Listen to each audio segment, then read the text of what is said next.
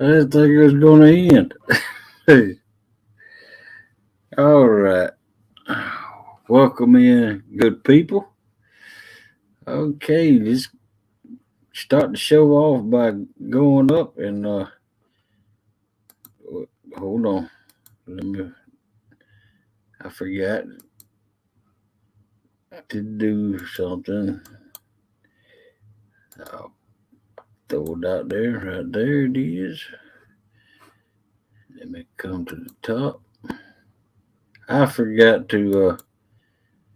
I hope the YouTube side's turned muted, or else we're gonna get a lot of feedback. Yeah, it's muted. Now I gotta let it chat. I, I'm sorry, folks.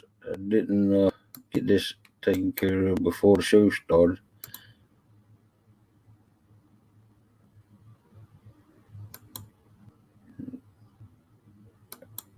All right, there it is again. Pin message. There you go. All right, Mr. Kenneth Powell. How's it going? How's it going? How you doing? I'm doing good, buddy. Still got a little bit of congestion in my sinuses, but I'm hanging in there. That's good to hear. Not the fact that you got still got congestion in your sinuses, but the fact Oh, that I you're got doing you. The fact that I'm getting better. I got you, brother. I got you. Hey, Cos. Hey, Susquehanna Stan. it. JBT. I'm gonna scroll back to the top and welcome them in as they Okay. come in from the top. And well, if I can never get there, let's see. First one I see in here is real and virtual outdoors. All right. Garv Morgan, the beautiful Melissa, Andy A. Welcome in. Make Fishing Adventures, welcome in. Lance McCougar, I see you. Made it to my show finally. uh, Down East Tackle, welcome in. Okay. Lance McCougar, Down East. Clayton, welcome in. Clayton. Bank Fishing Adventures. Mr. Tim Molina, he's in there. How you doing, buddy? Poke chop. Wow, they tearing the chat up. Yeah, And man. Jeremy, Tournament Cats. How you doing, brother? oh wow, Sorry I missed the live today. He had a live today tying some rigs like he said talking about last night, and I checked the notifications and I didn't see nothing in there for it. And then I went over to Kelly's live and look come back and he done already had it and then cut it off. I watched the replay. That's pretty good showing how you tied them rigs, bud. Sorry I right. missed the live. Welcome in, Valerie. Hey Val, glad you're feeling better. Welcome in, Takedown. Hello there, Leg. How you doing? Glad to be here. Thank you. Denise Morgan. Welcome in. Welcome in, Jeremy. Okay. Wow. Doing some chatting it up out there. If I'm Yeah, missing man. if I'm missing catfishing with calls, Hey welcome in. cuz, how you doing? JBT, Quiet, welcome in. quiet man Curtis, how you doing, bud? Oh man. All right. Tim said he just woke up and he's ready. All right, bud. Welcome in, Tim Molina and Quatman Curtis. All right, we got Lance McCougar is going to come up in here and talk with us. Come Hey, on up, what's up, man. Hog Leg? How Man, you I've doing, been Lance? trying to make it to your show. Work's been whooping my butt. Welcome in, Kathy Bates. Yeah, I And figured you was Steve working, man. How you doing, Lance? Doing good, Kenny. That's good, brother. Welcome in, Steve Locke. Okay, finally made it to the bottom. Woo, Andy, 27 people in here. how you doing, bro? Man, Hey, what's up Melissa. with them? I heard your Bulldogs won. Heck yeah. What, Man, it was wild and rowdy up in the house here last night, Lance. You know,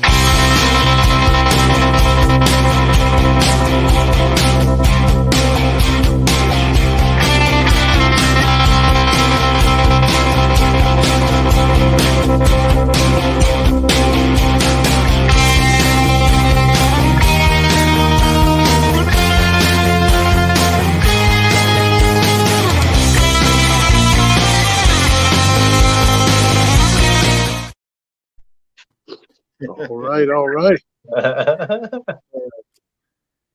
Yeah, man. welcome in, Solo. You got Hey, rowdy up in here Solo, last night. I want to thank you for coming on my live last night. First time Yeah, being buddy. ever seen was on my Yeah, live. that was pretty cool. Good to see you last night, Ricky. How you doing today, bud? Welcome in, Zombie Prepper. Hey, zombie buddy. How you doing? That's right. How about them dogs?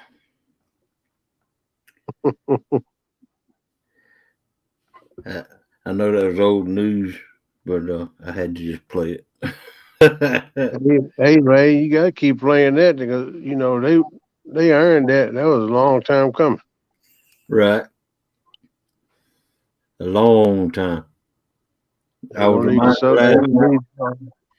I was reminded last night during the game that it's been 40 years since since they went to the Wow, championship, Yeah, that's right. Good while, bro. that's a or since long they time. won the Or championship.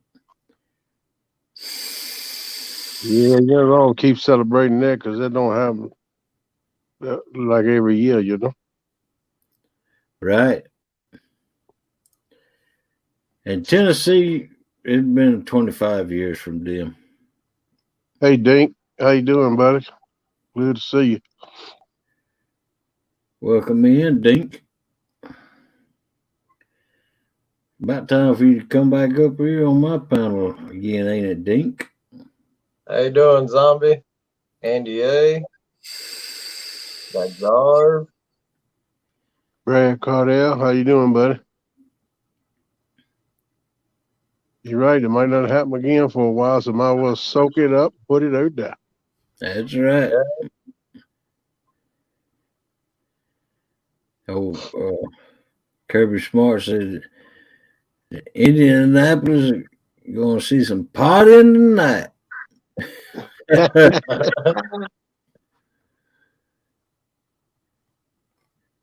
I'm Yep, sure. I'm that's sure a them great boys. milestone, man. Ain't no doubt. Yeah, the dogs deserved it. I mean, they went all the whole season undefeated until that one with Alabama, and then they ended up.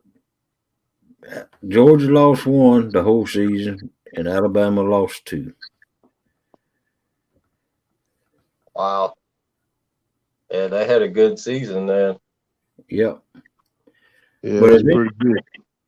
anybody could have beat uh, Georgia, it was going to be Tennessee. And therefore, first of the game, it was field goal for field goal. Then Georgia got the first touchdown, and Tennessee, Alabama come back and answered it with another touchdown, and then Georgia answered it with a touchdown. Yeah, it sounded like it was a good game. I wish I could have watched it. Yeah, well, it was a good game. It Down was to the really good in the second half. How you doing, quiet man? Oh, Mr. Brad Cadell's in here. Oh, Dale. I'm going to do some show and tell of Mr. Brad's weights tonight. I got Yeah, him in. I'm gonna do a mail call tomorrow on stuff I got from Mike and from Mike's Fishing Home, and I'll be getting some dragon weights from tomorrow in the mail from Brad. All right. Welcome in, Garth. Hey, go. JBT, how you doing? Welcome in. Welcome in, JBT. Yeah. Matter of fact, we got 27 people in here now. I'm going to go ahead and show Brad's weights off and give my opinion of them. And Did you get his regular weights or did you get the dragon weights, Ugly? no, I got a special. I made a special order. I ordered only 8-ounce weights, Oh, okay. but and the 8-ounce weights that I ordered was from a mold that I don't have. I make my own weights, and but I don't have a mold to make the ones where the line through goes through the sinker. Yeah. And welcome in, Frogster. And so I ordered some from him, and I tell you what, Brad Cardell, his weights do look good, and I don't see how he can purchase the lead, take the time to pour them, and then polish them up. Because these things, when I open this box, there's no dust in the box at all. No lead. Exactly. He does a tremendous job. I don't see how he does it. I know why he does it, but he puts the extra time in it. And these right here look better than the ones that you can get from bait stores or anywhere like that. I mean, that's how clean they are. He polishes them, it looks like. And this is a lay bank. No roll, 8-ounce that the line goes through it. Yeah. Yeah, I got 15 pounds of his egg sinkers. There was no dust. And that's just not one like that. I mean, several, all of them. Yeah. If I can pick the box up, I'll let you look at the box. See how clean it is inside.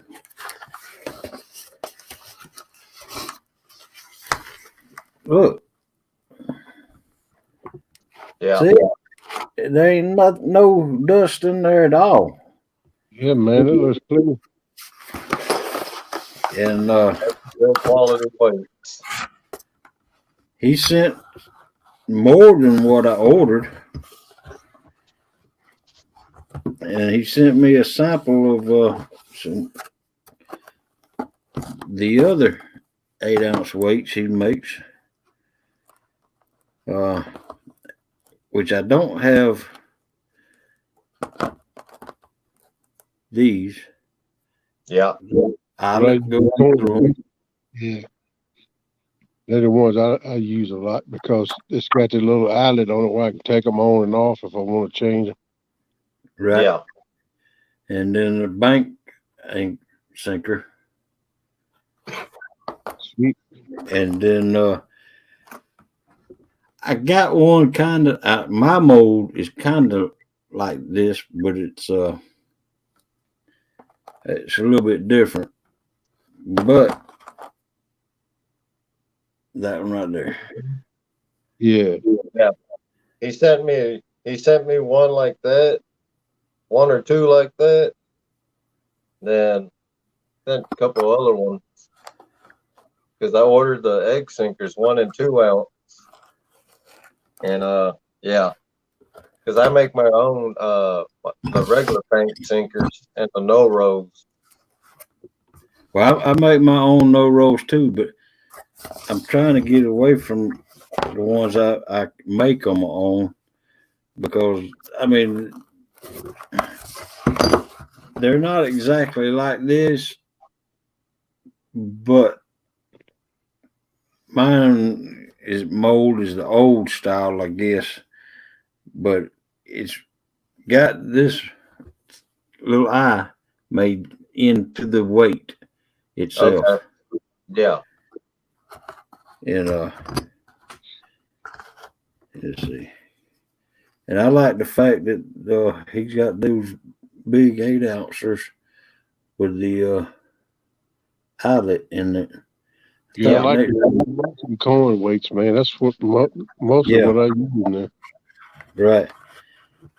And but these weights right here that I'm getting now is yeah. The inline rolls. right the inline no roll. Yeah, Uh, I make them, but I only make I make anywhere from the 3 and the 4 ounce. welcome in, calls. Hey, how you guys doing? All All right, right. cost. How you Hey, doing? I'm doing good. I'm trying to figure out this streamer. Okay, now I can finally see comments. Okay, good. How you fellas doing tonight? We doing just Hey, good. doing pretty good. Oh man. Good. I had to jump on. I got you was talking about tidal weights. I've got Right. my own container of tidal weights. Oh wow. And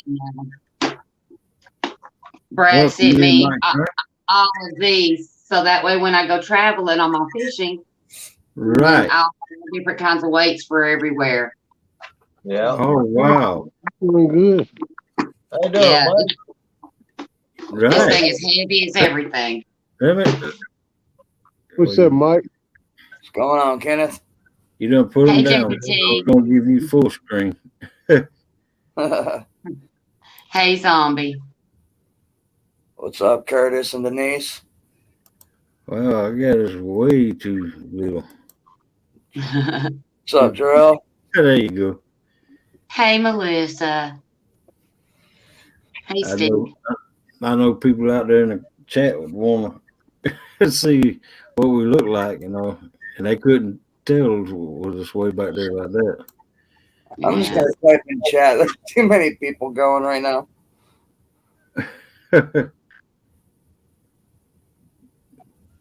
there's a lot going on. Yeah, I've got my camera tomorrow. I'm going and I got to go catch bait for a fishing trip with Jody Thursday night, but I'm gonna try to get some underwater footage and see how it works.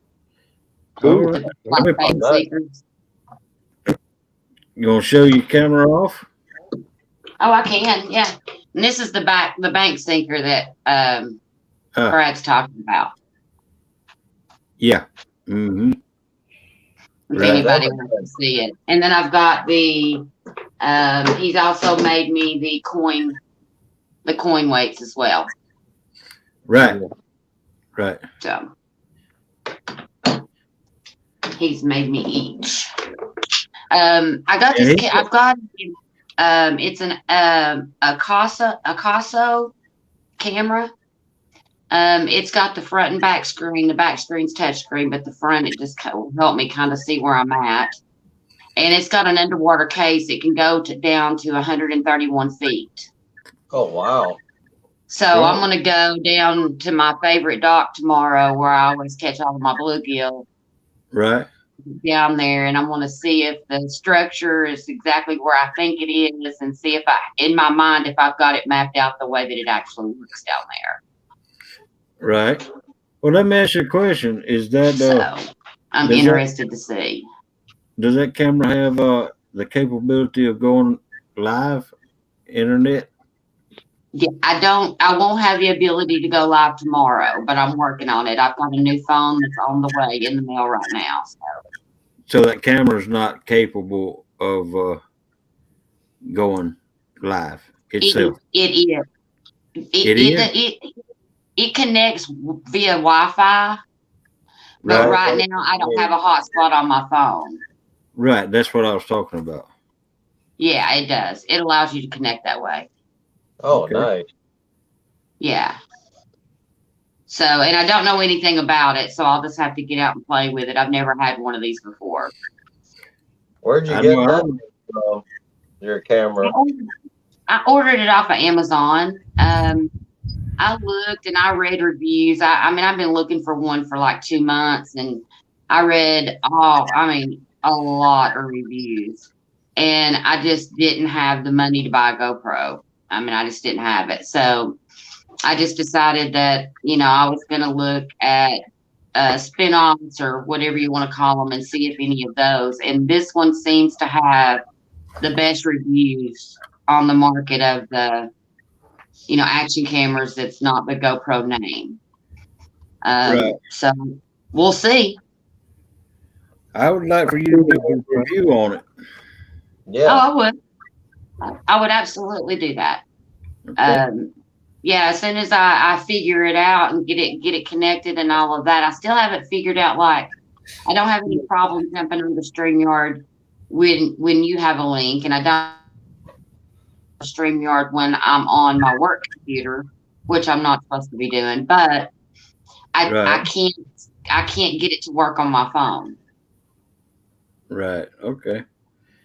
Well, when you purchased that camera, what all does it come with?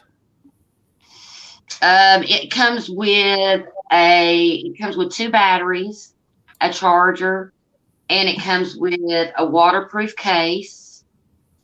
It comes with, so the camera itself was, I think it was $149, and I had a $30 off coupon for it.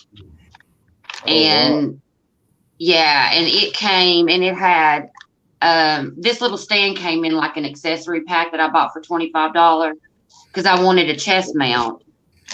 And, but it came with a head mount, and it came with another little accessory. But I bought all the accessories so that way I had the chest mount and the head mount. And this is the one that floats. So at least if you drop it, it's not gonna, sink.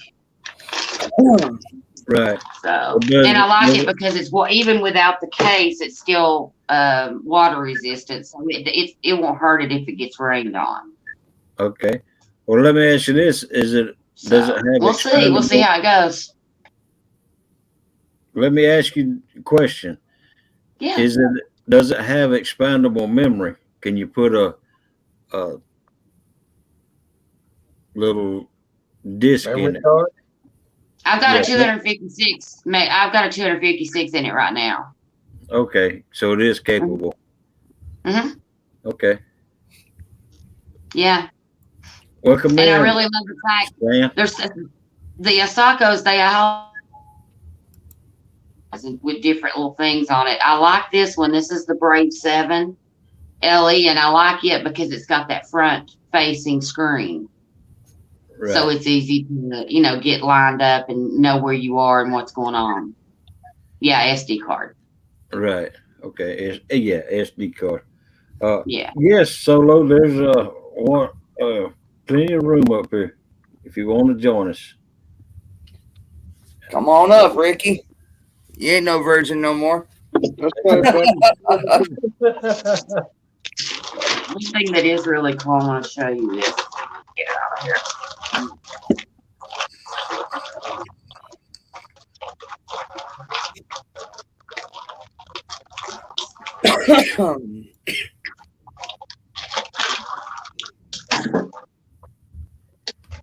And it also comes with a remote control that comes with a wrist strap, and you can start videos and take pictures from it. Oh, that's cool. Nice. That's the waterproof case that comes with it. So you put it in the waterproof case, and you're good down to 131 feet. All right. And if you don't mind, How much did you pay for the camera? The camera I believe it was $149, and I had a $30 coupon off. Okay, yeah, that's considerably cheaper than the GoPro. Yeah, Yeah. I can't. I mean, look, it's not that I'm okay. I can pay my bills and all of that, but that's a Right. lot of money to put into an action camera that I might destroy on accident out fishing. I just could not make myself spend that kind of money. Not now, anyways. If I ever get to where I need a better one, that's great. But if I never do, I'll be happy with what I got. You Scrawny Stan, From the I'd love phone. to have a drone. A drone? Right. Yeah, I'd love to have a drone too. Yeah. You have to check that out. Yeah, I'd really love to have a drone so I could get aerial footage. Yeah, definitely. Well, he says he's got one for underwater. Says he's got an underwater short on his channel. Really? With nice turtle noodling. Really? That's interesting. Who does that? I'm gonna have to check that out. So Squanny Stan, him and his Oh, wife. so it's got I your love the stain way you say that, Hogleg. What?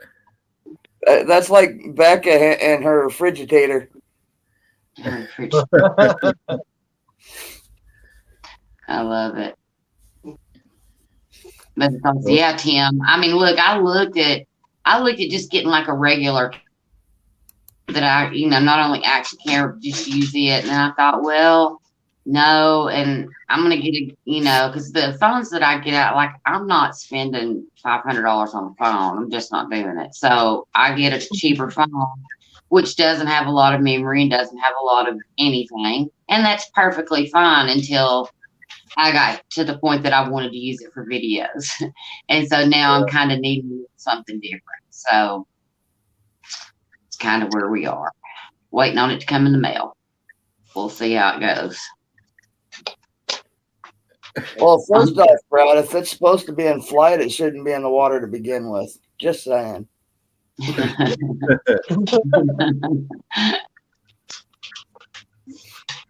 Get off my table. Don't do that. You have no business. Yeah, here in Wisconsin has I don't remember his YouTube channel. He's got a drone, man. That's pretty neat. Some aerial footage. Yeah. There's a guy all the time. It's called Van City Van Life, and he lives in Canada, and he lives in a van, travels around, and he has the best aerial footage. He has the best videos. They're so good. Yeah, there's a few channels that use drones and get good aerial footage. Yeah. And the nice thing is now the lake we're planning on doing some ice fishing. That's where he's been doing his drone shots. That lake's finally froze over, so hopefully we can get out and do some ice fishing with a buddy of mine. Right. I'd love to go ice fishing. Not me. It's too cold. Oh, I can take the cold. I can take the rain. I can't take it when it's freezing into ice. Well, that's And I what can't ice take fishing it is. when it's blowing real hard. But other than that, I can be out. Talking 25, 30 below zero, I'm ready to stay at the house and stir my pot of beans. I ain't ready to go. I'm not mad at you for that, but I'd still love to go out. I When give it it a gets shot. below 40 degrees down here in Georgia, I don't want to go fishing. Last year we had 2 days during the winter. I think it was just about this time in January that wind chills got to 50 below zero, and I had to work both nights. Wow. That sucked. Yeah, I bet it did. Man. It was cold, but that's cold. Yesterday we got down to -20. Wow. Well, I know tomorrow I've got a window, and I'm gonna go and try to catch some bluegill for Jody and Jody's trip Thursday night, because we're going to a different spot and we're kind of doing a little different fishing. So I definitely need to go get us a few gills to play with.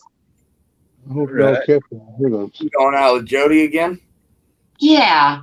Yeah, I'm going out with her every Thursday this January, as long as weather permitting. Nice. Yeah. Oh yeah. Brad asks, has anyone ever used Pro Mode on your phone for pictures or videos? Yeah, Not me. I use it,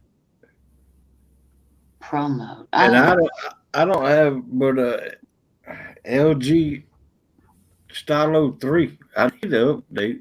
You know what? This thing has like 5 cameras on the back and like 2 on the front. I don't know what cameras I use.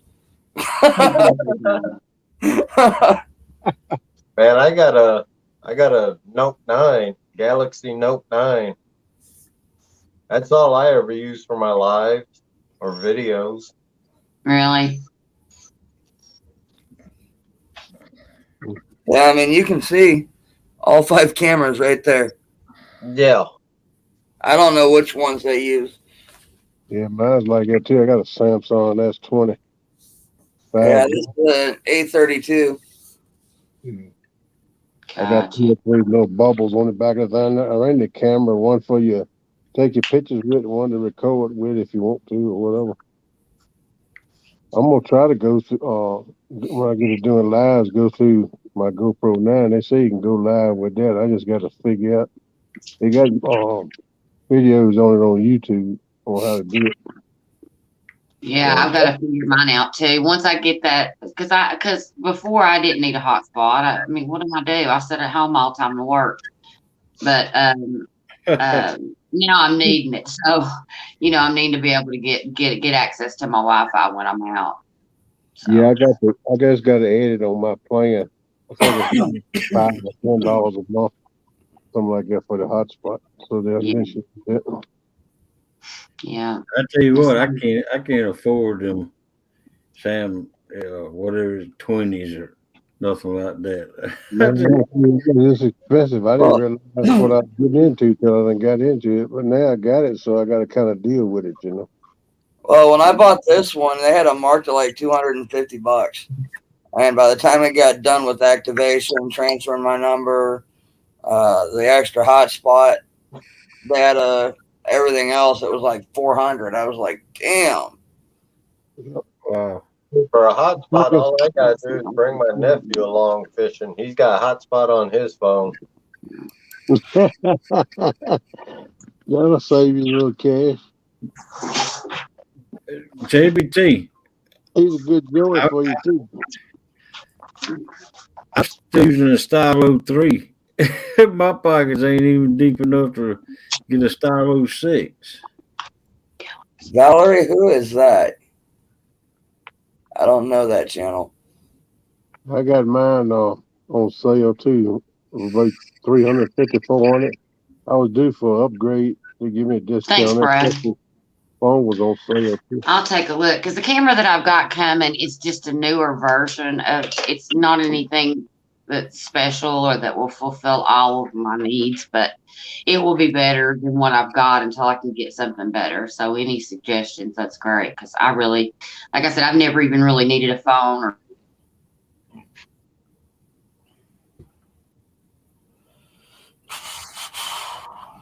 I'll be right back, Hoagland. So Okay, you promise? Yeah, I'll be back. All right. Take balloon footage and edit it. I did double resolution. Yeah, YouTube uh, only uses a 720, I think, don't it? is it the 720? Yeah, I think that's what I, YouTube uses. They may yeah, that's use well that. they may use 1080. I'm not sure. When you record, do you use 1080 or 720? I do I both. I didn't see that much difference in them myself, but it affects your battery life of your camera a lot. I think the difference you use. I Because haven't. I've got like. This is what I don't know. Let me turn the camera on and it'll tell me. Because I don't know how to set it. Let's see. Okay, so I've got I've got 720p 240 FPS, 720p 120 FPS, which is frames per second. I know that, and then I got a 720p 60 frames per second. Which one would I choose? I don't know. I've used it 240 before too. It slows your resolutions down. That it could affect your editing some. I'm not really familiar with the edit. Matter of fact, I don't know nothing about editing. I got to learn that too. And it's some ways you set them, it helps you resolutions better in your editing. But I mean, really, you need to talk to somebody that's got more experience than me, because I'm just in the learning mode myself. To be honest with you, I don't know anything. Yeah. Well, I thanks just anyway. I'm not what I've heard crazy. little bits and plugs here and there in different lives, and I watched a couple of videos on it and stuff like that. But you got all kinds of videos on YouTube about filming, and they tell you how to set up your resolutions for what you want to record and stuff like that. They got videos on that if you look through YouTube and just go Okay. in and get in YouTube and turn in the little search thing, punch it Mhm. up in the search thing what you're looking for, and it'll show you videos on what you want to know. Okay. And Yeah, I then, searched for the Acaso cameras and looked at a bunch of videos on those, but I didn't as far as editing. So that's a great idea. yeah, I watched a couple of them. Like I said, I'm just starting to get into it and try to learn it some. Hmm. And hopefully, by the time I get healed up, where I can get back to fishing again, putting out content, I'll know a little bit about what I'm doing. Yeah, I know. I mean, I know when I put my first few out, it's going to be rough. It just is what it is. I mean, I'm going to Well, have to learn and everything, but they'll get better as I go and I figure it out. that's I'm right. going to have to mess up a lot. You gotta keep in mind, everybody did that. Everybody started out like it. Everybody had to learn. So Well, Is there anybody out there that don't have Dink over Stink? He's only 2 away from being 50. Y'all need to pick that man up. He's gonna be a real asset to this catfish community, I think, one day. Yep. I just Yep. put link in hey, chat. JBT. Hey, JBT, would you choose 60 or 120 in the 1080? 120. Okay. That would be my choice. Okay.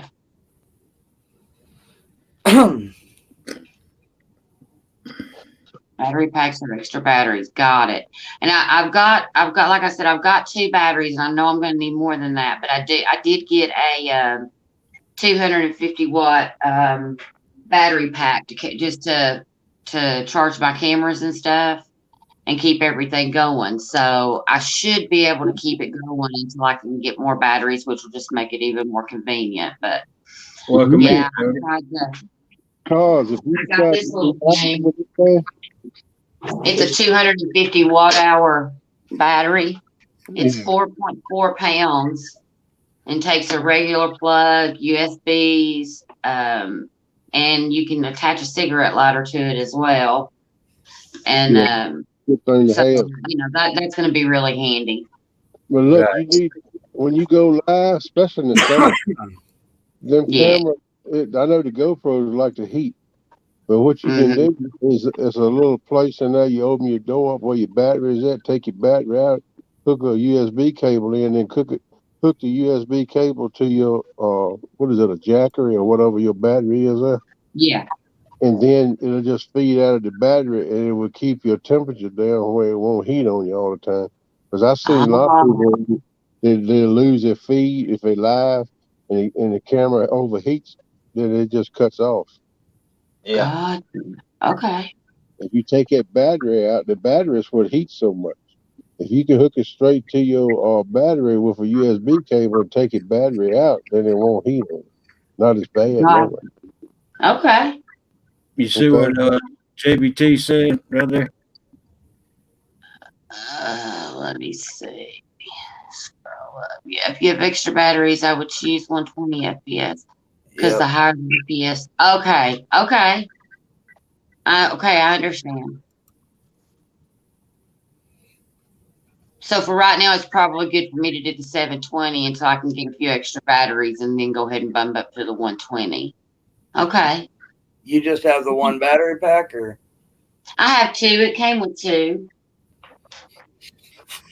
Rubber battery pack with a You could It came with the charger and 2 batteries. One of the batteries is in it, and it came with the other one.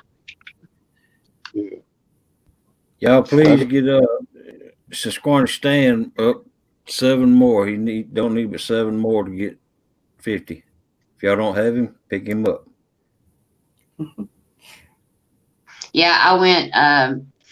Mike had me running his night bot, and I couldn't get over 100, but I went in Avid's live the other night, and I got up to 103. I lost 1, but I'm still above 100, so that just tickles me to death. I checked today. The 99. That's the way I'm setting it. Last couple of days. 99. 99. Getting ready to trip. JBT, that's exactly what I was thinking. I don't think she has to stay with 720 with 2 batteries. No. I wouldn't go over the 60 FPS. 1080 was 60. Okay, let me get my camera.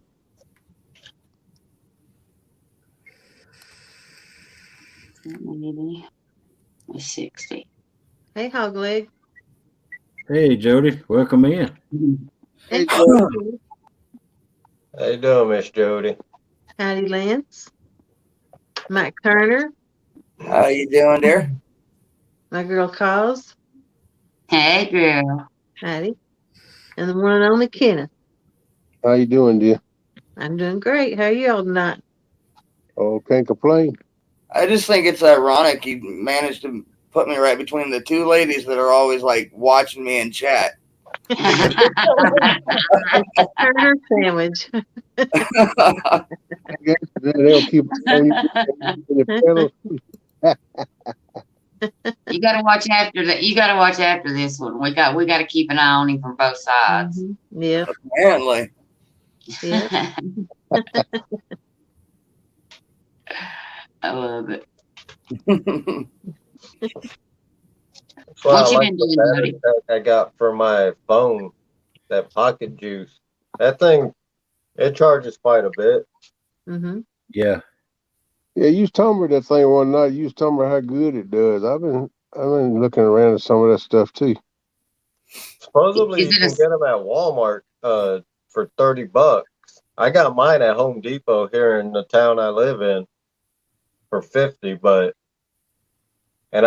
the last time we went fishing, I dropped that thing maybe 3 or 4 times, Mm-hmm. and it still works. Wow. And it's a fast charger too. So usually when I start my lives, my phone's at like 45%. Within a half an hour, 45 minutes into the live, it's fully charged. And Right. that I only, know some of the pocket juices you don't want your battery or your phone charged completely to 100% before you hook them up. You want to get it down just a little bit and then plug them up because yeah, they don't charge when it's at 100%. When your phone drops, the battery charger doesn't help you out any. yeah. That thing, it's a fast charger, so it charges quick. Once it gets to 100, I'll unplug it. Mm-hmm. But I mean, I can charge my phone a couple times.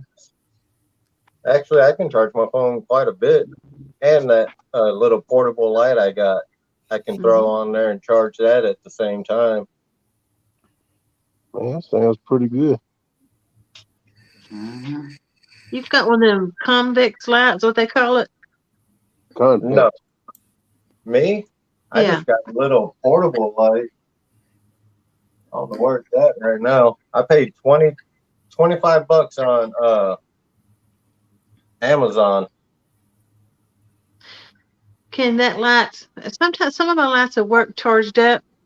Like if I'm charging them, I can still use them, but some of them I can't. They won't work while they're being charged. Is yours like that? You can use it while it's being charged. Yeah, that's nice because like I said, some of mine won't. And then also on that light, I got the video on my channel. It's also got a USB port where you can charge something out of that too. Mm-hmm. I watched the video. You've had that a long time. Yeah. I mean, it works.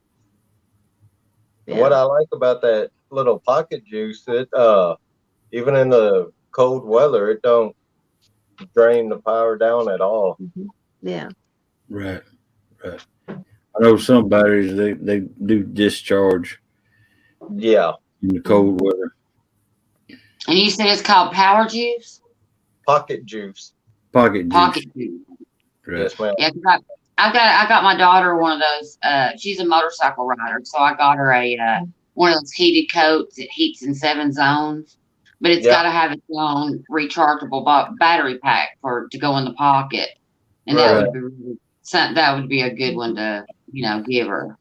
Yeah. Yeah, because it's got two it's actually got 2 USB ports, I think, and then a regular charging port for where you can charge it up. Nice. Yes, Valerie, please.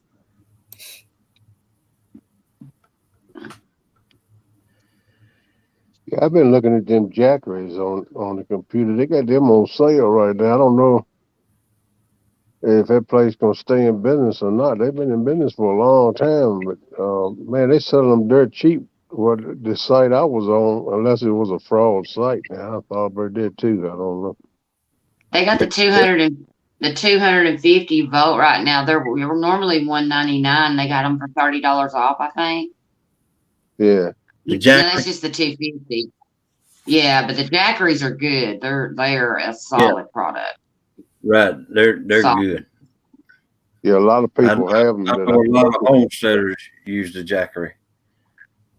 I would have gotten a Jackery, and that's what I wanted, but it was a difference of $90, and I know where you're coming from on that.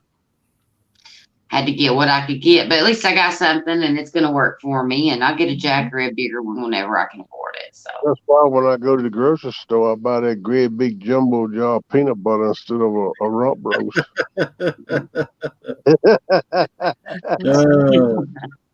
Yep, thank God for peanut butter. I want to be about 120 pounds, and I'm about 320. So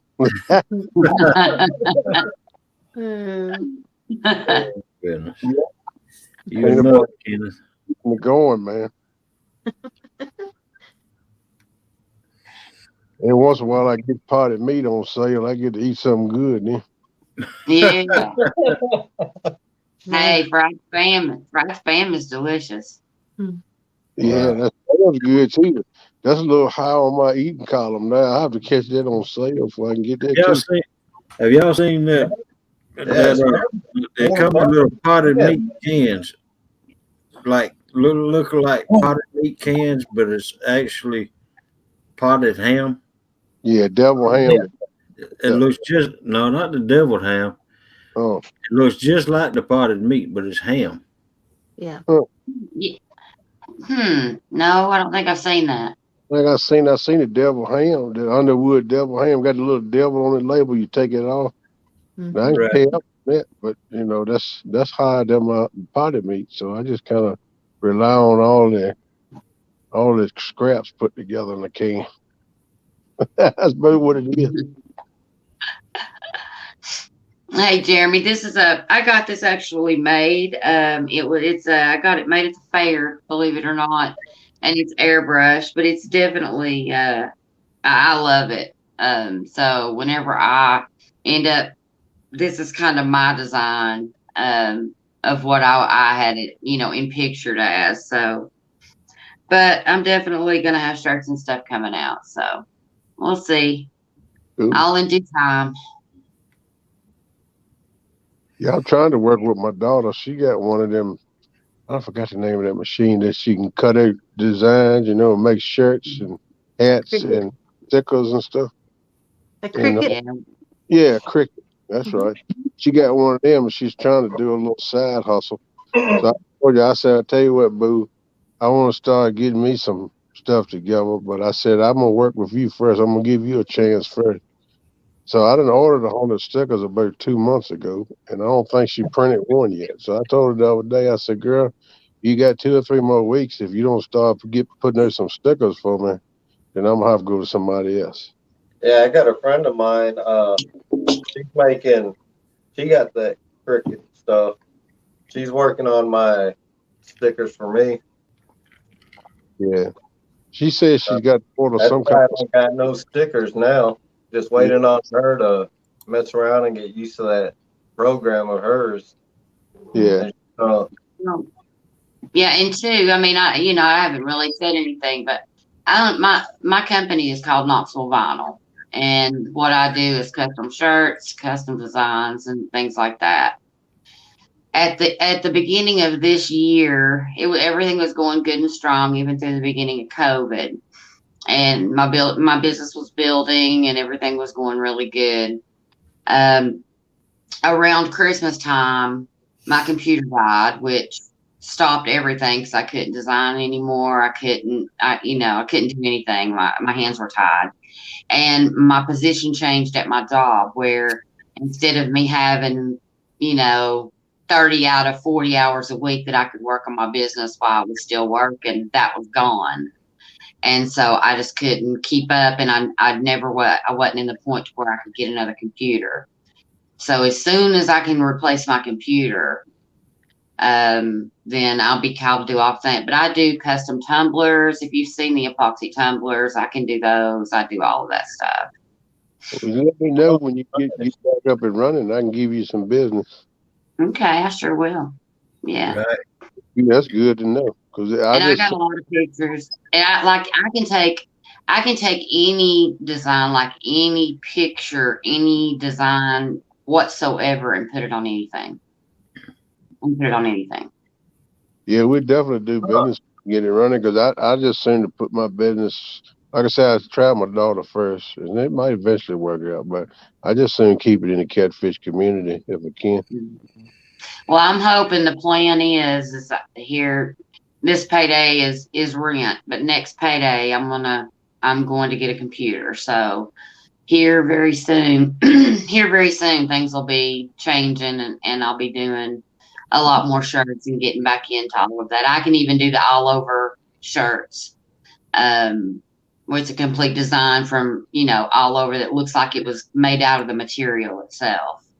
But the Yeah, closer I get to it, I'll post some info on it and let you guys know. all right, cool. I was looking at a shirt on the computer the other day, like it said, one more cast had a catfish on it, and it was Mm-hmm. like the whole shirt was a design. Mm-hmm. Had it front and back, and it had on it just one more cast. yeah. Wow. Yeah, I like that.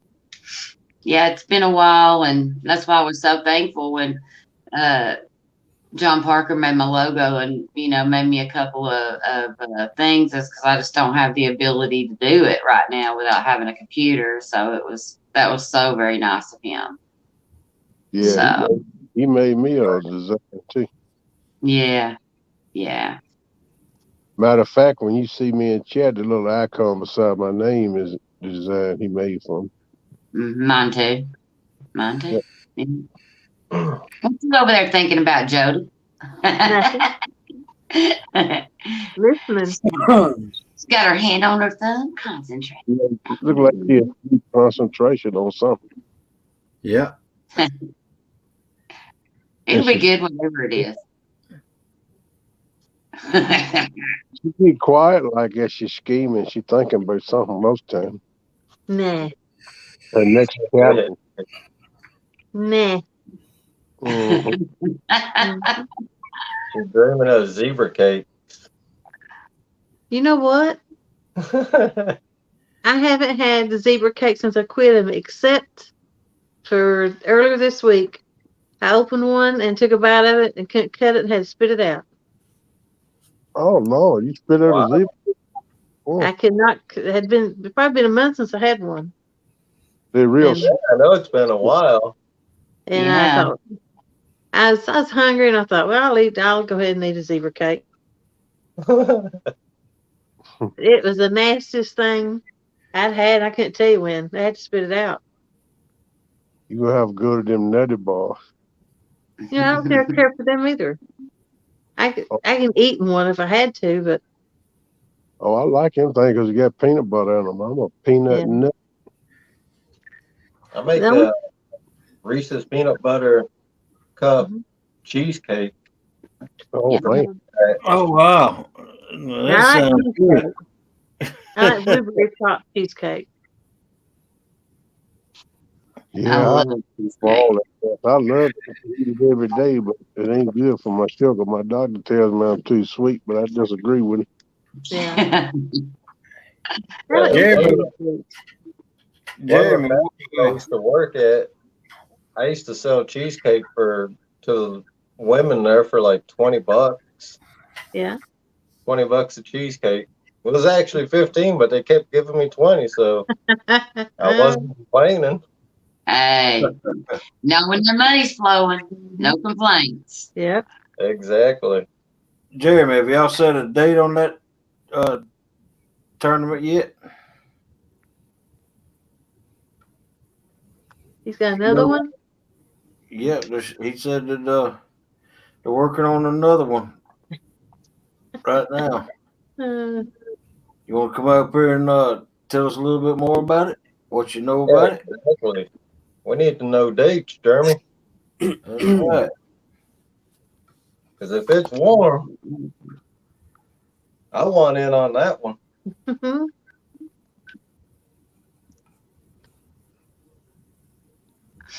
I'll tell you, Jeremy's tournament the other day went so good.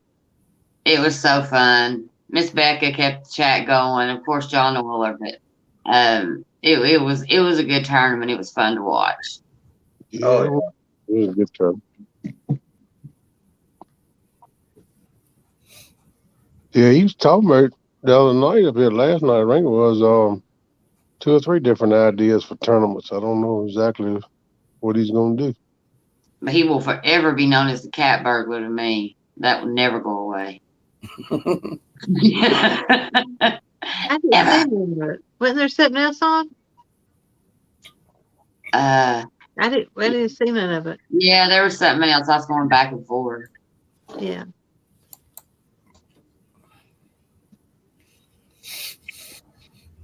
All right, Spoiler Jeremy. alert, he won his own tournament. Yeah. He did that. Mm. I just wanted to jump up and say hey and show off my title weights. Now that I have a very nice plethora of them. Mhm. You sure do. You sure do. But I'm gonna head to the lake tomorrow and get me and Jody some bluegill and try to get some footage and see how it turns out. We'll see how it goes. Cool. Yay for the bluegill.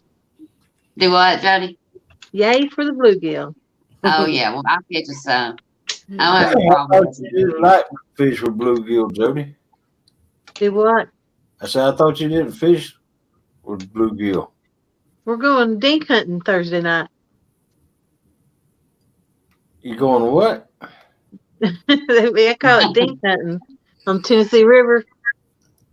We're going after little bitty babies. I found a spot where there's all kinds of them. You gonna wind up catching a grib bigger than you watch too. I know. Because it's a 7-foot flat on top of a 50-foot ledge. Oh, Yep. I'm Mhm. dropping a bait off that ledge, boy. Yep. I've seen Right some down. others caught on bluegills, so Hey, I, when I fished up there the first time with Jody, now I know that my spoonbill didn't eat that bluegill, but I'm telling you, something had tore it up. There wasn't eyes left in that thing or nothing, and they were hitting the bluegill while we were up there. Yeah. So yeah, They was hitting it Friday night too, the bluegill. were they? Yeah. Yeah. I'm gonna go and no. The other day I just stopped and got 5 or 6 just so we'd have enough for bait. But I'm gonna try to catch up and freeze them. Yeah. I'm out of my supply. Yeah, my bait tank just has that little bass in it. I don't have anything in it. Gotcha. Yeah. Well, all right, everybody. I'm gonna hop off. Okay, enjoy having you up there. Talk to you in chat. good All night. right. Thanks for Take- coming up. You're welcome. She Yeah. out? She's out. Yeah. Mm-hmm. Brad don't know it yet. I just bought 15 pounds of weights from him here, a couple months ago. Yeah. I'm getting ready to probably beginning of February, I'm thinking. I'm going to order like another 15 to 20. Yeah. Right. Well, look here. What do y'all? I don't need to say nothing. I Go know for it. that I fish in some snaggy places, and I didn't order but 5 pounds from it. What in the world y'all needing that much weight for? I know y'all's places can't be no snaggier than mine. For How me, big? it's not about snaggy, it's about current. Yeah. Yep. Well, then get bigger weights. I'm sure he sells bigger weights. That's what I'm doing. I use 4 and 8 ounce in lakes, depending on where I'm at and how deep I need it to go. And then I use 8, 12, and 16 ounce in the river. I got the 4 to 12. I need the 16s. You need to get out. Go on, bro. Go on with your bad self. Well, I tell you what, Put them up somewhere. down here in Georgia, on the Flint River especially, Don't be talking to me like if I that. needed anything bigger than 8 ounce, I just tied a railroad spike on. What is this? Yeah, Yeah, but many places have the current that we have on the Missouri that reaches up to 11 mile an hour. Oh, Mississippi does. good I think Lord. That's Tennessee strong. does in certain spots. 11 miles an hour. Man, that's, whoo, you catch a big fish in that current, you got to fight. Mm-hmm. slow down. You can't make him ski on top of the water in that kind of weight. I mean that kind Nope. of And in order to get your baits to settle, you need that kind of weight. Otherwise, it just keeps going with the current. Yeah, to keep it off the bottom one. I ain't never fished current that strong. That's Oh, I'm wow. in the show. See what Brad said right there, Hogleg? I use a pound in the Ohio River. Wow. And that's what I'm going to be getting from him on my next order is 15 to 20 of the 16 ounces. A pound. 16 ounces a pound. Go. I wouldn't want to pull no big fish up with that much. That's adding more weight to it. I wouldn't get a fish in out of that. Shucks, a 4 pound fish would feel like it's 20 or 25 in that current. Yeah, If you're throwing a 16 ounce weight, Mm-hmm. you're not fishing for a 4-pound cat. You're throwing 16 ounces. You're throwing a donkey bait. You're throwing a whole shad, whole skipjack, a 1-pound carp, something. Yeah, I Yeah. know that, but what I'm saying is you could catch one 4 pounds in that current would seem like it's 25 pounds Mm-hmm. right. with the current. You know what I mean? All right. That's why you use reels with a slightly lower gear ratio. It makes them a little bit easier. Yeah. That's a whole different style of fishing for me. I ain't got no rivers around here with that much current in it. Even when it, I ain't never used that much weight. See, that's everyday life here. yeah, different parts of the country is different types of fishing, you know. That's Yeah. right. If I lived there, that'd be my gig. That'd be too. But I would like to try that. I would. I'd like to try that. I'd never been in current that strong. Rules don't apply everywhere. I had 8 ounce on the other day and I didn't like it. Mhm. I'm used to 5. I couldn't Yeah, imagine a pound. I used to 4 to 6 ounces, but as heavy as I used to 6 ounces in the river over the banks. There you go, Susquehanna. You know what we're doing. I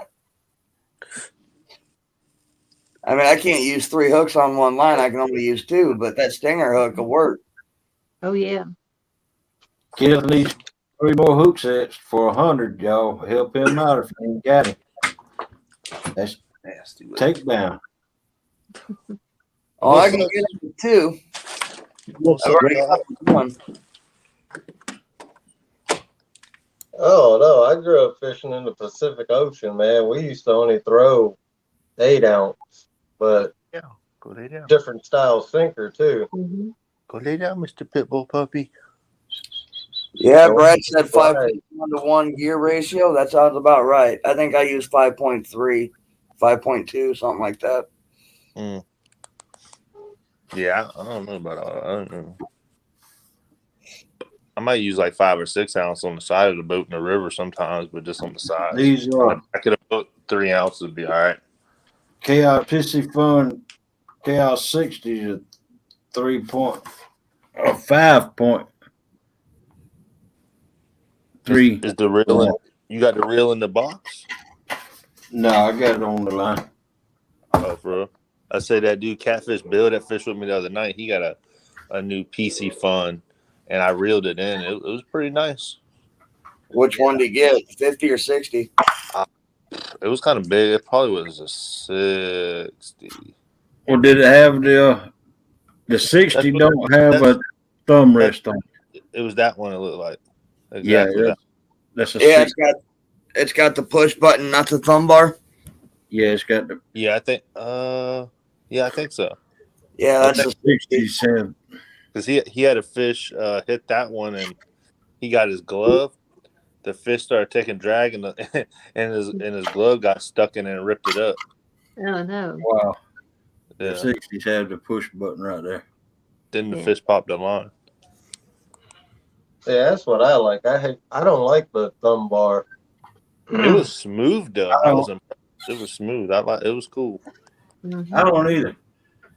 I like the I haven't I fish with pin reels and they don't have they have the All lever on the side that you have to so flip up.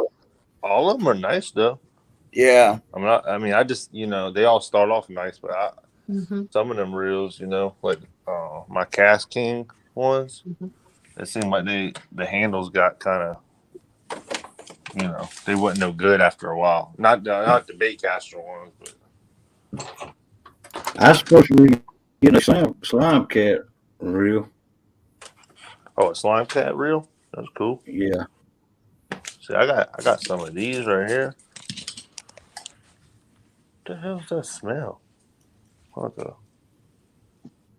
all right, hog leg. I'm gonna jump off of here. I gotta be up for work in like 4 hours. Okay. All right. Oh, Thank you for coming up. All right, Yeah, man. thanks for having me. Oh, man. All right. Hey, Have a good. yeah, I've got all three kinds of the bait casting reels. I've got the thumb bar, the push button, and the flip lever. See, I got some And of these. I think I like the flip lever the best. I do. I don't that's like what that little button you push on top. Yep. I got me They got you to 100. a new Kenneth, slime cat. Huh? they got Woohoo! you up to 100 subscribers. Oh shit! Thank y'all. Congrats. Greatly appreciate it. Hey, you see this hog leg? This reel? I'm trying to get it on the Yeah. right side, right there. Like these are real nice. The drag in them. Can you hear that? Yeah. It's loose, like the handle. Right. For reeling. Like the drag system is strong as hell in all these, and this is the 5,000 Sharky, and then I got Right. some 6,000s, but I just got to get some new handles because every one of them, man, I've had this one for a while, but every one I've broke 3 handles by reeling down on the fish. That's the Oh, Sharky wow. 5. Yeah, this is the 5,000 Sharky 2 5,000 series, and then I got a Sharky 1 original. And that one's the best one. That one I haven't really. The Sharky 2, that's got what, about 36, 38 pounds of max drag? Yeah. It's good. Like the drag system is legit. It's super strong. Oh, Like yeah. I'm impressed. Super. I mean, I've caught 50-pound fish on this little reel, but it's just the handle. Yeah, I've got the Sharky 3, and I think it's got like 39. Yeah. My buddy got some 3s, and he's had same issues. Actually, he's had more issues with this part, like this bending. Yeah. But I got the first model of this one, and it turned out it was super. It was strong. It was real strong, but yeah, I just need to get some handles for them, and then I got like 5 brand new reels, pretty much. Mm-hmm. But I still got to order them. I don't know if they even sell them. See that guy I got right up here, Frozen Fury. If y'all like some shredding guitar, he's the one you need to check out. Subscribe to him if y'all like shredding guitars.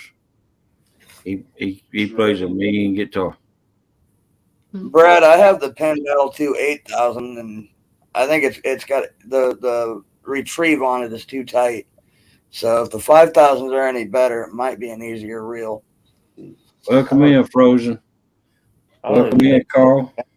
Baitcaster isn't all. Do what? I was trying to find my Cast King Baitcaster, but I cannot find it.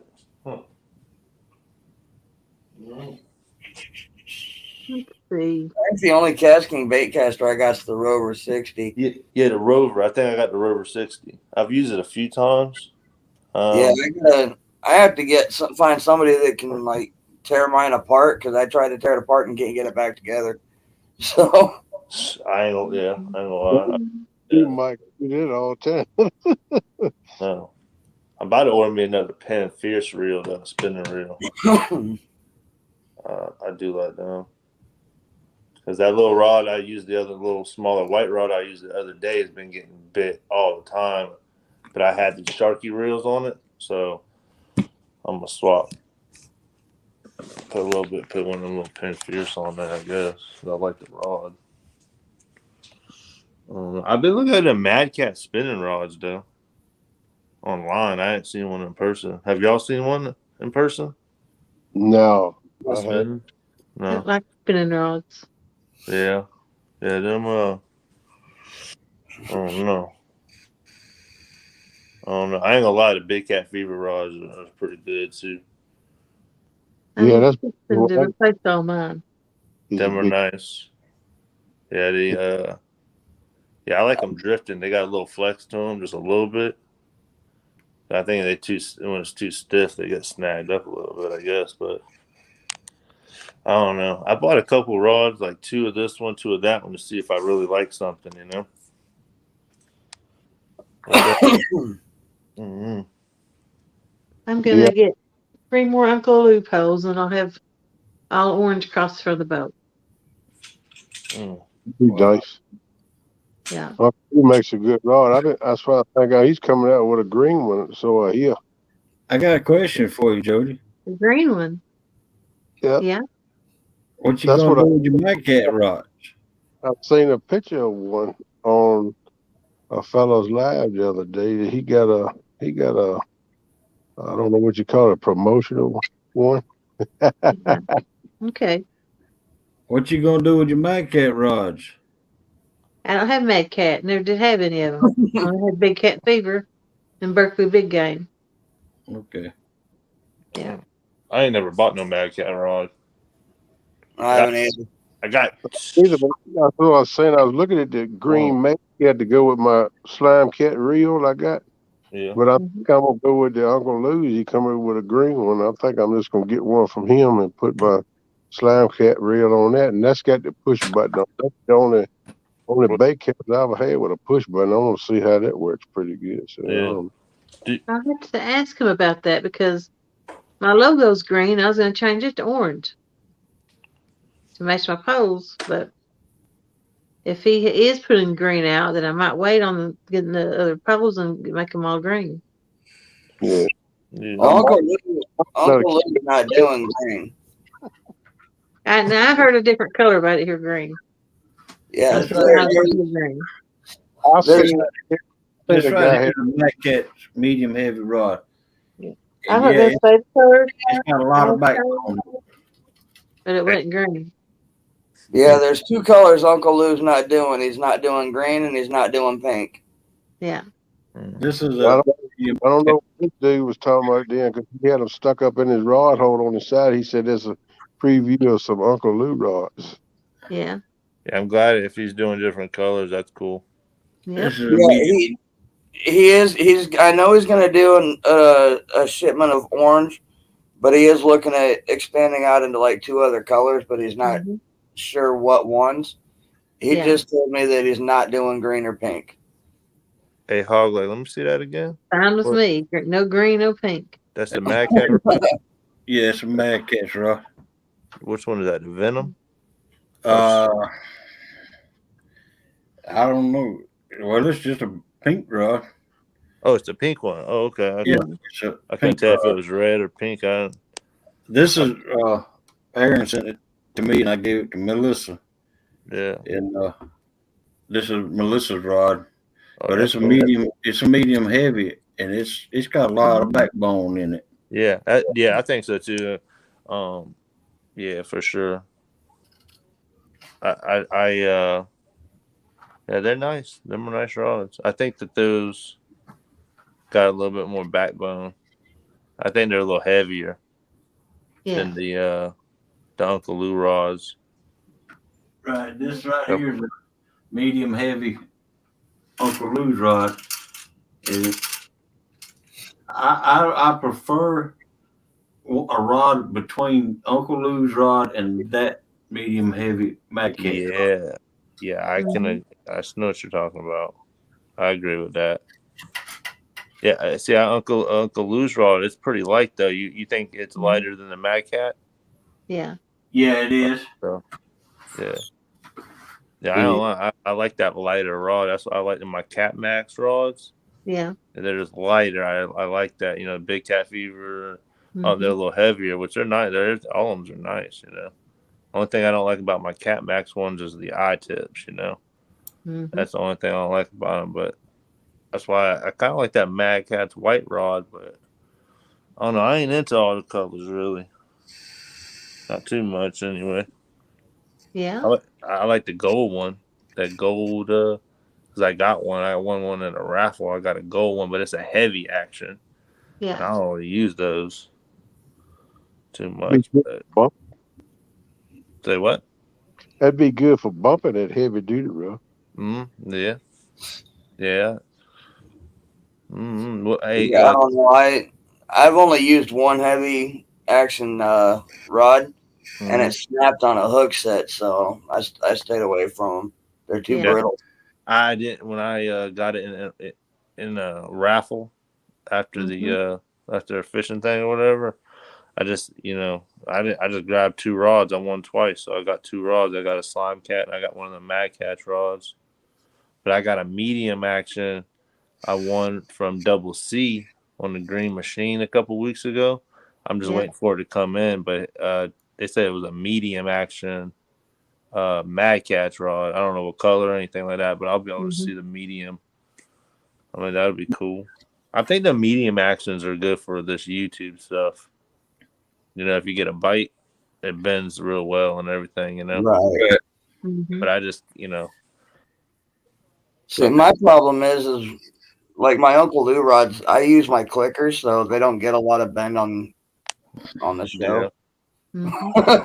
I think I would rather hear the zing than watch the rod bend. Yeah. I mean, I use clickers too most of the time. I set my clickers all the time, every time. Really? Yeah, because I'd rather that fish. I don't know.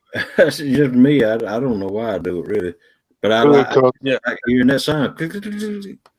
Well, I mean, in my experience, especially when you're out flathead hunting, like I know Jody does, I know Jeremy does.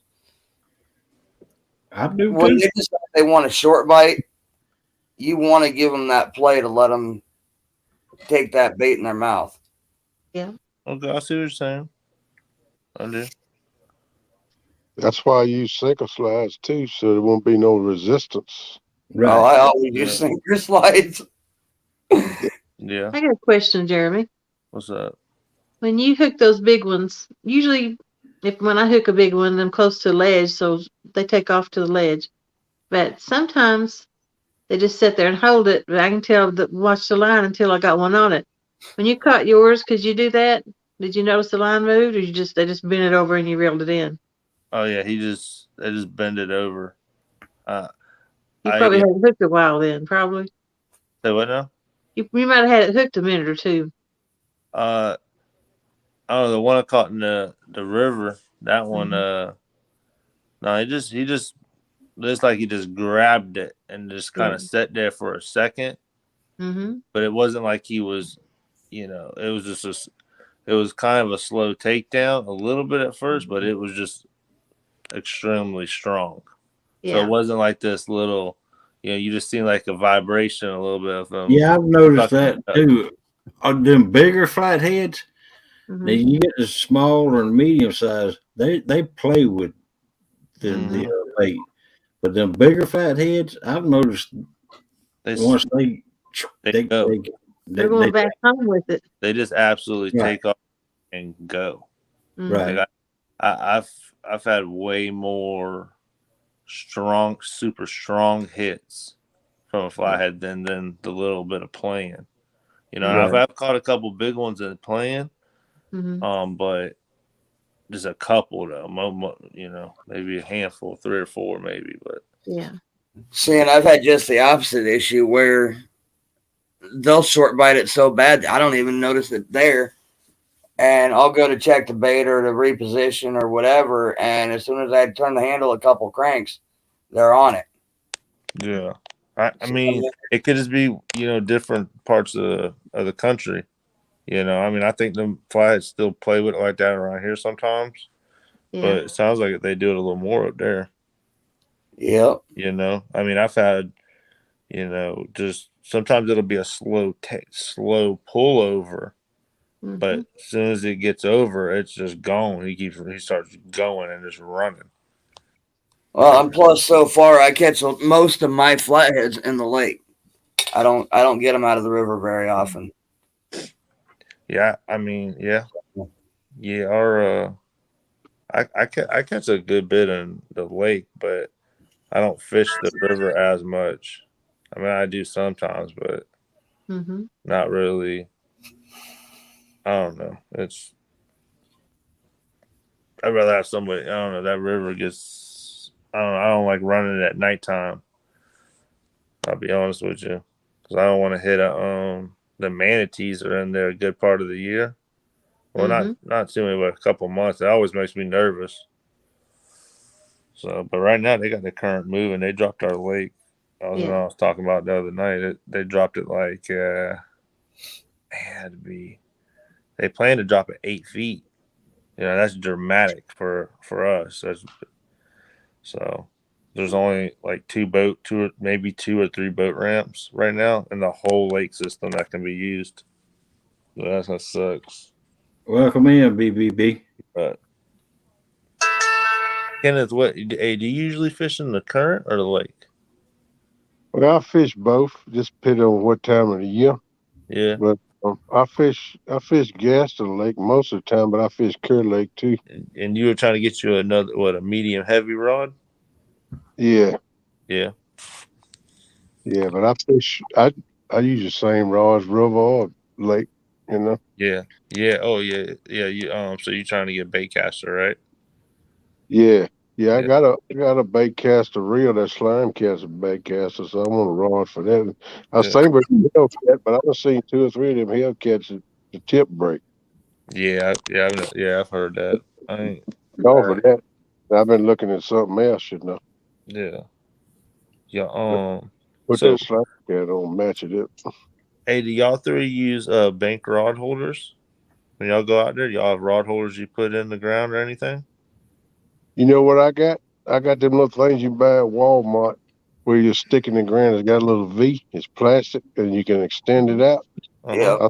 I'll stick it in the edge of the riverbank or the lake, either where it's soft, so I can shove it that way. Just lay my rod in there because I turn my clicker on. Yeah, see, that's all I was wondering. I didn't know if y'all, because I know y'all use the clickers, Yeah, I've got a couple of those. I've got a set of Snake Rivers aluminum rod holders that are welded. I've got a set of the Rams bait and tackle rod holders. I've got a couple rod holders I got off Amazon. Welcome in, Lisa. Howdy, Lisa.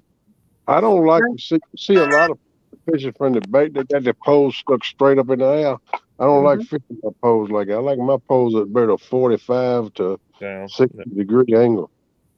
That's the way I always. That's Mi- what I like. I Mike, do too. I like mine at a 45-degree angle. how much was them Oh, rod yeah. holders? I like mine up in the air and just slant it over a little bit. Yeah, I like it a little bit of angle. I don't like them straight up in the air like it. I mean, everybody got their preference. Yeah. Yeah. Wrong with it if that's what they want to do. But all my life, I was taught when I was a little bitty boy, I started catfishing. It usually about a 45 angle, and I always use the old V. Go up in the woods and cut you a stick off with a V in it and Mm-hmm. put it Right. on the ground. That's fish on. So that's just my style. If I bank fish, that's the way I Which like I to do, whip some water up with the Y. do. What? You talking about using that stick? My dad used to drill water wells. Yeah, I've We- seen. I know old folks that did that too, but you got to Yeah, use a tree for that. yeah. Yeah, that's the only one to work with. But you that thing will draw it down the ground. I told you kidding. That thing, that's where the wheel gonna be right there. And that's They the used to show. have me go around with that stick trying to find water. I use Yeah. 2 bent over coat hangers. Yeah. I Jeremy had probably don't know what we're talking about. Hey, Mike, Maybe. hey, Mike, do you have you said you got them Snake River? Right. Them are they real strong. I think so. I mean, you can't like with some of the rod holders, you can beat them into the ground if you have to. If it's like a more solid packed dirt Yeah. or rocky area, with these you can't. So if that's the type of area you're in, you'll want to go with like the uh, Bass Pro versions or the So Ramp Bait and Tackle where they have the extended rebar. hmm Mhm. so yeah, Good because mine got morning. mine They're got some welcome in. rebar. I just got a piece of PVC and I got a piece of rebar to it, and then zip tie it, and then duct tape with gorilla tape a bunch around it, and they'll last for a while. Dowsing yeah. rod. Right. And I can knock them in the ground pretty good. But I seen them Snake River ones; they look good, but I just didn't know how like tough they would be if you're trying to hit them hard into the ground. You know? Mhm. Yeah, you don't want to do that because it'll break the weld. Ooh, no, yeah, that's not. Uh, but as Mhm. far as like being sturdy enough to withstand weight and Mm-hmm. the pull of a bite or whatever, Yeah, that they're not going anywhere. that's good. That's what I was wondering. You know, cause I mean, hey, let me ask y'all something on the bank. You know, cause I do a good bit of bank fishing sometimes. But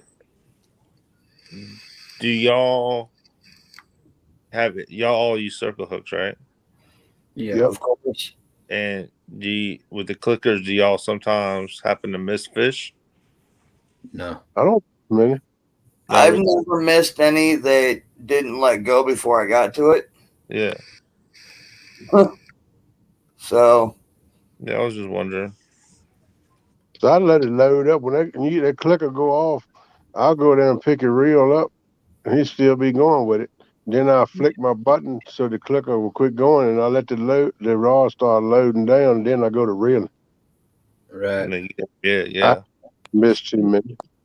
Let's Yeah, I go. got a couple bait casters. I put them on the clicker like that.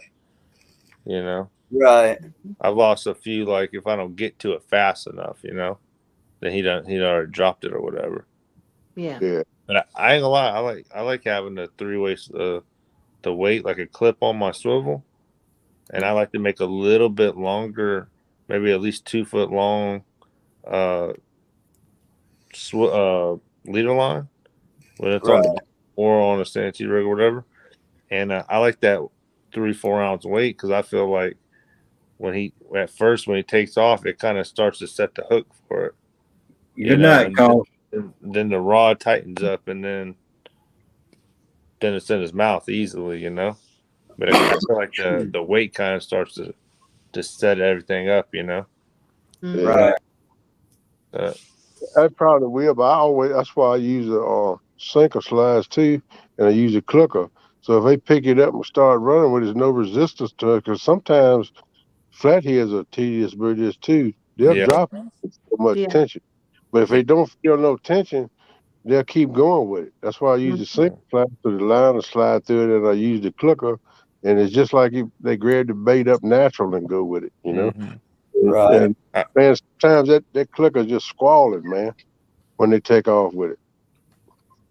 Yeah, I like that. Yeah, for sure. That's why I make my leader a little longer, because I just there's like no resistance for a second or so, And I know Yeah, when I made really shorter leaders, um, like when the Carolina rig went on the bottom, that I would get a lot of fish picking it up, and then it's like they would drop it real quick.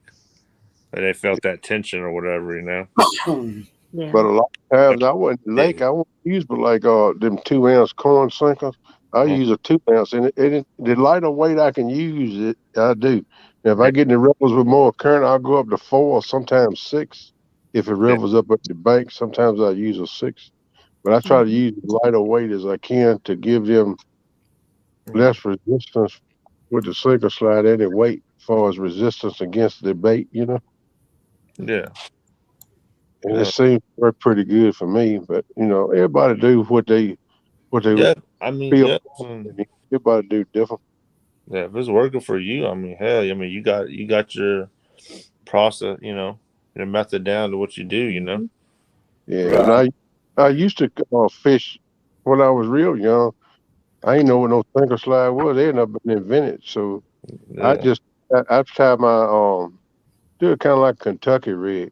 Hmm. I weight on the bottom and I put my hooks up on the line and have make me a loop, or either I'd buy the snail hooks with the leader lines already in it and then Yeah. tie it on the line. And I Word. fished for years and years. Yeah, I try to. I've gotten out lately. I try to really lock my drag, which are in a rod holder. I try to lock the drag down, pretty good. Where it's kind of hard, really hard to pull it out. Almost with the braids wanting to start to really dig in on my hand. Yeah, Right. Because I feel like if you tighten them up too much, then you're asking for it. That's what the guy fishing with me the other night in the tournament, Bill. I was telling y'all I don't know if well, maybe I didn't tell y'all, but he hooked a real big fish, and it started taking drag, and all of a sudden, as soon as he set into it, it popped the line, and the drag was just locked down a little too much. yeah, But one of you're, One other night. you're in a little bit different situation, obviously, than I am too. Jeremy is, and even with Jody, I mean, she's a boat gal. I'm Yeah. a bank guy. Hmm. You're at that position where you can do either. Yeah. Yeah. So I mean, your tactics when you're on your boat are going to be different from when you're on the bank. Yeah. Yeah. yeah, Yeah. Yeah. I probably loosen my drag even more when I'm on the bank, especially because I'm Right. always nervous about the rod holder, failing or something. Anything can happen. But I bring a fish up beside the boat. I'll loosen my drag up right before it gets up by the boat because they'll make a lunge and go back down. Yeah. That'll mess them I, up too. yeah. Especially when I hook a good one, I'm always constantly playing with my drag as I'm fighting the fish. I try Yeah, to gauge how big he really is, and I feel like because sometimes when they run out the boat, you can't tell. But if you can hook a big, Wait a you minute. hook a big Wait a minute. one. You kind of misgauged that 12-pound flathead, didn't you? Huh? Yeah, yeah. Hey, I ain't gonna lie. He was just swimming along. I mean, well, I get hell about that all the time. All the time I'm fishing, they let me know. And Yeah, that's what I'm talking about. you know. Yeah, That they left full. If I'm not mistaken, Susquehanna Stan, he's a boat guy too, out on the James. Yeah, I think he is. And he was just saying in chat that uh, he sets his drag at 8 pounds with the clicker on. Now, if it was me in a boat, I would have set my drag tight, yeah. left the clicker off, because doing what he's doing, that's what I'd do on a bank. But I mean, that's just me. Yeah, on the bank, yes, for sure. And there it goes again, y'all. Like I always say, if everybody done the same thing, what a No. boring world this would be. Right. Huh? I That's right. haven't been using my bait clicker. There's That's a what. difference. There's a difference between a bait clicker and drag. Right. And Yep. so I quit using the bait clicker because I was missing fish with it. So I But don't know what my drag's set for. I just fill it till the way I like it feels and pull the line out, and that's how I set mine now. I don't know what but it's set on. Jody, Mm-hmm. you Yeah. got to use them in tandem. Try that. Set your uh, drag tight and turn your clicker on. Yep. Yeah, you And can. That, honestly, I do that on the bank. I mean, with Why would I do that? Why do you use a clicker? Well, I'm pretty close to mine. You can tell when you're on a boat and someone's hit your pole. You feel it all throughout the boat, don't you, Jeremy? you're gonna shake your rail. I can feel it through my. I can Yeah, feel it when I get a hit. I right. don't have to, I, I I, don't I, have to have anything. I can see what it on the bank too. You know, because sometimes you walking around messing around on the bank. Hmm. It's good to have, you know, some Yeah. noise coming off the reel with the Right. you talking about with the clicker, not the clicker on, but the clicker on, but yeah, it's tightened down. Yeah. You know, but Well, if I I'm fish in the on the boat bank, too. I'll use the if I'm on the bank and I got bait casters, I just usually lay them on the ground and put the clicker on. If I Yeah. do, you know, hey, because I ain't gonna lie, there for a while, we out there messing around and trying to do catfish Dave hookups. We take off running, boy. Uh-huh. Yeah. Before my wedding, one night we Yeah. were out there fishing, and my brothers and them was all there, and I told them, I said, "Watch this," and all of a sudden that rod went. Bzzz, I said, "Oh, catfish Dave set up." I said, "You had to yell it." We were having like a Hmm. little, you know, just competition, and you had to Yeah. see who bet the bet. We took off running. Well, I took off running, and I Yeah. got All right, guys, I gotta jump off here for a little bit. I'll be back up probably within a half hour. All right. Have I a good gotta. one, babe. All right, buddy. We'll see you in a bit. all right. All right. All Thank right, you. bud. See Was ya. it? Is Brad up here? The Yep. reason why Right. Stan puts the clicker on while it's engaged is because if you're in the middle of doing something, saying you're tying another fishing pole or you're messing with gear, it'll Mhm. let you know, because sometimes you don't feel it even on, if you're not up against that rail, you won't feel it. Right. Yeah. And a lot of a lot of the bait casters in general, some of them have some pretty dang loud clickers. So you're Mhm. going to know exactly right when that fish is taking line. Yep. Right. You talking about Hey, Chris, with the pins, lock they bait? got loud clickers. Yeah. You talking about Yeah, using the clicker or locking it yeah. down? You talking about When clicker? you lock Okay. it, when you lock it down and put the clicker on, and you set that drag loose, that clicker is still going to work because it's still engaged. Yeah. It's just that utilizing your reel a little different way, and it's not that it's a bad thing, because I do that from time to time, That's like because I'd rather have my line loose than tight. this PC Yep. Fun reel right here, brand new. That's all it does for the clicker. Yeah. And I'm used to one being louder than that because I've used nothing but pin reels, and they're loud. Yeah, I have a couple Daiwa bait casters, and I'll tell you what, they're louder than the Shimano. The Shimanos are, but the Shimanos are so damn reliable. It's hard not to use them. Yeah. I got a low profile dial. Oh, do you? Yeah. I like those. I got All I right, two. want to try. thank you, brother. I want to try one of the new Pro Rexes they got, but I haven't been wanting to spend $300 on a reel. Oh, I don't know what would you say it was now? It's a Pro Rex. It's like the Shimano Tranex. It's their version of it. All right, okay. I had to check that out. They're a low profile bait caster. Yeah, I got a Alexa Daiwa, WN something like that. Here, I'll show you real quick.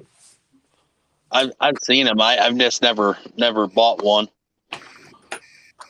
I heard they're pretty damn nice though. Yeah, it's nice. Get my hat on. If I can get my hat on straight, crooked on my head. Yeah. There's a camera. It has a power handle to it. It's the Alexa WN 400 PWRP or whatever, but yeah, is that 6.3 to 1 too? no, these are 5.1s. Oh, 5.1. Yeah. Yeah. And yeah, I caught some pretty big fish on them, and I've never backlashed them. I got braid on them and stuff like that. Yeah, that's what I use on all my bait casters. Yeah, I just I don't like I mean that's why I got mostly spinning rods, because I like drifting and stuff like that. Because I don't like using the braid when we're drifting, man, and with the bait casters, because we get snagged up. It's just aggravating. Oh yeah, that's why I use that mono leader, so I can, if I have to, I break it off. Yeah. And like those bait casters that I just showed you, if I do use them drifting, we can just lock the drag down and hold the rod, and it's going to pop it immediately, pretty much. Oh, yeah. I mean, Most of the time, they're super strong with it, and that's the only thing bad about using it. If you use 50-pound J braid from Daiwa, do that stuff. I've had 70-pound braid break easier than that 50-pound. Wow. That 50-pound does not like to break. I've hung it up and it's turned the boat completely sideways. Yeah. So I use a Power Pro braid. Yeah, I kind of use a mix of them. I just started using that J braid just because it's what we got in our area. Yeah, it's a little better than the rest of the stuff they have. So that's good. I know Power Pro, they're a little expensive, but I mean I just haven't had no issues out of them. Yeah, well, that J braid is, I think it was $30 for 300 yards, and you got a pair of the braid cutting scissors, which are worth their weight in gold. Nice.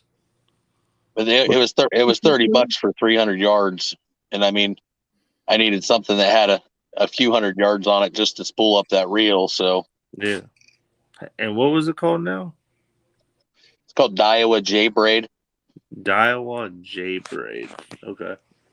That stuff's pretty. I mean, if I buy it again, I'll probably go to a 30-pound line, because the 50's way more than you need.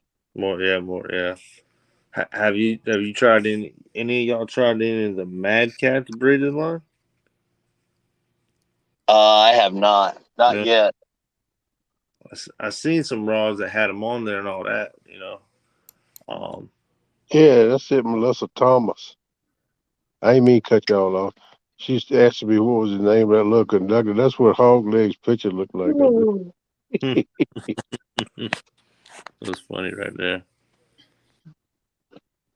Dude. Shit, I'm ready to go fishing. I got a little tournament on Saturday. I got put a new fuel filter and fuel lines on my boat tomorrow, so that'll be fun. It won't be that bad. Yeah, it shouldn't be. I just gotta go It get just stuff. gets a little bit of stuff to fish through, and it'll go pretty quick. It don't take that long. Yeah. Like I was telling you the other night, I go down to my brother. It does all the mechanic work down there in the marina in Tennessee, and I'll go down there and help him switch out motors and do tune-ups and regular maintenance on them. Yeah. That's good to know how to do stuff like that for sure. Oh yeah. Well, we grew up working on stuff, so it's a lot different than a lot of people where they didn't get that. So I mean, it's nice to know. Yeah, Save some money. Yeah, for sure, man. Because I know for sure I'm definitely not. A boat shop's expensive, but I'll Boy, take Welcome in, Polar Bear. I mean, I've been changing the oil and doing other Dallas, stuff like that, welcome but in. getting in the motor, that ain't for me. Yeah. Now, I get in there if somebody to help me, show me what to do or something, like that. But I don't know. I Well, do it the most good often. thing is there's so much stuff on YouTube now that you can kind of Yeah. pull Yeah, it up and walk you through it. Not that all of them are great at doing it, but they give you the general idea of what you need to do. yeah, Yeah. basic idea. Quit that politics, Jody. Do what? Just catch it and quit doing that. I'm going to have to jump off. I see you yawning. That stuff's contagious. I think I can get an hour nap in, then get up and go to work.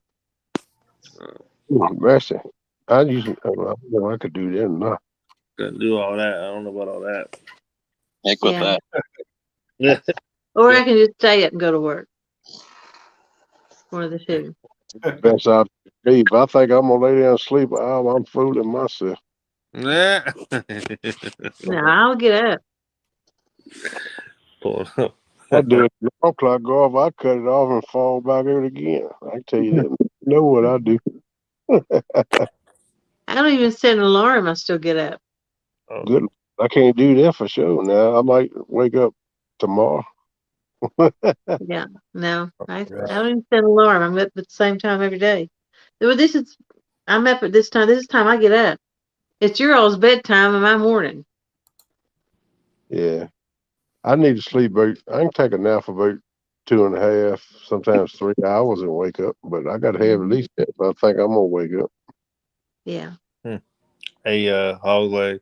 You see Melissa earlier say that you're not allowed to do a blindfolded tournament if we do one. Yeah, Yeah, she yeah. done said it. I seen it. It'd be so crazy. She's afraid I'd walk off in the water. I would love to see someone do it and then throw the bait and it just lands on the bank or in a tree and they don't even know. And put it back in the holder, sit down. Hey, Ron, I said I make rules that Joe. We can't tell them that they didn't make it into the water.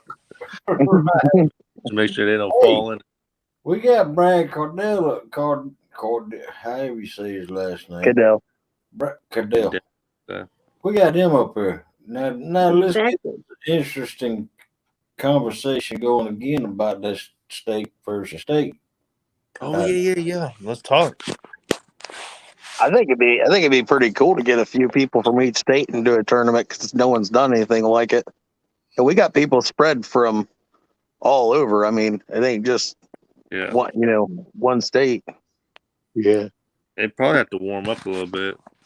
Oh yeah, it would for sure. Just to pick Most a of our water's froze up or flooded. You get one or the other. Yeah. Before you get started, I'm jumping off. Bye, everybody. Right. See you later. Come up, Jody. See you. Thank you. See you. What I thought be cool about it is the fact that if you put channels that are more popular in a lot of areas but don't get as big as more points, you'll have a better chance of getting people involved in it. Hold on, what'd you say now? If you take and you say like channel cats are worth 3 times their weight because they're, they don't get nowhere near as big. And then you take flatheads and put them as 2 times their weight in blues. I mean, blues you can catch all the way up to 130 pounds or better. Right. If you get lucky. Yeah. You get some people involved, and flatheads aren't easy to catch either. So pretty much it'd be a team event. That's the way I'd do it. That would give people in the part of the country who only have channel cats a better chance too. It kind of even the odds up. You 4 people.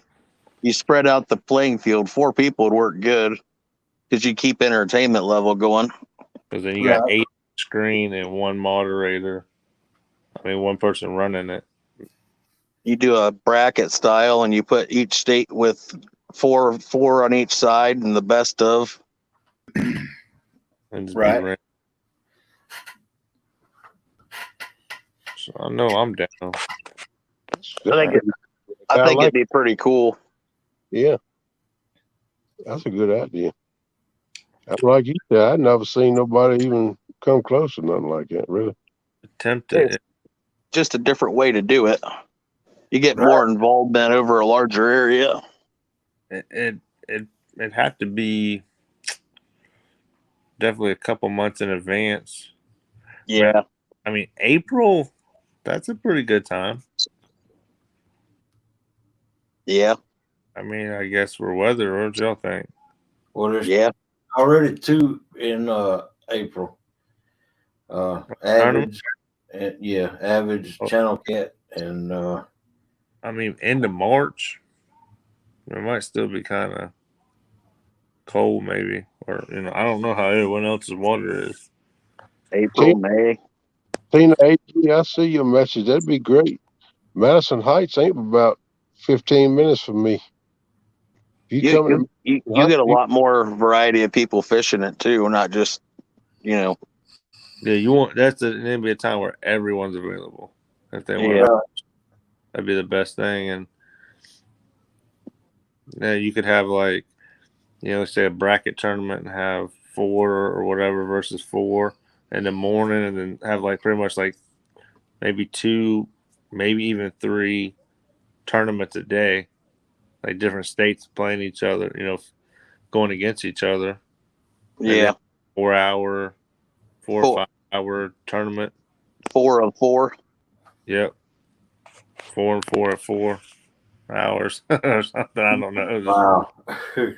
It could be the 4 for 4 from Wendy's. That's what The best 4 for 4. Yeah. Ooh, there you go. Wow. Best 4 for 4. Yeah, for your state. There we go. I mean, yeah, I think that would be cool, y'all. Well, we talked about it here first. It'll get a lot of people involved that don't always do it too.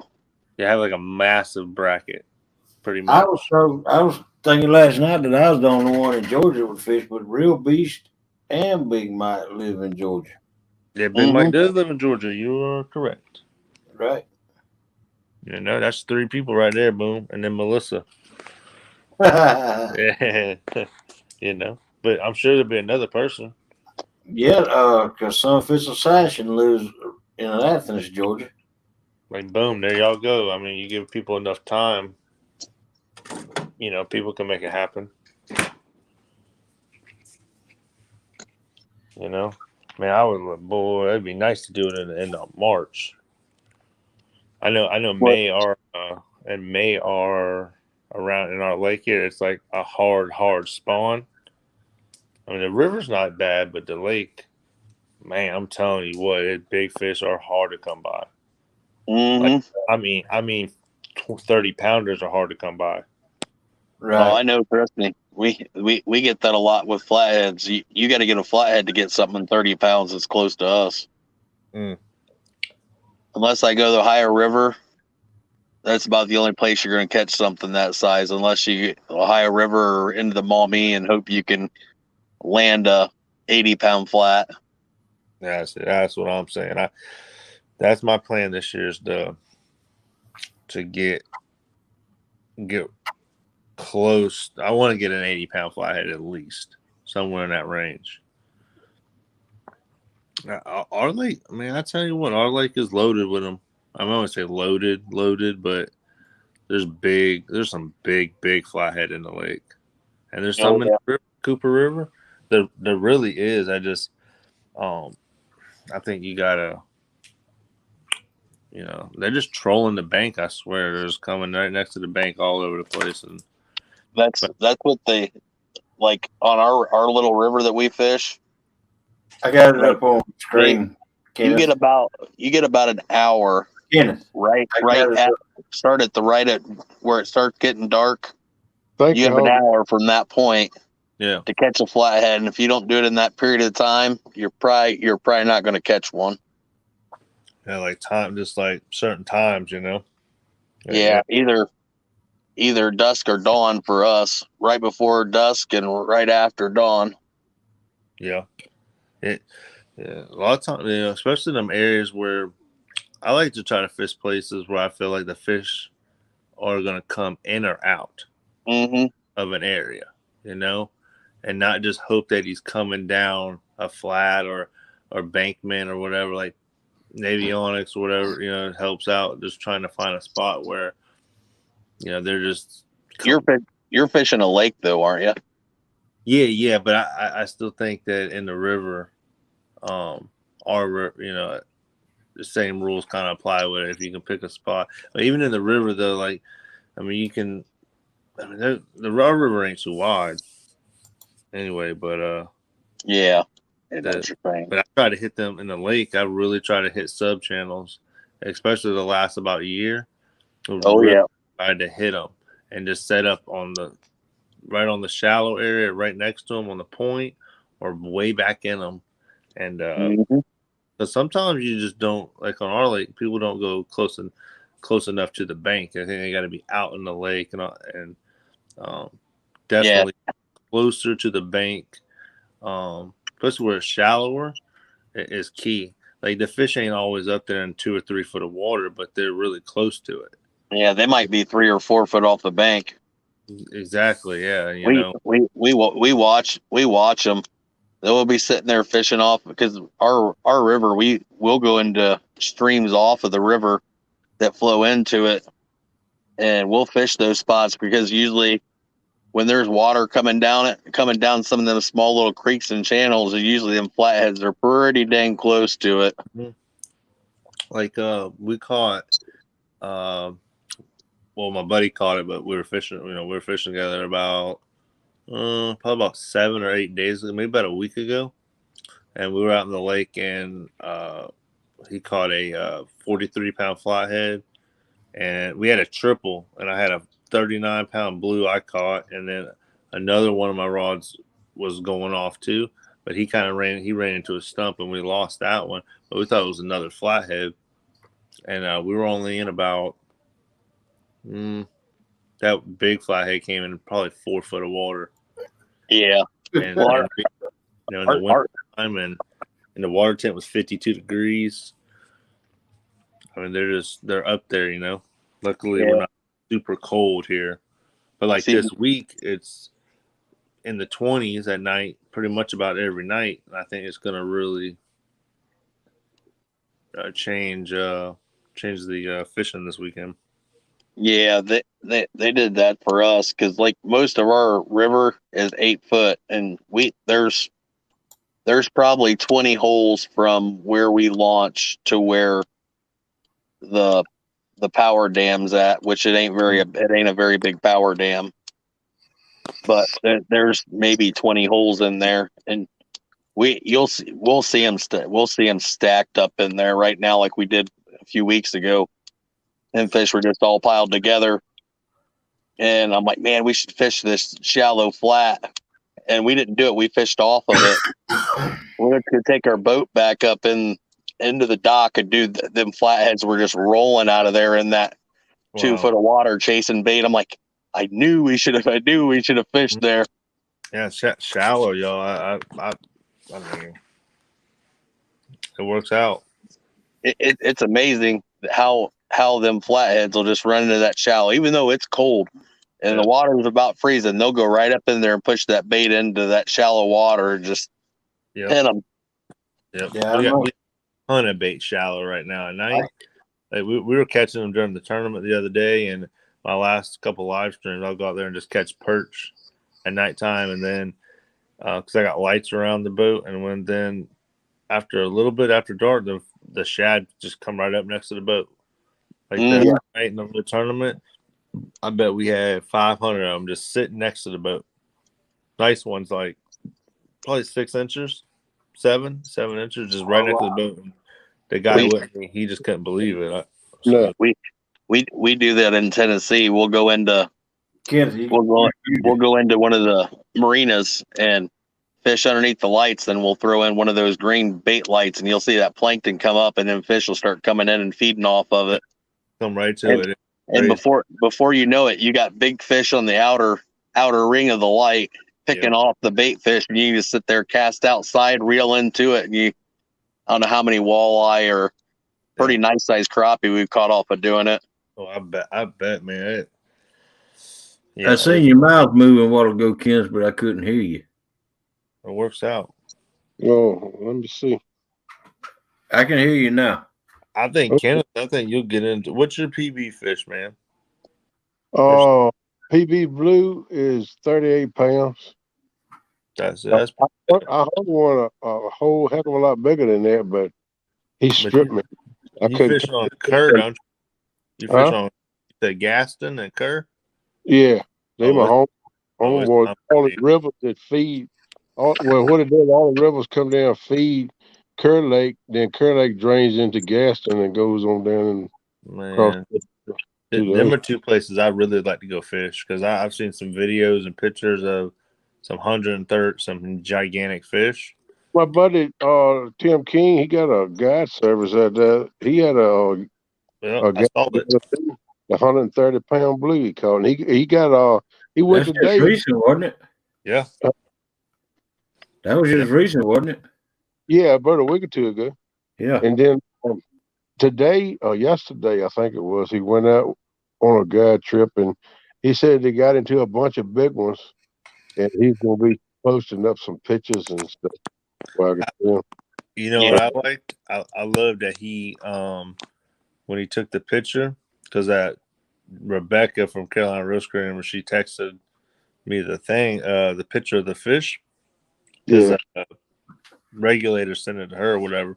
But I like how he whited out his background. Yeah. And didn't show it. I like that. I I shared the picture out too, man. When I seen it, I shared it out to every place I could. I don't blame him. I don't either. I like it though because people think there's something in the background, like, oh, he's by the bank, or he's going to show something. In reality, he could have been in the middle of the lake where there's nothing, but still white it out, so you still don't know. Yeah. Yeah, I like it. It was funny. Yeah, but he catches a lot of fish. He been turning up the white perch and the yellow perch and stuff too, and some stripers. But he got them big hogs at that peg, man. He catches. But yeah, I love fishing out there. But I tell you, I kind of lean more to Gaston because I just grew up fishing that lake and still fish Cur some. But I love to fish the rivers that's feeding in the Cur. You got the Dan River, the Stanton River, the Hyco River, and Roanoke. I had place. All of them places, man. Yeah, they're good rivers to fish in. When I get my mess back together and get back to doing it, I'm gonna concentrate a lot on the rivers. I'm gonna go up on the big nice boat ramp up at the state park. You can buy I think it's about a $60 or $70 permit to last the whole year. For the work to going into the parks or any of the boat ramps just in the lakes or anything. But I'm gonna concentrate more on the rivers. How's it going, Bugman? I've had good success in the Cooper River, and having definitely brim. Brim has done really good on the flatheads in there. Yeah. But having your bait just suspended, not on a bobber, not like it, but just straight down, but almost have it halfway, whatever the water column is, Right. Because one time we limb lined. I went with this guy that did a commercial thing probably about 7 or 8 years ago, and we did some limb lining in there, and we got about 4 or 5 flathead, about 30 pounders, and a bunch of other stuff, Which that's the only time I went with the guy because I don't like that. I don't really care for that, but it was cool to go limb lining, know. But I noticed that all the flathead we caught, he only had 1 ounce weights on the line, and the current was moving so hard, right? I was like, listen, and all these limbs were going crazy. I said, there's no way the baits were on the bottom. You know what I'm saying? It's like the current, moved it up in the water column dramatically because 1 ounce weight. I mean, do y'all think that would hold near the bottom, even if on a limb line? I feel like it would definitely come up towards the top, Yeah. right? Yeah. And Agree with you. catching Yeah. all these fish, and it made me wonder, like, hey, what if All right, Dink, take it the easy. river around the banks and stuff like that?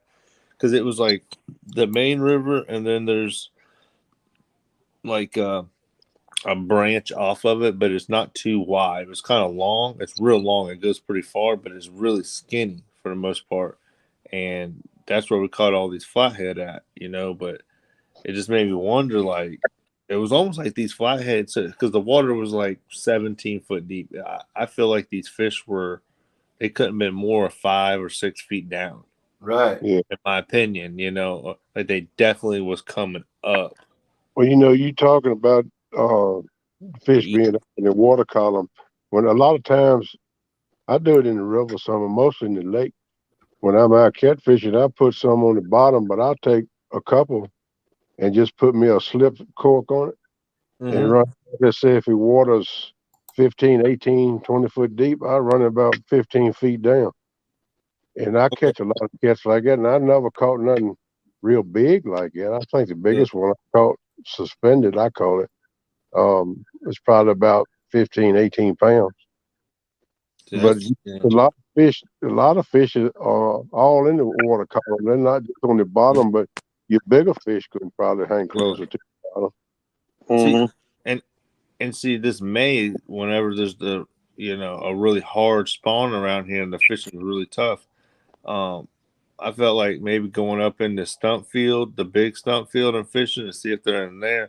But if I'm not having luck in the most structured area, I was thinking about going out and suspending baits in the lake. And I don't never do that, but I just wonder if these fish are like off the You bottom. catch them like that because I have. I've caught them like that. Like I Did said, you? they ain't nothing real big. The biggest one I said like about 18 pounds, something like that. But that was decent, But Yeah, they were up off the bottom, 10, 15 foot up off the bottom. But see, them smaller fish, they cruise, man. And them bigger fish will eat them smaller fish. So they have a tendency to cruise more and find the smaller baits to eat because they're forced to in a way, if you think about it. Because if yeah, they get on the bottom and get to rummaging for food with the big ones, they gonna be the food. You know what I'm saying? yeah. So they cruise. The whole time I fish up out behind Kerr Lake Dam. I call it the river for Lake Gaston. I come around the curve, I can see the dam, man. I mean, this rock's up as big as a house, so I don't go about too much. But I tell you, I turn that curve, I can see the dam. I'll gun and boat and then cut it back to neutral, raise the motor up and let it cruise on in because there's always a little trickle of current that'll let me come back out, And All right, I'll take just it rest. go up and I'll throw crayfish on the bottom against some rocks and catch all kind of fish. But I throw out 2 or 3 slip corks and run them whatever I see on the fish finders, how deep the water is, I run it about halfway down and suspend. I catch a lot of smaller cats that way, especially if I want to have a fish fry or something, and that's what I keep the smaller fish to eat. Yeah, He'll be back in about 30 minutes, he said, Melissa. so the tournament, y'all. Who y'all think should try to run it? Like, or I mean, the state to state thing. Like, I think it'd be great. I have no clue what to have a channel that's got some audience. Yeah, that's right. I think Miss Becker. That's what I'd say. Yeah, I would say too. It should be. Becca, Might need to have multiple hosts though. I mean, it's going to be if we have a lot of people, it could be multiple days. Well, if you got people fishing, if you got 3, people fishing in pairs, that works good too because you use less space too. Yeah, that would be nice. It is nice to have more space up there for sure. Jeremy, have you ever tried suspend drifting in your water during spawn? No, but You can, I'm wanting to try that out this year. we I, we I, we do that on the Ohio River when it's spawning bad and we want to fish, Yeah. and you'll end up covering a lot of water, but you'll find the fish that are actively feeding. You got to watch your rods, but Yeah. I do we that. I do that right much, but I call it dead sticking is what I call it. I just let them drop right off a boat. A whole lot like what Steve Douglas do, and Yep. wind up 2 or 3 turns, Yeah. bottom, and just let them just kind of drift real slow. they start bumping the bottom, reel them up or drop them down. I watch the fish finder more that doing that than I will fishing most of the time. Yeah, you got to. I'm usually drifting, man. I was just thinking that maybe these fish, which I might be completely wrong about it, but in the spawn, if they're because after the females are done, maybe I just felt like maybe they go and suspend, or maybe they hunker down and don't do anything. But I'm just trying to figure it out, to get a bigger bite. They come off a spawn because they don't eat much on spawn. They come off spawn. Them things are hungry. They looking for something to eat, man. That's why I like using bluegill even during spawn, because Yep.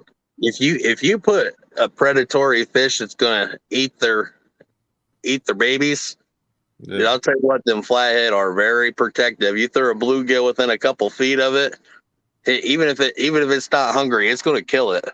That's Well, smart. that's some old big male blues, to guard the nest. They'll do the same thing, man. That's smart thinking about it like that with the putting a fish down there that's can eat the egg, the baby. I never even thought about it like that. Bluegills are notorious for eating eating fishes, spawn and eggs. Damn, I never even. I mean, perch kind of the same way. They eat whatever they can pick up. Yep, perch, crappie do too. I mean, any kind of fish like it with some eggs, man. So That's why. you think that possibly in the spawn using live bait? Oh yeah, I do. Yeah, I like most of them, at least one live bait rod every time I go. We in pre spawn and spawn, I use live bait, and then after and post spawn, I use cut bluegill, sucker, the creek chubs. They eat the heck out of them. I'm gonna try that out here in May when I know when it gets tough, because every year we have a tournament in May, and every last 3 years, first place is only 55 pounds total on 3 fish. Yeah. Normally it's double that, and it's just that pattern every year. That the big fish ain't getting caught. Well, that's the reason why I caught that 31-pound flathead this year, which was my biggest that we've ever pulled out of that river, and the biggest one I've ever caught, is because we marked 3 fish. There's a really big hole that's like 18, 19 foot deep with a bunch of trees around it, and there's a stream coming off the back side of it. But after that big hole, there's a smaller hole that's like 12 foot, and it's right in the current seam. And there was 3 really nice sized fish sitting in that hole. So I'd actually threw in front of them it was about 2 or 3 foot off, and I just let the pool sit. And I got a bite on it, missed it on the first try, pulled it out, and I'm like, oh, alpha bait, cool. I just put another 2 or 3 inch bluegill on it, tossed it back out in about the same spot. Yeah. And it wasn't 20 minutes later, I was sitting there helping my girlfriend with her pole, getting it put back out, and all of a sudden I hear a line peeling, and my pole doubled over. I'm like, oh crap. Oh man. I'm like, okay, and I had it pretty tight, and I'm like, I grabbed a hold of it, got it out of the rod holder. I'm like, oh, this is at least 30 pounds. He's like, whatever, you can't tell. I'm like, it's over 30 pounds. Wow. I'm like, that thing was set pretty tight. because we kept getting a bunch of dink channels, and I just cranked the drag down. Was literally winching them in. Yeah. Heck yeah, man. That's I like Well, that. doggone, Brad. I thought you was just doggone lead head. Uh, I've been fishing for a long time, ever since I could pick up a cane pole. Yeah, man, for sure. For catfish specific. These bigger fish, I'm still learning because they're not what we normally did. We just go out and catch as many channel cats as we could catch, and that was it. We Right. catch a couple pounders all the way up to 10 or 12 pounders, and I fish from a bank longer than I fish from a boat. So Yeah, man. and boat and bank fishing is kind of like lake and river fishing. Right. It's two totally There ain't one that's exactly the same. Right. For sure. That's what I like about this community. If you sit back and listen, there's so many different ideas and different ways that people fish, and I like to take them ideas when I get back to fishing and use some of them, not all of them, but just use some of them and see how it works out for me. Like down here, I've never used chicken. I'm going to use chicken this year when I get back to fishing. Mm-hmm.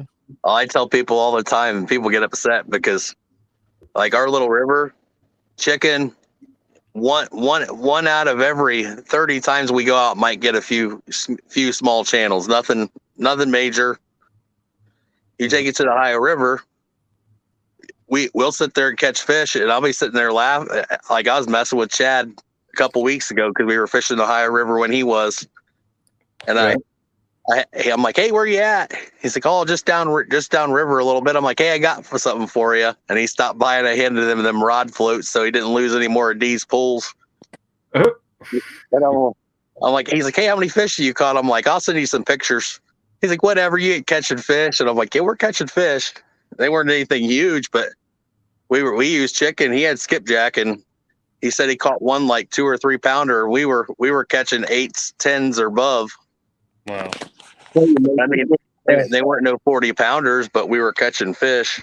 Well, I mean, you know all about the big fish, no way, all the time. I mean, I like to catch big fish. Who don't? I mean, you know, and I'll target big fish, but ain't nothing no better than going there to that lake, river, or wherever and fishing and catching them smaller fish just quick as you can reel them in, on up to 12, 15 pounds.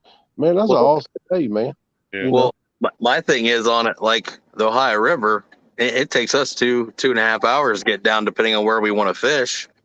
So we don't fish it a lot. But when you're going in someone's backyard and you're catching more fish than other people, you're doing something different than they are.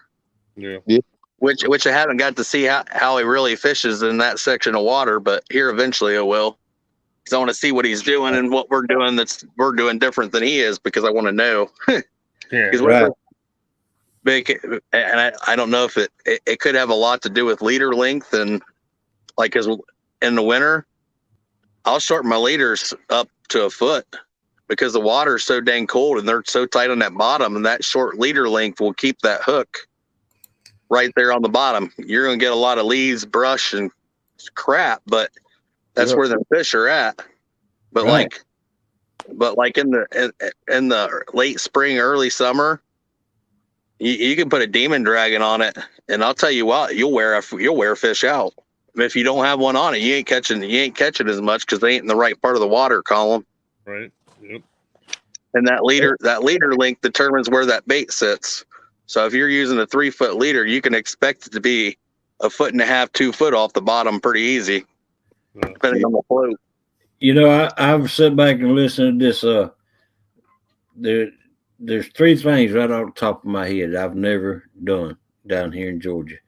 I've never used chicken. I've never used demon dragons. And I've never used planer boards. And that's the 3 things I want to do the most this year. At least try. To answer your question, I've never caught a flathead on chicken, but it doesn't mean that you can't. Now I've caught flatheads on As a matter of fact, my PB flathead come off of live shrimp, the size Yeah. of my pinky. True. I like using the creek chubs and shad and bluegill And or Matt, however you want to call it. I fished with my buddy, my fishing buddy. Uh, he's caught a flathead on chicken liver. Mm-hmm. Yeah, I've caught one. The Jason, the one I fish with all the time, Wild Herbs Fishing Adventures.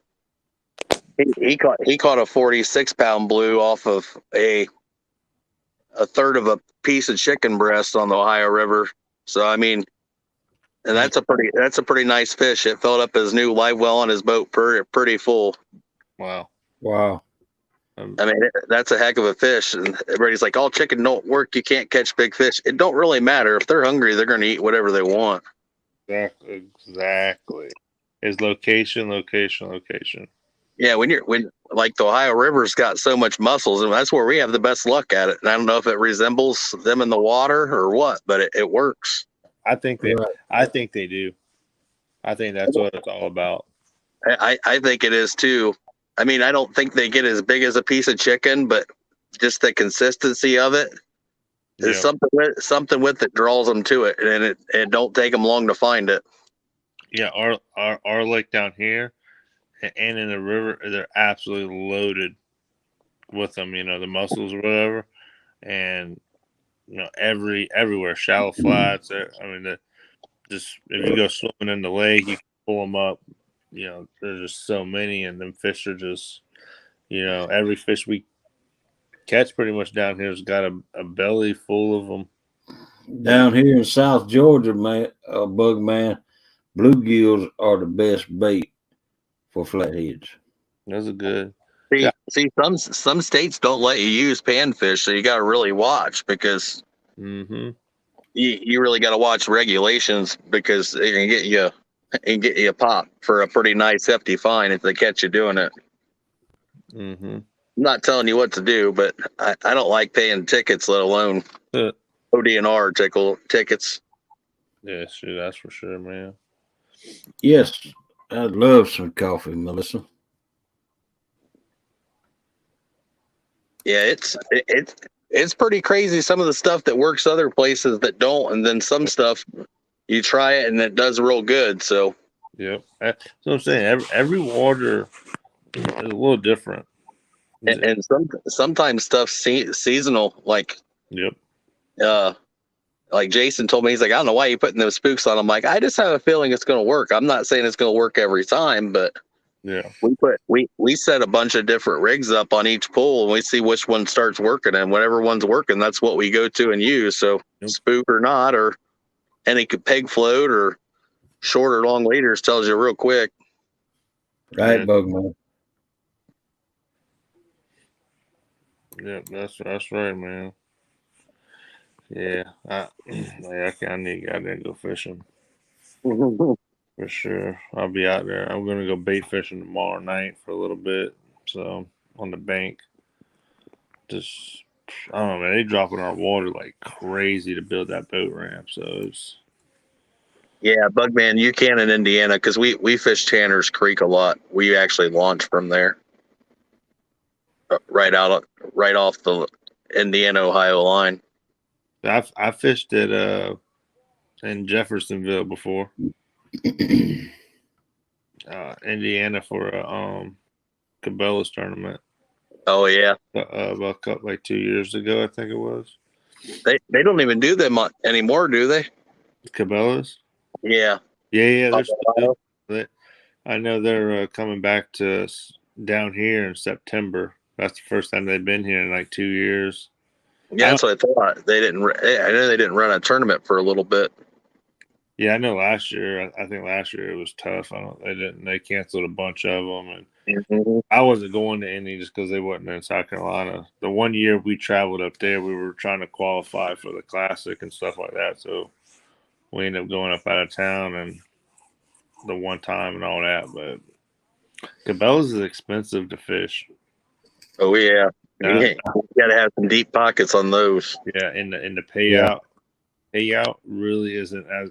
It's really not that good, No, compared to what you're paying. I know around here the some tournament. some of the smaller tournaments actually pay out better. Yeah. Like, down here, you'll pay $200 for a tournament, pretty much for a 2-day tournament, and Mhm. $10,000. Well, that's Yeah, like down here, tournaments on Ohio River, like Indiana, that Tanner's Creek area. They do tournaments out of there pretty well weekly. There's a couple different clubs doing it out of there, which is cool. Yeah, And their tournaments are I think they're like $60 a boat. So I mean, they're not bad. that's good. They Deal. actually have good payouts on them.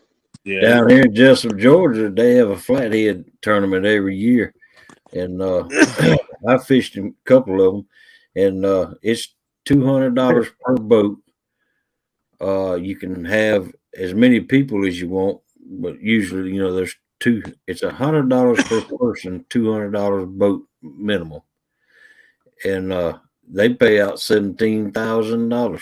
that's Mhm. what that's what I'm into right there. I know I'm gonna go with Jamie in there from Carolina Real Screamers. We're supposed to fish up in the PD River and then up in North Carolina somewhere this summer for some kind of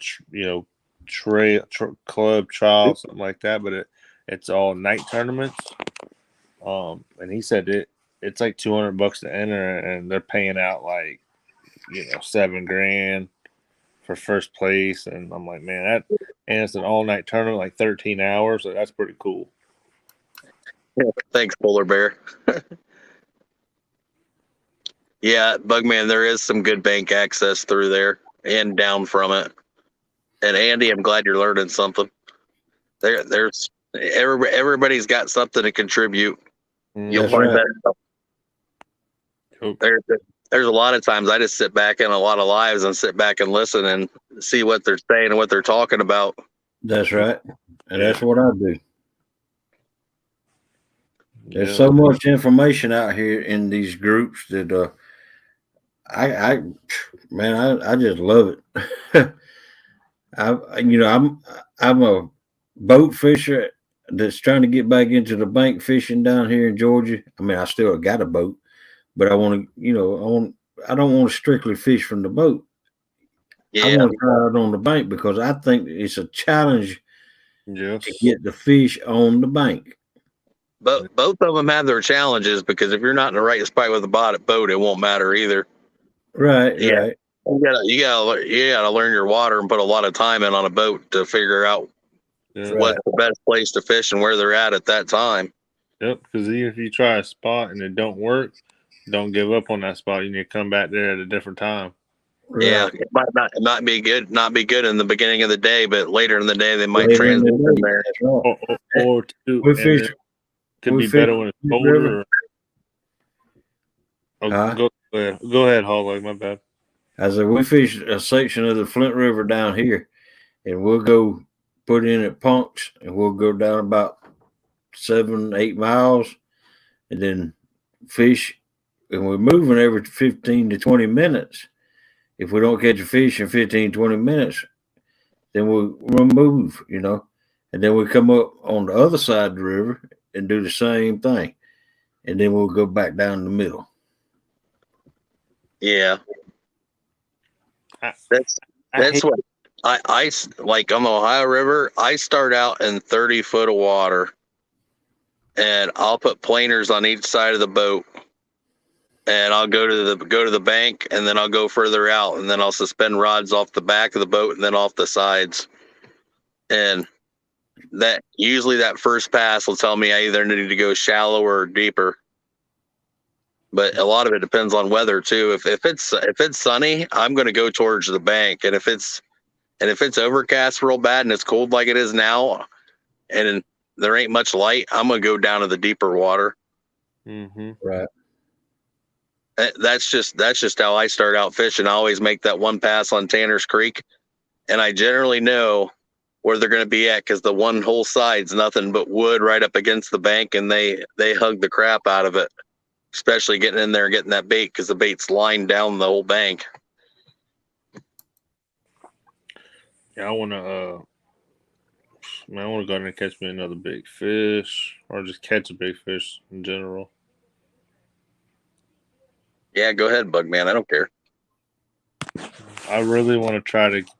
Man, I would love to catch 100-pounder on a live stream.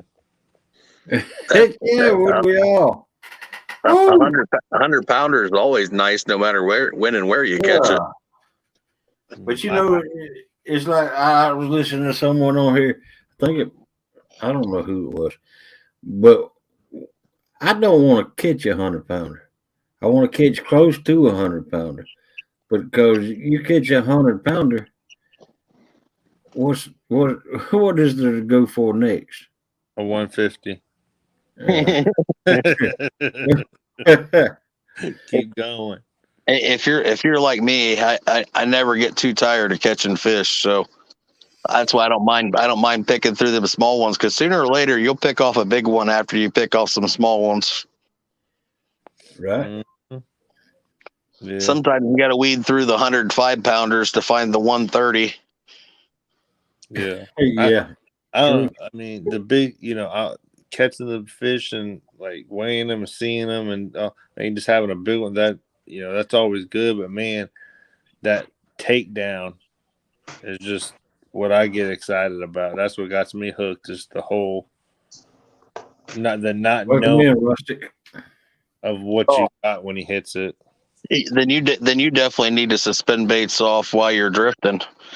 Yeah, because I'll tell you what, I've had pulls even on a 15-pound blue bury a rod in the water on a medium heavy, and they'll put the tip right in the water on them. Yeah, that'd be. I seen Palmetto. He likes to do that out there. Yeah, man. It's pretty cool to see too. Like Jason just bought that Lowrance Active Target Live, and dude, it's awesome watching your bait go over a fish and then watching how the fish reacts to the bait. Yeah, that's cool as hell, man. I would like to. I'd like to get something like that. It's hard. It sucked because you're never at the right time with the camera to catch it doing it. Yeah. But when you see it do it for the first time, you're like, you gain a lot of understanding, because some of them fish, you'll pass them and they'll actually catch up to you, slam that bait, whether they were, a couple miles downstream, you'll see them swim up current and slam it. Wow. Or sometimes you'll go right over a big fish and you'll just watch it shoot. If they're up a little bit, you can watch them come up, slam the bait, and yank it down. Damn, that's cool right there. It's pretty cool to see, but the active target gets you in trouble too, because if you depend on it and you see fish and you're trying to get them, they're not always going to bite, even though you know they're there. Right. Yeah, that's crazy. I've got a Lowrance HGS Live. I just don't have the transducer for the the live. It's separate. Yeah, it's expensive too. I mean, it's not cheap. That's crazy. I want to say it's $1,500 for that one thing. Mm-hmm. One feature. Yeah, and I have that, and I just got a new Humminbird depth finder, and that thing is pretty nice. I haven't put it on the boat yet, but I've seen some videos for the Mega Imaging Live, and I've seen that, and I've seen the Panoptics, and I've watched some of the Active Target for the Lowrance. And man, I want to say the Mega Imaging one's like third, and I think the other two are better. Yeah, I was surprised how good the Lowrance Active Target actually was, and it pairs with the trolling motor, so you can literally control the trolling motor right off the fish finder. That's nice. Hey Jeremy, did you get my email yesterday? Oh, your email? Yeah. I think it'd be a good idea. if you get the active target and you got a decent side imaging unit, dude, you can clear some water pretty quick on finding some better fish. Yeah, that'd be sweet. That side imaging is really nice because that beam on that live scope's not very wide. Yeah. So you can use your side imaging to spot the better fish, and then you can go over them and see exactly how they're sitting and what they're sitting on, whether they're under a log, beside a log, on top of it. It'll show you exactly where they're at, how they're facing, everything. Wow. That'd be nice to know.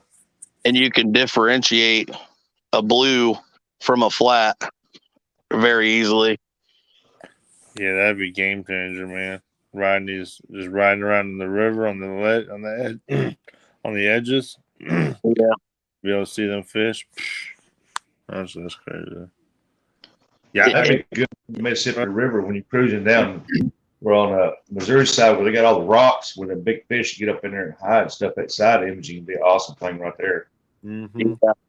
Find them and then use your active live target or the pan and sometimes where your side imaging doesn't do very good to show you exactly the fish, you can go over it with the live scope and you can see exactly what's there. Yeah, see how he's setting up and all that. Yeah, and then when you anchor up, you know exactly how to anchor up on it to try to entice it. I mean, you don't always get the fish, but it gets you in a good spot to be able to get the best shot at it if it's going to bite.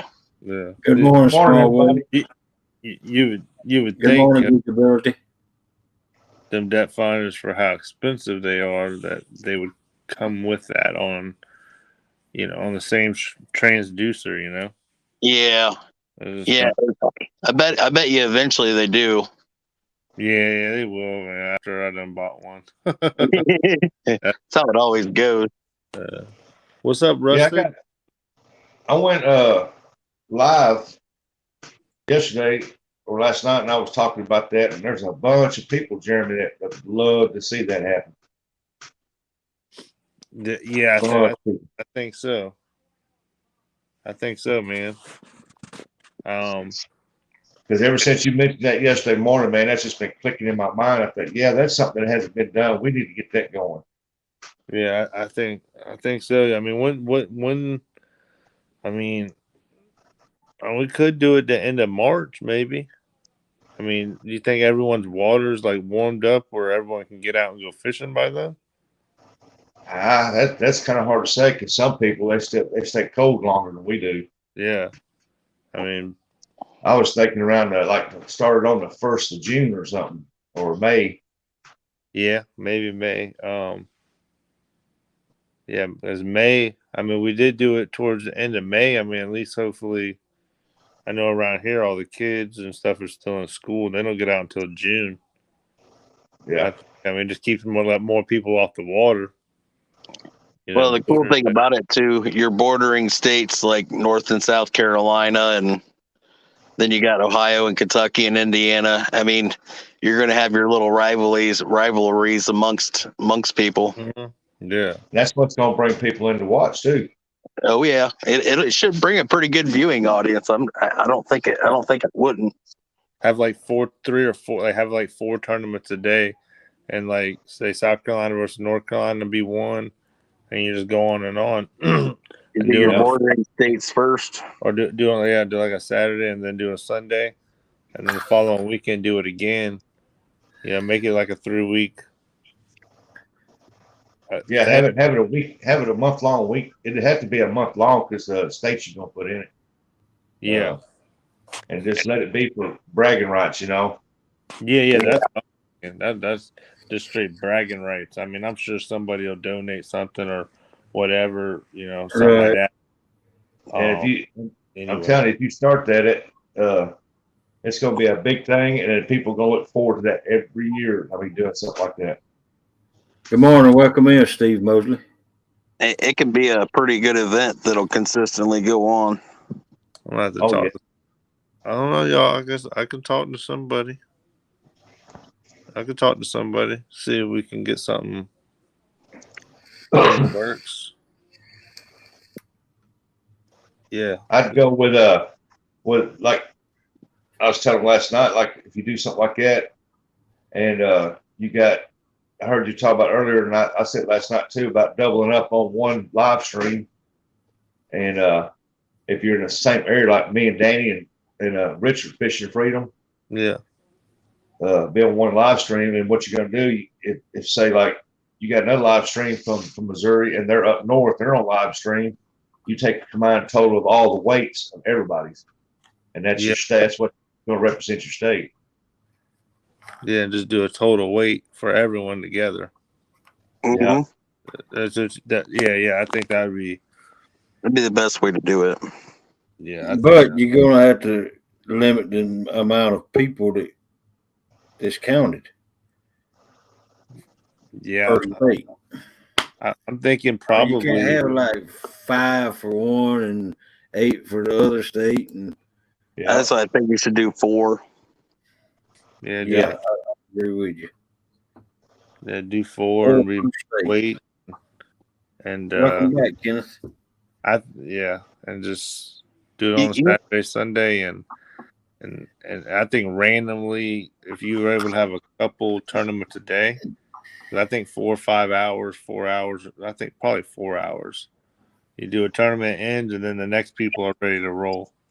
Well, that all depends on how many states are represented. Yeah, and that too. I'm sure we're obviously not going to have all 50, but Right. No, we could have. I mean, it could be close to 20. Yeah, I could see 20 pretty easy.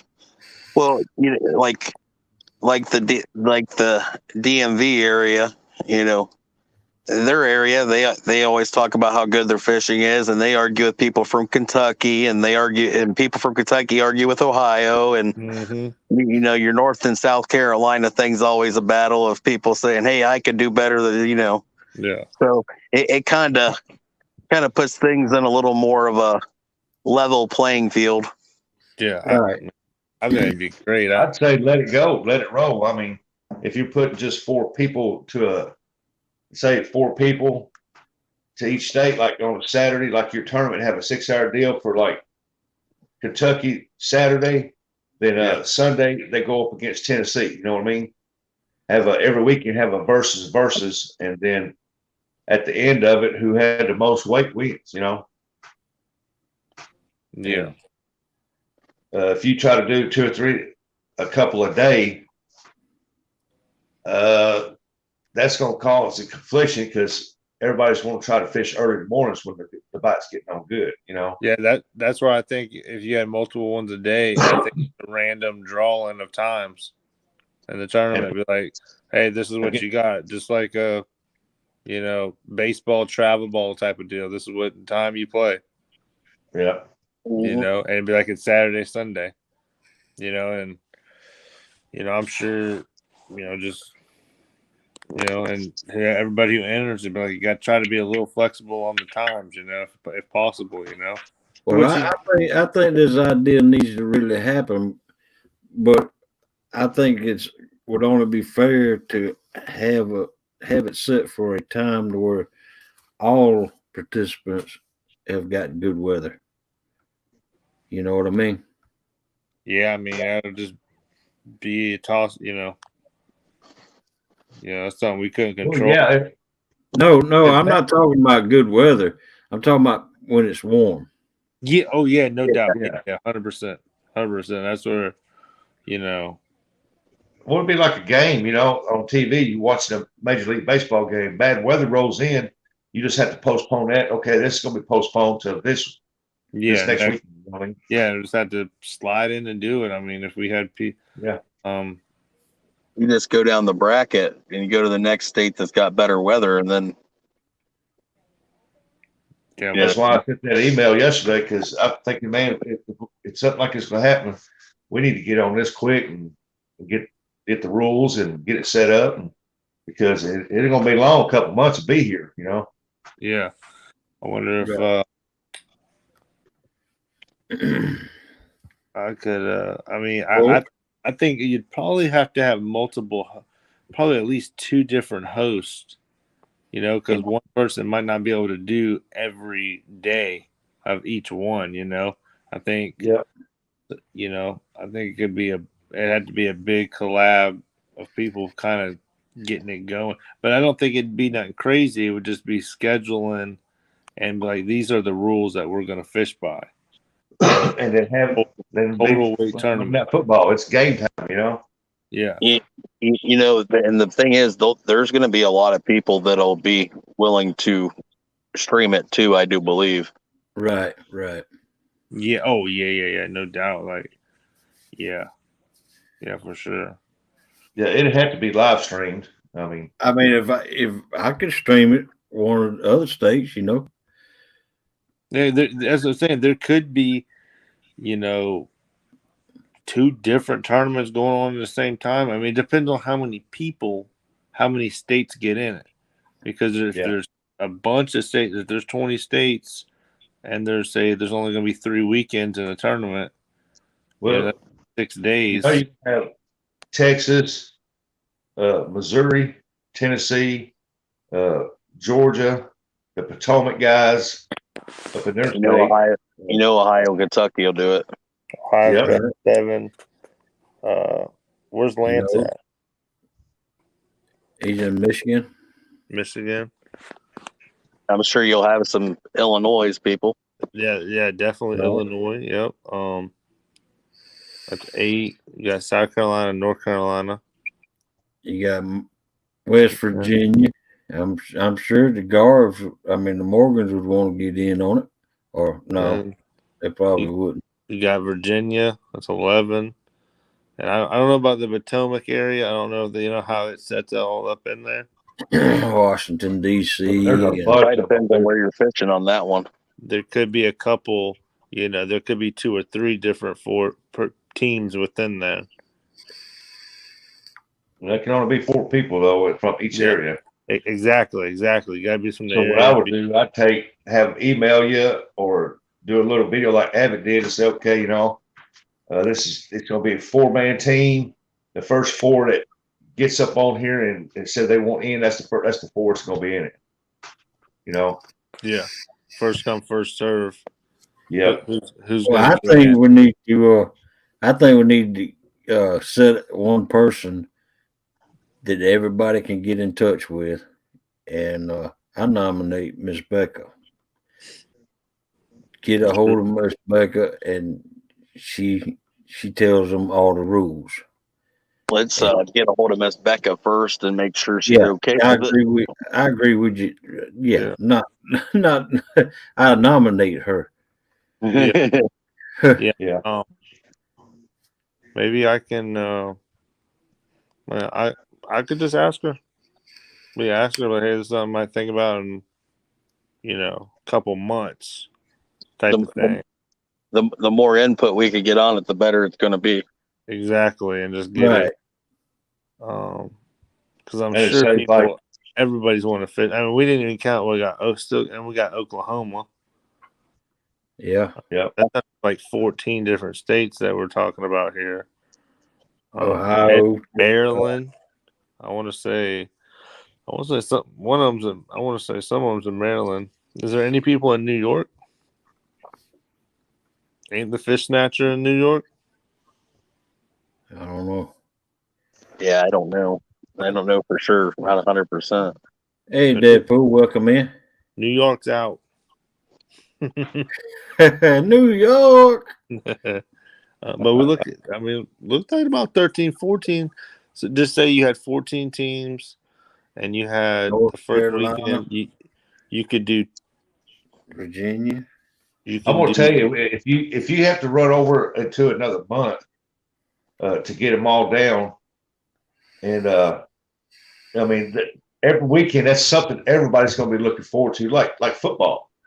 You know, they're going to say, "Oh, hey man, Texas going up against Tennessee this weekend. We got to make sure we get on there and watch it."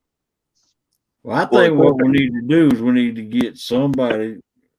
There it goes again, like Becca, to put out a little things. The only reason I'm saying Becca because she's got monetized, and she got lots of followers. And she's very well organized. And she's Yeah, very well that's organized. yeah. I think we should get a Very. hold of her and tell her to put in the word out that state versus state tournaments is starting up, and if y'all like to participate, get on the list. That way, Yeah. we'll know who all. What's tell her right down the state of whoever is wanting in, and then that way we'll be able to figure out the states. Yeah. We Yeah. could even do the wheel spin thing to set seed placement. Right. Yeah, exactly. I see. I like Right. that. Let me That I'll send makes her a text tomorrow. I'll talk to her tomorrow. it'll make it a little more fair for everybody. Yeah, it has to be Right. randomized. I'll I'll talk to her and see. But this is our idea. This is all our we'll just see what happens. But I talked to her and just let her know this is what we're thinking about trying to do. What you think, and I'll just ask her what she thinks about it. I know Yes, but she'll say it's a good idea. She'll be on board with it. I guarantee it. there's We a just lot want of pieces to the puzzle, but we're starting to get it rolling. Yeah, I'll talk to her and see what's up, and maybe we can talk again about this all this weekend or something like that. I'll definitely get it. And we can all agree sometime, possibly in May, or April. You did have them other two tournaments. Yeah, you're gonna have several tournaments in April because the spawn's fixing to get ready to get started, so they're gonna run several tournaments in April. Yeah. And I know Potomac's got that meet and greet down there, and then Chad scheduled a tournament on top of it. So that's going to be a pretty busy weekend. In April, right? Yeah. I do So believe. April probably definitely not. Then a bunch of your guys that catch skipjack to put up for the season stuff, they're gonna be up there catching skipjack. Like me and a bunch of other people. Yeah, probably May. Probably I May. ain't scared of no Potomac River. If you have to run over into June, man, it'd be a week. I'm scared of Chunky though. Yeah. This is what I was thinking. If you had 16 states, you could have it like this. You could do if you had teams of 4 or whatever, but you had 16 teams, you would have you could run 2 tournaments on a Saturday. That would eliminate 4 teams. You had 4 teams in it total, and then you'd do the same thing Sunday. That'd be 8, and then the following weekend you do the same thing, and then you would have 2 winners from each day. They would break down to 8, and then the following weekend, you'd have another 2 and 2, right? And they do it like that, if you're able to have even team. There's people in Arizona. Yeah. Well, see, it's like you can get a Mark from Captain's Crappie. Get him. He could host it one time, in case somebody Becca can't do it or something, Yeah, I think it would have to be a couple people for sure to do this, And I think you're going to have a lot of bigger channels want to do it because it's good content for their channel, and you get your extra watch time, and you'll get more viewers coming in off of it too. Right. I'm telling you, man. People gonna look forward to it. They're gonna say, "Hey, our state's going against this state this weekend. We got to tune into that. We ain't gonna miss that. That'll be talked about all week long." It's just like the Buckeyes and Michigan game. It'll be on. Yeah, it would have to be 4. Assuming that Brad, Georgia and Alabama game. Oh, it's like if you want to make it like the football games where it goes 8 weeks or whatever like that.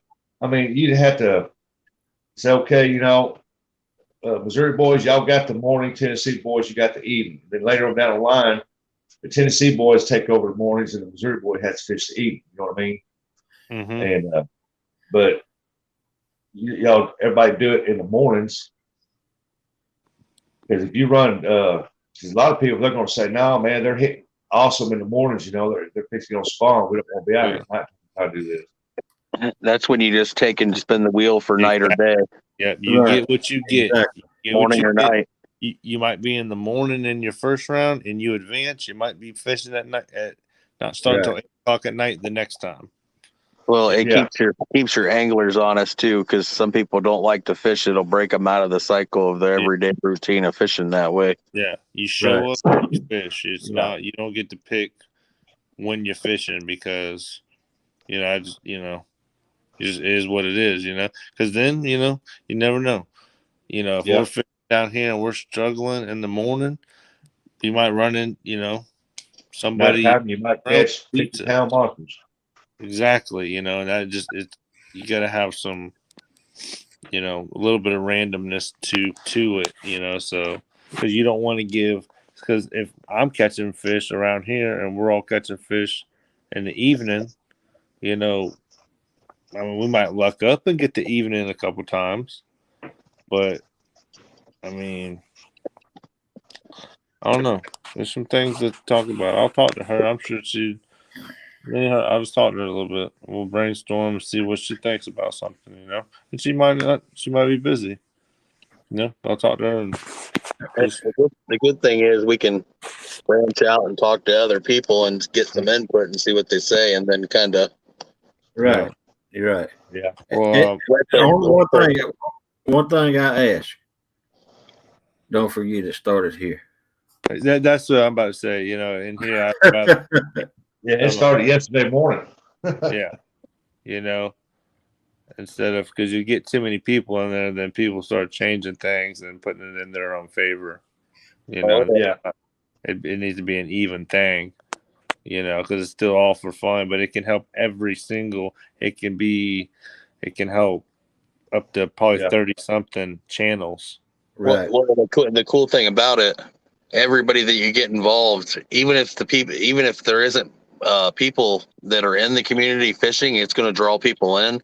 Right. And the channels that right now that are struggling, that are actually making some good content, which I know there's a few of them. Right. It'll actually help you can drop the links of those people, male and female anglers, and you can help get them some more subs and show people that, hey man, this guy's putting out some great content. Yeah. Which is really, you got that right, because let's say like South Carolina up there, say like they won the overall weight of the fish, That's right. And they won it all. I mean, everybody's going to be checking out their content and stuff like that, Yeah. Why couldn't you use the example of Georgia? He knows. He can see the future. Sorry, boss. I had brain fart. All right. We can.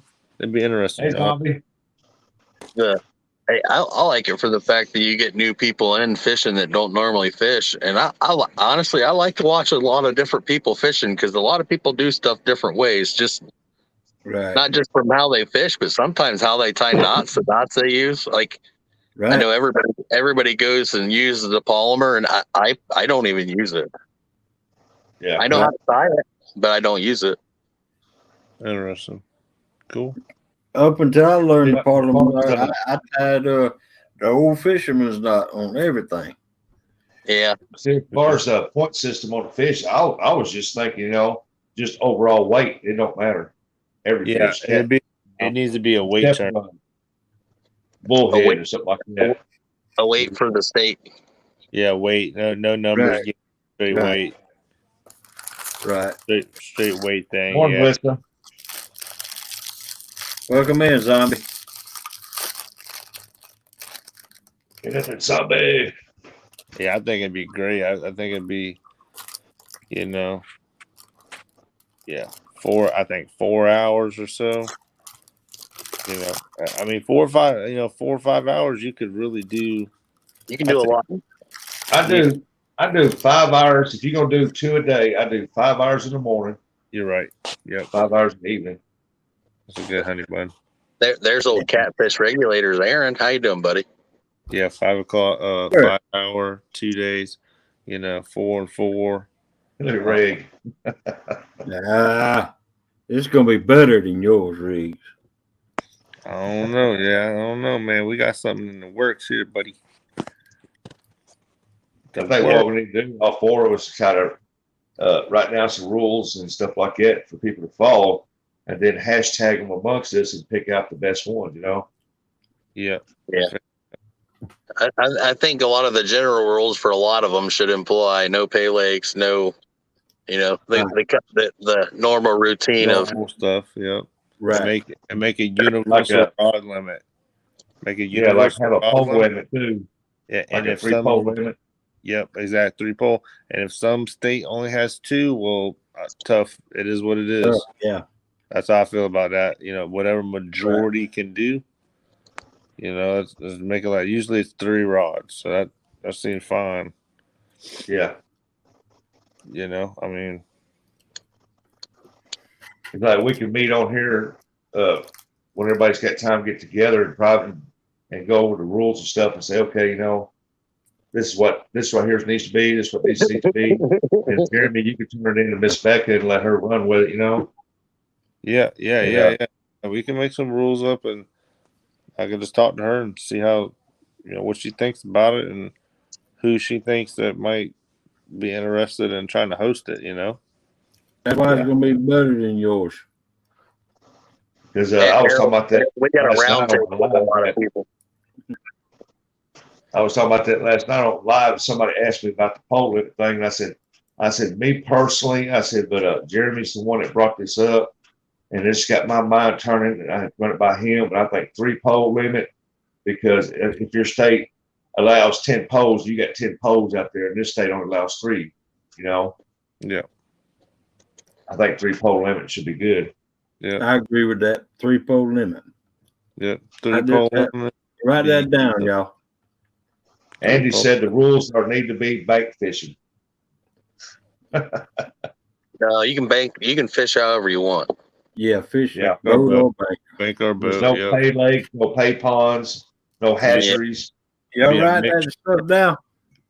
Be a It's got to be mixture. in a large body of water. That way, if you walk up to that state, you can buy a fishing license and go straight to the water to fish. Aaron, we're gonna let them fish river or lake. I got a question. Do you have to live in that state? Yeah, you have to. Aaron lives in North Carolina, but he fishes in Virginia. Oh no, he can't go to Virginia. No, you got you at regulator. You better stay. You better stay in North Carolina.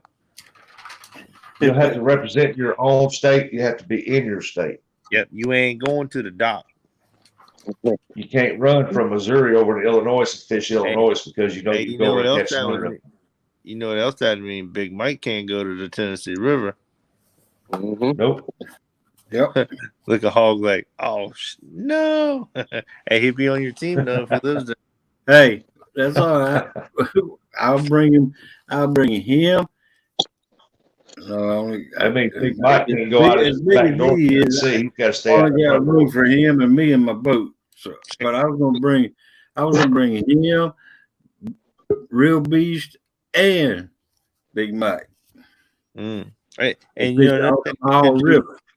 You could have more than 4 people, but like if somebody was fishing on the boat with you, you know what I'm saying? Like an extra, like a Joey type of deal or whatever, Like if they wanted to be, as long as they're from the same state, if they wanted to come out, just to be able to push more people's channels. Yeah. Anyway, maybe not change the rod limit or whatever. Just depends, Well, see, it's like Abbott told me that. I'm gonna start writing some of this stuff down. Boat or bank. Yep. 3 rod limit. Yep. Yeah. Just a rough draft. I say total poundage of fish. Yep. Total weight. Oh, it could be total inches, but total weight. Weights will be a lot easier to do. Sure. Right. Sure. If you live in that state, it's in that state. Yep. You got to fish in whatever state you reside in.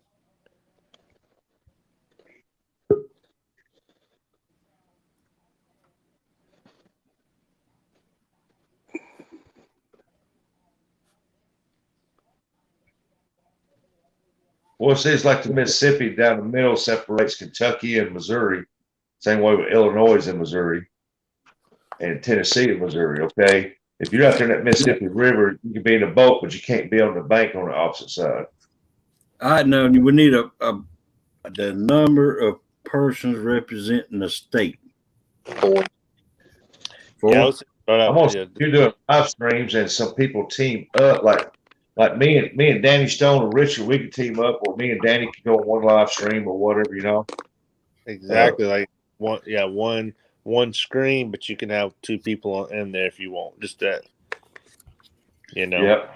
And if you got two hosts there, and you got two different teams going at the same time, you can run like 4 live streams for each state. I mean, you know, 4 here for this state, 4 for that state. You watching them go at it. So 4. Yeah, we'll start with 4, and then we can, you know, see how many people enter, and this, that, and the other, and you know, if maybe every team has more than 4 wanting to fish, and you might be able to have somebody else extra up on a screen or something, you know. Yeah. You know, well, that wouldn't be fair, but that would not be fair because you'd have 4 versus 5. No, I'm saying 4 man. If you would represent. How many people can you have on one live stream up at one time? Only it's only gonna be able to be, you know, you gotta have a moderator and 9 people up there, right? Well, you know that Miss Becker would want to be using the giveaway tool, so you got to leave one open for that. Right, let's take Becker, 4. So you could have 10 people, 10 spots per screen. Mm-hmm. And 2 places take up Miss Becca and the giveaway tool. So you could actually run 4 states, two competing on 2 on one stream. Yeah. Mm-hmm. If the people are paired up, at least 2 per state, per boat or bank or however they're doing it. Yeah, like in the Avis tournament, me and Danny's gonna go on one live stream. Yeah. But see, that way ain't gonna work for the state of Georgia because don't know to each other. Oh yeah. You know, don't want to get too technical with it. Yeah. You know, want to keep it as just, you know, if it's Make 4 on 4, I mean, 4 on 4 is good. You got 8 slots up there. I mean, you know, it is what it is, you know. Yeah. And I think that's good. 4 on 4, 3-yard limit. I think you fish bank or boat, you know. Yep. If you're on the bank and you're scared you're gonna get beat, don't enter. Stay home.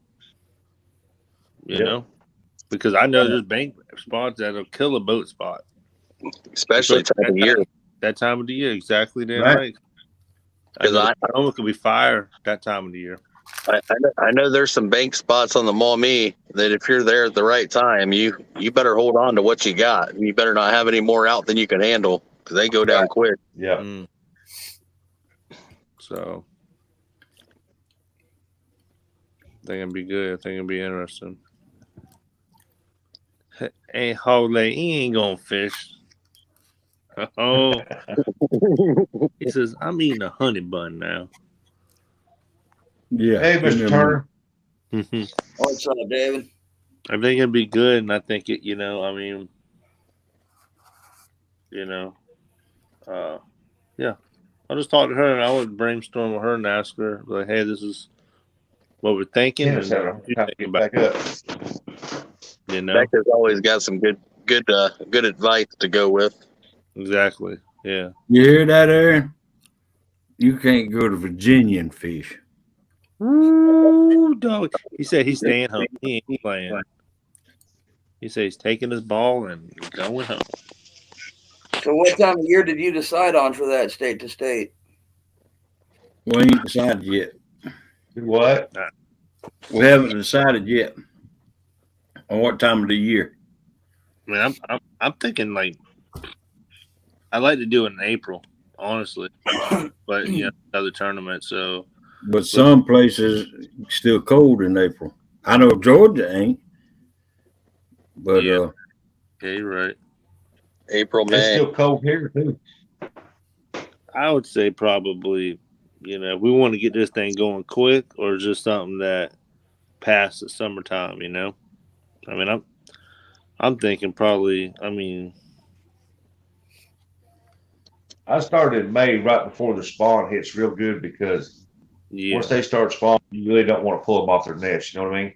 Yeah, and in June too, it starts to get so damn hot. Yeah. Well, Like May. Around here in June, man, our spawn starts. See, ours is in May. I say, all right, Catfish Dave. Oh. Yeah, I forgot Kerr is in North Carolina too. Well, you better stop at the line. You know the rules. More fat boy. And the reason why I called you Catfish Dave is because Catfish Dave at one time was ditching the boat boys just like you are. But I heard in the little birdie told me you're looking into getting yourself a boat. Ooh, oh man. Yeah. Oh no. Oh what no. What are you talking about? Aaron, Catfish Regulators? Oh. I ain't fishing. I'll be in a boat. No, I was just wondering what time of year because I can think of at least 4 people, if not 5 or 6, here in Iowa that I could get to partner to. Right? Yeah. It's Well, we was thinking more lines of, say, like in my state, I go on and I do a video. Jeremy does a video for his and say, okay, the first sport that responds to this, that's who will be in it. I'm sure you can find somebody to rent you a boat, Aaron. A canoe, maybe. Yeah, I think pretty much have first serve who's in, and then maybe take a what's it called, like a reserve type of person. Yeah, and just let them know. Yeah, and if you cannot be there when you're supposed to be there, you have to let us know at least 3 days ahead of time so we can let the next person know. Right. Yeah, right. For sure. Good thing to put out. Just at least let us know. And the thing too, if something happens, like you can't get service or whatever, oh well, you should have service, and I mean, if you can't fish, you can't fish, But if you say you're gonna fish, you're gonna get a 0 for your weight if you don't catch nothing. Right. Yeah. It's just no. Oh, well, and if you lose signal, no fish counts when you've lost signal, but you've got to get back on. And let the times get set. And what'd you say about it now? The service? If they lose signal and they catch fish while they're offline, that fish should not count. Oh yeah. That's a no-brainer there. Yeah, no doubt. Yeah, that won't count. Yeah, it can't count, and you gotta have service. It's just that's simple. Get back on quick as you can. Yeah, that's all. Yeah, and yeah, and I think that. Never mind. What you got? He's having brain fart. No, I don't want to offend nobody. Oh. about the showing up on time.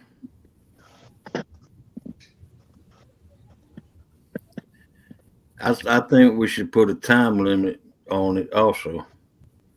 I I don't know about that though. I If you just can't be there within 30 minutes, I don't think you need to fish it. yeah, I mean, but you know, stuff happens too. You know. They just if they say they're on their way and they're getting there, they had trouble or something. You know, I can understand that. All that does is cut down the amount of time they have to get it done. Yeah, the fish. I That's mean, all. yeah, But that's a that if you're fishing for the total amount of weight per state, that's only hurting your state then. If somebody doesn't show up on time. yeah. It's just hurt. Yeah, exactly. It's just hurting. Um, They only hurt themselves by it. yeah. Almost like you just have a captain for each state, and then they get to make their own team. Yeah, first thing I'm going to do is ask Miss Becky and see if she wants to do it. Yeah. And then talk to Mark and see if he'd like to do it. You know, if she can't, and try to find somebody else that we're going to need backups because in case say like she has an emergency or something like that. Yeah. And Yeah, then we need to get together and go over, try to come up with some rules and turn it into Miss Becca. That way she can get it down and she can make the deal up, post it, and say, okay, this is going to start this day. Yeah. Yep. Well, everything's getting in the works right now. I'll talk to her, and if she's interested or not interested, I know she'll talk to me about it. I'm sure, and they were trying to get a big month-long tournament going on, pretty much. Well, let me put it to I y'all agree this with that, way. Greg. Let me put it to y'all this way. How many jobs have y'all had that don't have a time that specified that you had to be there in your life? Oh yeah, every one of them, but you got to be there on time. You got to be serious about this if you want to be in it. Yeah. I don't think you're going to have a problem with people doing it because I think you're going to have people chomping at the bit to commit to fish. Yeah. Right. Oh yeah, no doubt. Yeah, I don't Yeah. think it. But you can't. I mean, it just happens. You never know what's going to happen that day for that one person. Yeah. Right. Yeah, Well, you can you take spend all that time getting set out to fish. It would suck to like we drive 2 hours. You blow out a tire. It's going to cost you some time. Yeah. Right. Just yeah. I mean, well, say like you got up there at the Potomac guys, if there's 20 of them, all right, we'll put your tail ends up on the wheel and spin it, and the first sport it comes up on, that's who we'll put in there. That's who gets in. My thing is, like me, it's going to be the date because, like, with my work schedule, I work every other weekend. So before I can say yes or no, I have to know a date. I mean, rules are just rules. You go by. I don't care what the rules are. Yeah, I just need a date. Yep. Yep. Settle on a date, and isn't there some kind of schedule or calendar or something like that they made for tournament for people doing stuff? Or Paul Meadows got it. Yeah, you'd have to talk to him. yeah, Right. yeah, I can talk to him and ask him if what days are open and all that, and I can talk to Becca, and I mean I can get it rolling.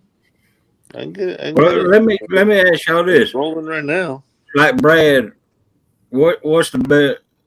When does it get warm in your area? When does it get warm in your area, Mike? When does it get warm in your area, Rustic?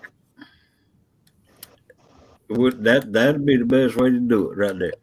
Well, it starts to get warm here about middle of April. Middle of April. We'll get ice out probably the end of March at the latest. Flatheads start hitting second week in April, run through May.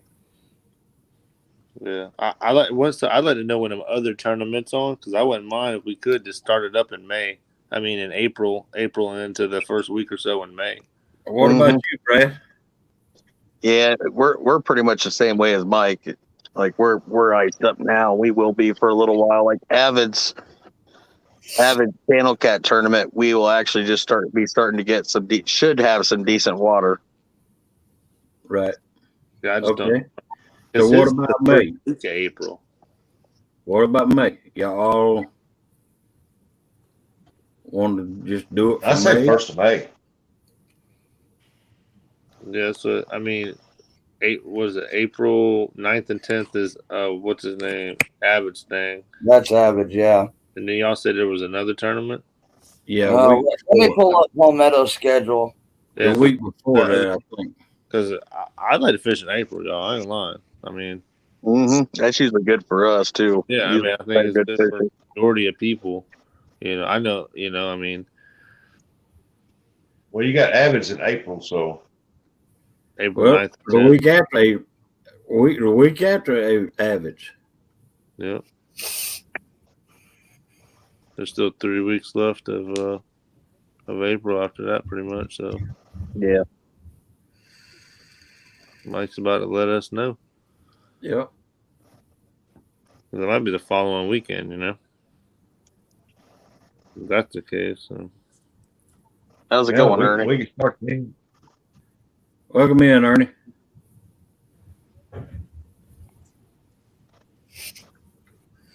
Well, I was just thinking May and June. That way we can make sure everybody has that warm weather.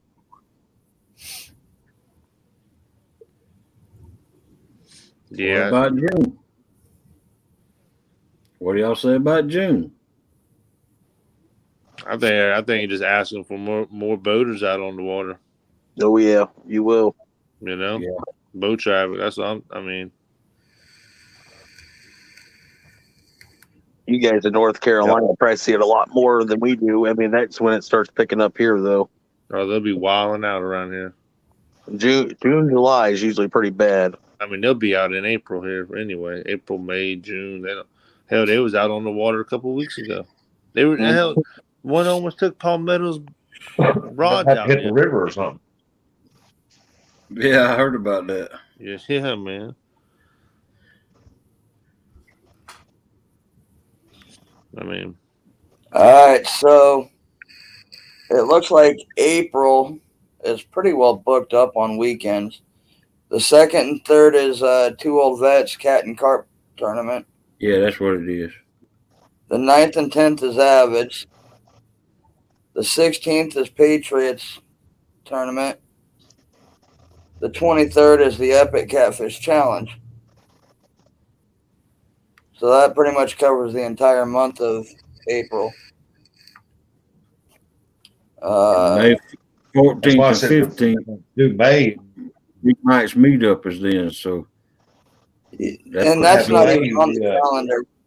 And that's what worries me. Is because Mike and Daryl's meet and greet in Tennessee isn't even on the calendar. 14th and 15th. The week after is the only thing really scheduled that month, and it is a no bait challenge.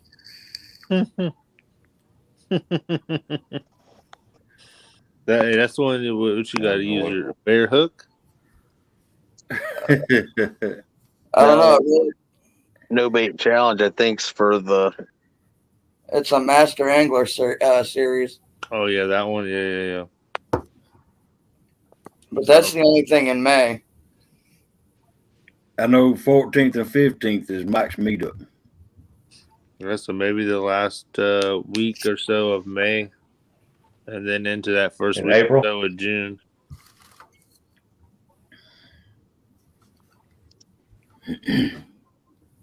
Yeah, the only thing in June that's showing is the multi-species challenge, Master Angler series on the 18th. Yeah, probably the end of May, and then into the first week or so of June. Would probably looking like that might be available. I mean, yeah, you got almost a month there. You got from the.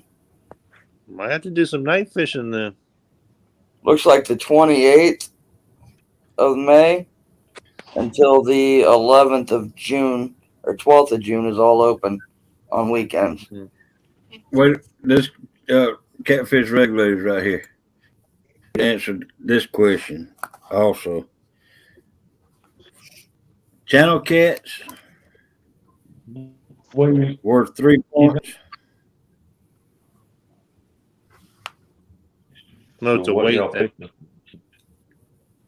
Huh? Oh, never mind. I know what you're talking about. All right.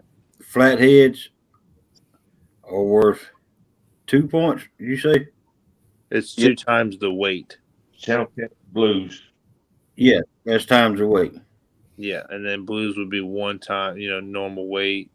Flatheads 2 times their weight, and then channels 3 times their weight.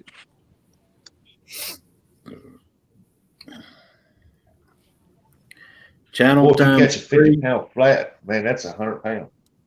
Yep. Flatheads are a lot harder to catch too. Look They're how many all people. talking about doing it on Easter. Easter's in April. We're talking like May and June. Not too many people catch a lot of flatheads on live streams. Right. I'm about to change that though.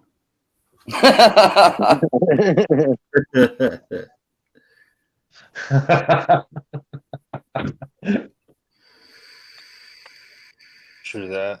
I mean, I know the Potomac. Yeah, that's right. The Potomac meetup is the weekend after Avids. it looks like all in Big April. Mike. Big Mike. You The think it's set Potomac up. meetup is the weekend after Big Mike. I mean, that's the only thing that is going to suck, because if you have enough states, you're not going to be able to get enough people on one day. You're going to go over a month, and you're going to have to scatter it around other events no matter what. I don't know. I think you have multiple things a day.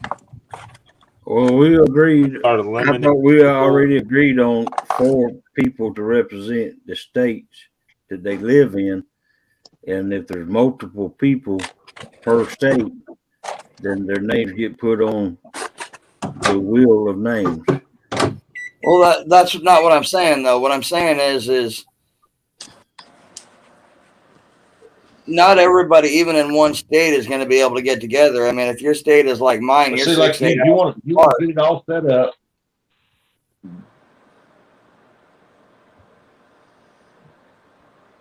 But no, if your state's like mine, where you're 6 8 hours apart from certain people, you're going to have at least 2 live streams going just for one straight, or 2 streams going for one state.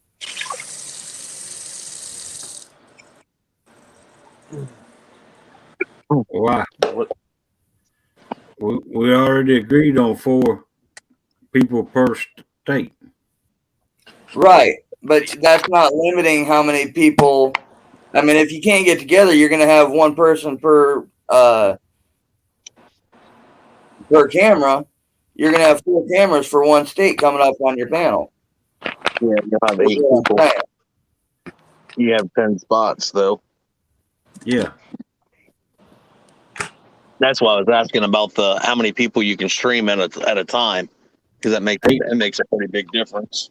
8 people. Well, if Becca hosts it, she can have 10 people on panel with herself. No. Becca uses the giveaway tools. Her and Becca. I mean, the giveaway tool and Becca, that takes up 2 spaces. Right, so 8. There'll be 8 left. Which will still be plenty to accommodate, even if they're individual. But you're going to have some states you can put 3 people on one live stream in a boat or on a bank, and you're going to have a lot of extra space. Mm-hmm. Right, and I mean, so it'll even out. Even for me, being in Iowa, the people I've got in mind, yeah, they're all within 2 hours, 2.5 hours of me. That's an easy drive. So there's a chance we could all end up getting together and doing one shot. I think you could have more people fishing than 4, possibly. You just gotta put it at 4 and then see how many entries if you're getting more people in, and then you start seeing if it's got to be even though throughout the whole thing for the most. Right. It has to be even. And then if you can get 5 or 6 people, but You're only going to get 4 slots. People got to fish together. Right. You know, it'd be cool to have 6 people. What's like? You know, it just What? it depends. You know, if 4 Well, is it's like looking like having a tournament, you magic know. number. Do what? Have it come up, you know, first come, first serve. I mean, I post a video. The first 4 get in. Everybody else is alternatives, you know, in case somebody drops out. Yeah. Yeah, I think that's probably the best way to go about it, truthfully, though. Right. It'll be the easiest way. I mean, Yeah. that's the only way you can do it. And I only know in Georgia. I only know now. I'm not saying that's all there is, but the only ones I know that does YouTube is me, Big Mike, Real Beast, 3B, and Yeah. Sunfish Assassin. I say we leave it at 4. Just leave it at 4. That's the way it needs to be. Right. First 4, first come. Just put it out there. Just put, you know. Eventually we can put it out like, hey, we're gonna make a video. Just do a little video and let them know, hey, we're gonna do another video on it. You know what I'm saying? So everyone knows that we're gonna be making a video about the entry. You know what I'm saying? Good luck, Giga Birdie. You're going to have a lot of people pop out of the woodwork too and Yeah. ask about. So some of these states that we don't think have very many people might have more than we think too. Exactly. You know, it might be multiple. Dude, there might be 3 live streams a day if there's enough. Because I think spreading it out over a month, I think it then becomes like a long, drawn out thing. Well, how many hours are you looking per session? I think Rustic said 5 hours. I think that's about Okay. somewhere in there. You know. Right. So I mean, because then it's not like they can't. I don't know. You know what I'm saying? Well, if you're gonna go 5 hours, just make it 6, half a day. That'd be 12 hours a day. Yeah, I mean, you know, it's whatever. You know what I'm saying? Whatever's it just depends. You know, I mean, you know, we got to look at the moderators. I mean, the people doing it though. You know what I'm saying? Right. That's the thing. If you have multiple moderators, I mean, you could have different tournaments and be like, yo, these are the 2 tournaments going on. They can be going on at the same time, and we got a lot of people if that's what it needs to be. And it's only going to be like that for the first couple of days, and then you're going to eliminate a lot of people, a lot of states and stuff, you know, and just break it. Man. All right, later on, Aaron. You know. Yeah. Just depends. I think 5 hours is solid though. Yeah, 5 hours gives people breaks, and then they don't have to be the same moderator for both. Like for both ones, you can have Becca do one and maybe Mark do another if he wants to do it, or Roger. I mean, there's a lot of good people that'll be willing to do it, I'm sure. Yeah, because some and you got to think as far as moderators go that are going to be in the chat.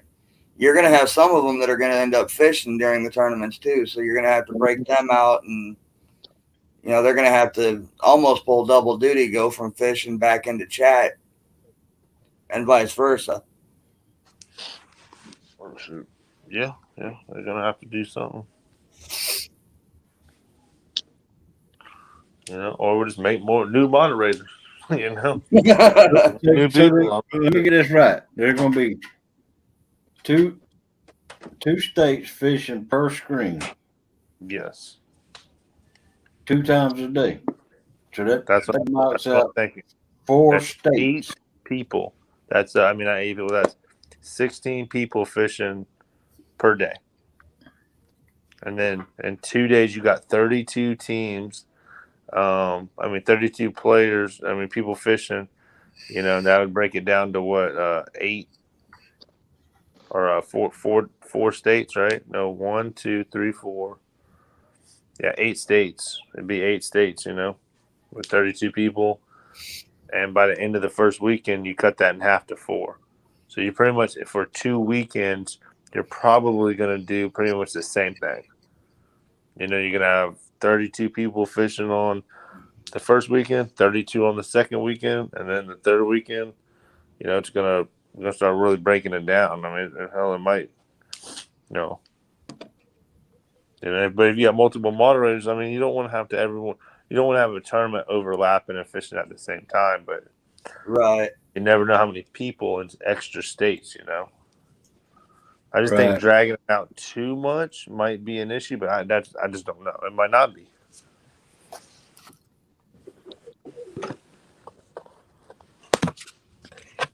I don't know. You better catch your fish now. Or you'll be gone. Oh, Rusty must have dropped out. Yeah, I just noticed that too. Yeah, I did too. He Right. did not play in the game. Well, and I'm just trying to think through my head who all's in what state, because I know there are some states that's going to have trouble getting the 4 people, which is going to put them at a disadvantage. Such as California, there's only I think 2 in California that are active YouTubers that do something. Yeah. Is what it is, though. And then you've got Oregon. The only one up there that really does anything is Snake River, or up in Idaho, I mean. Yeah. I think some of them states that have less people are going to end up finding people to bring in to do it. Yeah, they'll have to do it. We got to roll with the majority. Right. I think what will end up happening is because a lot of the YouTubers, they fish with other people in their state. Some people don't like to be up on stream, and yeah, you will use Melissa as an example. They like going out fishing, but do they want to be up on stream? Mm-hmm. Kind of goes the same way. It might give some people the push they need to get up on stream and show you something new. Right. That's right. You never know what you're going to like until you try it. And some people they need the push, and other people they find it on their own. Well, Right. Everybody's got their own pace of doing it. Right. Mm-hmm. I mean, I think the states that you're going to have the biggest problem with getting too many people are going to be states like Texas, Kentucky, Ohio. Oh, yeah. BC. Welcome back. Welcome back, Rusty. Oh, there he is. Well, I ain't back yet. I see that. There we go. Yeah, I think it's booted out or easily something. doable. I think it's just something to promote for a little bit. Promote it. Have a video, just promote stuff, talk about it once or twice, and then have a big, live about it. You know what I'm saying? And then let people know, hey, registration is going to open the next day or whatever the case may be. And so everyone has four good warning to try to get in immediately, Right. And then That's you can also, I mean, your friend and know Palmetto personally, he's got a good following, gets a lot of people in chat, has a lot of members. He can do a members only stream to finalize everything. Yeah, he's trying to help out. Yeah, if he's interested, I'm sure he would be. I would think. I'd talk to him, and Kevin's a pretty good supporter of everybody, so I'm sure he'd do it. Yeah, I think so too. Right. He wants to help out. Right. He might want to fish. Yeah. Yeah, he probably will. That's my plan. Hey, we fishing. Well, he could fish as long as he don't host that weekend, right? Yep, that's right. I need a spot though. I need to fish. If we come up with our dates, what state is on that date, then he's allowed to fish. Yep, that's right. Well, and that would be another reason that Palmetto would come in handy too, is because he runs that event calendar. Yep. So he would have an easier time pulling it up, being able to see what exactly is what, who's doing what, when. and have more details on all that extra stuff. Like which He state, fish it. which lake is the king or queens of the America? Right.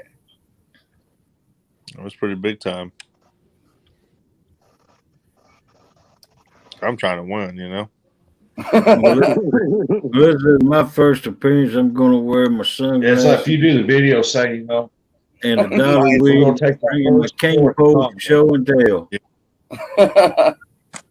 Hey, Jeremy, just remember to tie your hook and your sinker together in the same spot. Snell them both together.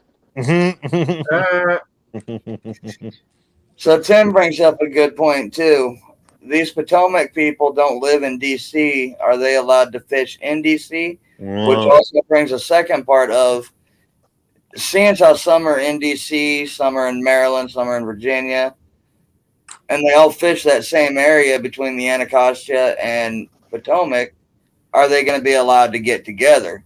Well, if your state, you got to fish in your state. So is DC its own state? Not yet, it ain't.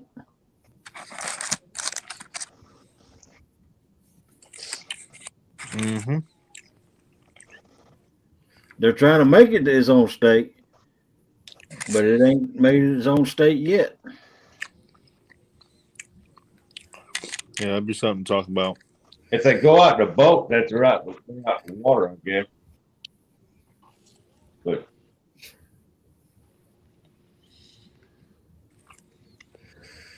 I agree with Polar Bear. you'll have to fish your own state's water.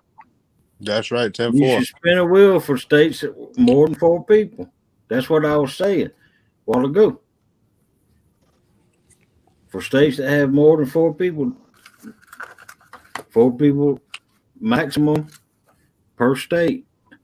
Spin the wheel, see who gets to play. Well,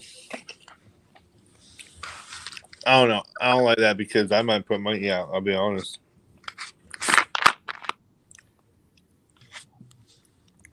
Well, yeah, and I mean, like I said, there's a lot of, I mean, and I'm only speaking for Iowa, you know, where I'm at. We have 4 main YouTubers right off the top of my head, and that's me, Uncle Lou, Michael Murillo, and Mexicat. Bam, there's your 4 right there.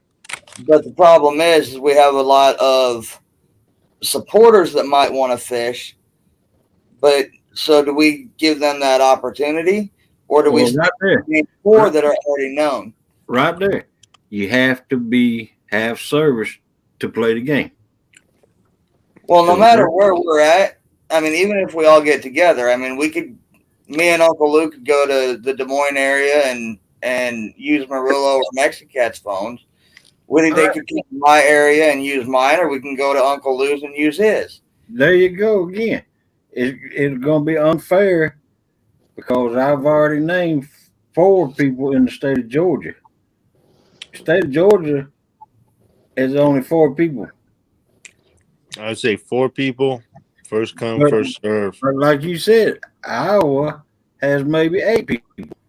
Yep. Well, no, what I said was Iowa has 4 main channels, but we have a lot of supporters that might be interested.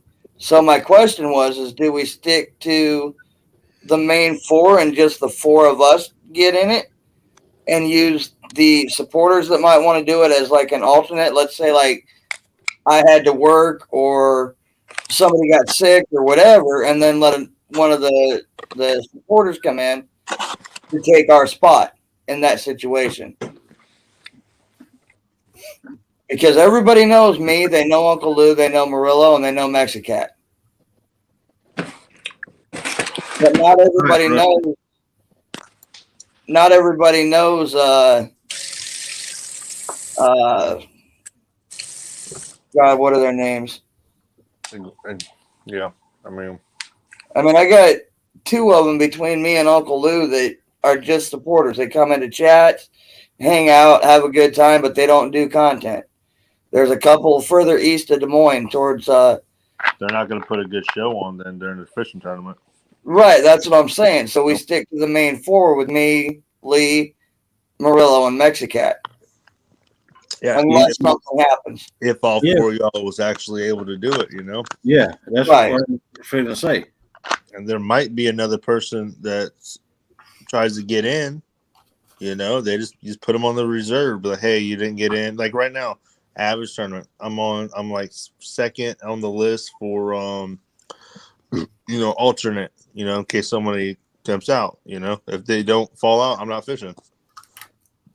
You know, I missed the time when you had to, sign up. It is what it is. That's why we do a video about having to sign up. And I don't know what Chad's talking about, but he says I call bullshit, Jeremy. What? Yeah, I don't know what he's talking about. What he's calling bullshit on. Who knows?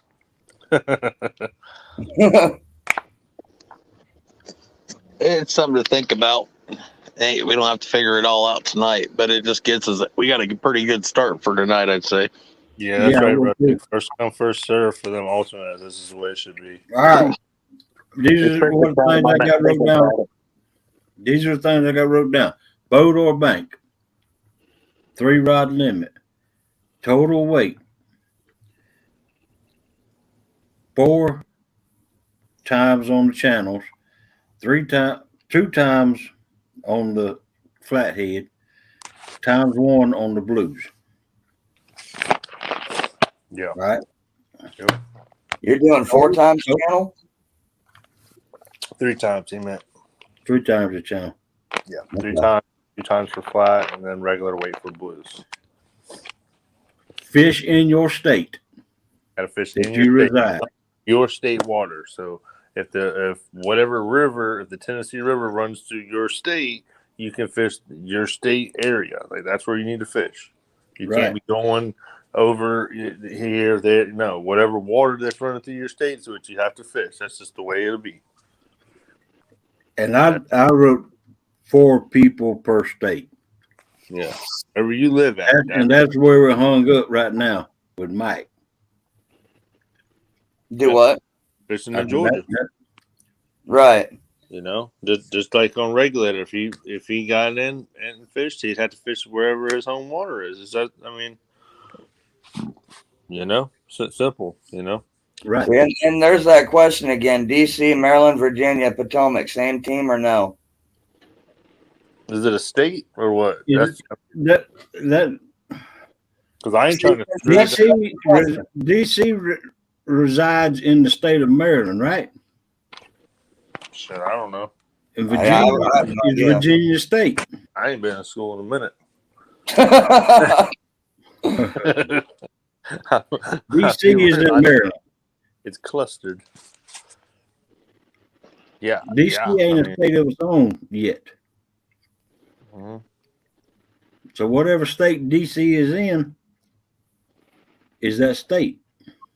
Yeah, exactly. There you go. Done. And Virginia is Virginia. Yep. Whatever water runs through there, if the Potomac touches it or the other river y'all were talking about, then that's where you get to fish.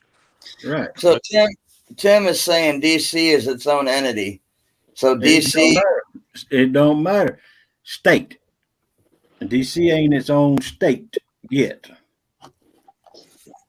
So what's DC? How to make it its own state? So what's DC in then? Maryland. Then there you go. Done. Maryland. You're Maryland. DC's not a thing. It's Maryland. There you go. Like the border of South Carolina, North Carolina. Well, what side do you want? You know what I'm saying? Like, I mean, they pick. That's what it is. That's a good rough draft of stuff to go by there. Right. That's the start, and I'll talk to some people this week, and hopefully by Sunday, have some feedback, and we can really try to knock down a date to get it started. All right. So Melissa said to read Rustic's comment. He said, "I would be doing the wheel to pick which state against which state that day. If you can't make it, call in the alternate to fill in." Yeah, there you go. Just the wheel to seed. Simple. Yeah, wheel to seed. It'll be a whole thing, randomizer or whatever. It don't even have to be a wheel. Just whatever whoever's going to do it. Just it has to be randomized. So it'd be like in the brackets, like boom, you're here, you're here, you're here, you're here, and then this is who you're gonna be fishing. I think it'd be exciting as shit to see what team's got to fish against who in the first round. You can have some pretty good matchups to Oh, start. yeah. I tell you what, the Potomac better hope, boy, they don't fall on us. They better hope because they're going down in the first round. I know if they keep catching them 130-pound land sharks, it might get interesting.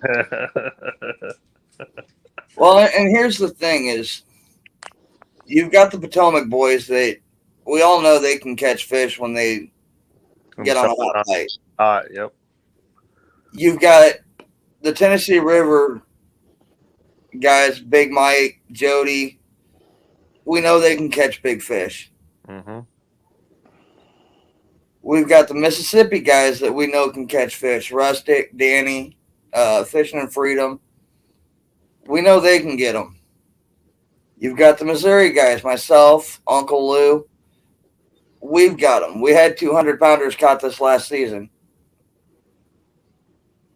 And that's just the eastern half of the country. Mm-hmm. I know Texas has got big channels, so they're going to hold up with that 3-time. Well, that's what's going to help it out. It's going to right. keep it off the field. Depends on the angler. That too. You might not be a channel cat fisherman, even if you got channel cat waters. Yep. People might be like, "Oh, I'm going after the big blue," whatever. And well, you're probably going to see a lot more flatheads being caught because the people are going to be more prone to go to the flathead because you're going to get more points off of it. Mm-hmm. How many flatheads do you actually see in any of these tournaments getting caught? They're pretty slim. Oh yeah, but when they're caught, they're big. Mm-hmm. Yeah, when they're caught, they're big. But it's a bigger bust. It seems like you either catch a 20 or 30 pounder or bigger, or you don't catch none. You don't catch nothing. Right. That's only one fish, though. Exactly, and then you got a team of people. I mean, I think it'd be cool. I think it'd be interesting. But you're going to see people work water a lot different than you normally see them work water for a tournament. I think it'd be state versus state. Have it set up, and just keep the alternates. Because you might be able to fish one weekend and not the next. And like, listen, if it comes to a situation where you start with a team and everything's fine, the next round the same team plays another team, obviously, and then they're out a player. Well, you're fishing. All right. To answer the question, what state is the District of Columbia in? D.C., Washington, D.C. It says on Google, Washington is neither Virginia nor Maryland. It is a District of Columbia, which is a district designated way back from federal government. All right. So to answer that question, if D.C., Washington, D.C., Virginia, and Maryland, I'd say whichever district they live in is what they fish. Yeah. Well, technically, if DC is not associated with any of them, that means they're excluded because they need to be part of a state. Mm-hmm. There you go. But anybody that lives in the Washington, the District of Columbia, right in that area, you got Virginia, the District of Columbia, and then you got Maryland. So if they live in Maryland, they have to fish in the water in the Maryland side. If they live in D.C., they have to fish in the water in D.C. If they live in Virginia, then they have to fish in the water to Virginia. I mean, yeah, that makes sense. Just completely forget about the whole DC aspect of it and just. Well, I think don't a lot of the DC guys actually live in Maryland, anyways. I don't know. I do believe. Yeah, if so, then Hey, if 4 people DC has got enough for a team, let's strap it up. Let's go. Right. But then, like, I don't want. Then no one needs to get left out for anything. Right. No, I mean, I was just saying that to be a smart ass. But Get 4 or 4. Oh, I didn't even hear what you said. I went to the bathroom. Hope everything came out all right.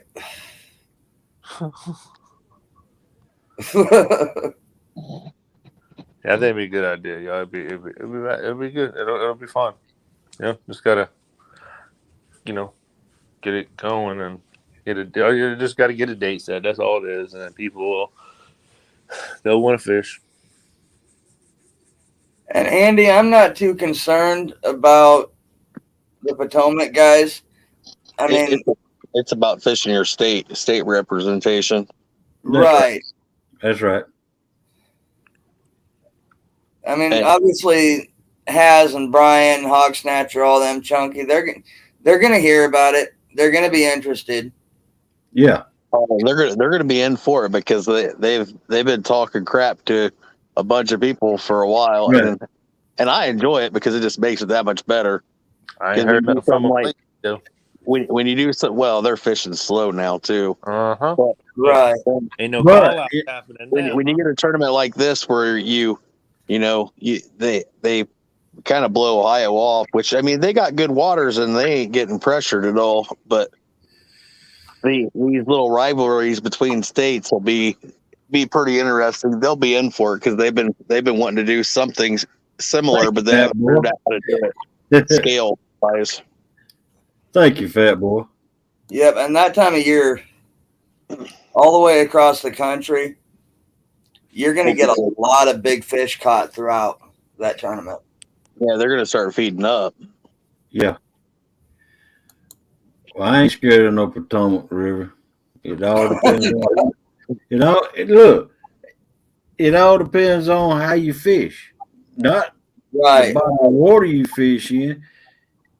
It's like if I fish, I can go up to Potomac River and I may not catch nothing because I don't know how to fish the Potomac River.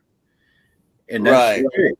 They know certain people who catches big fish in the Potomac River know how to fish it.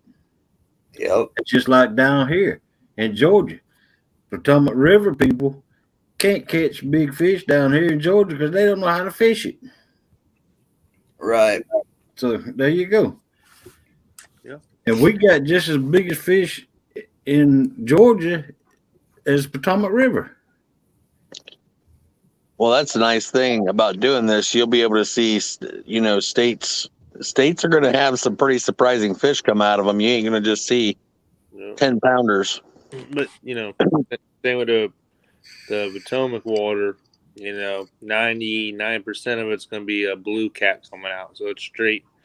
It's straight weight there. Right. Unless someone gets into a flathead or something like that, but I don't know if I've ever seen them catch a channel. What do you disagree with me about, Melissa?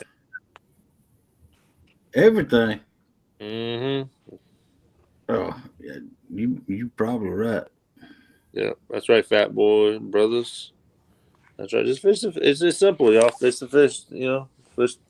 Fish the waters that are in your state. That's simple. You got a small section of river that runs through your state that you can fish. That's where go fish it. It's not any different than any other rules, just like state regulations. You got to follow them. Yep. Right. Might not like them, but you got to follow them. Yep. Just simple rules, and the hard part is get a date and make sure you get it everything filled up, the tournament filled up. Right. I think we're going to see a lot of bigger fish come out of areas that you don't see it as often. Yeah. Right. And Melissa, that's not what Hogleg was saying. What he was saying is the chances of coming out. Oh, he's good. And catching the big fish, not knowing the waters, if there's anything in there, is going to be slim. Yeah. They're going to go out throwing donkey baits as well as medium-sized baits just to get the 20 and 30, 40, 50 pounders. If they're not there, they're not there. And they don't know where to fish. Right. What I'm saying is, I don't know what I'm saying.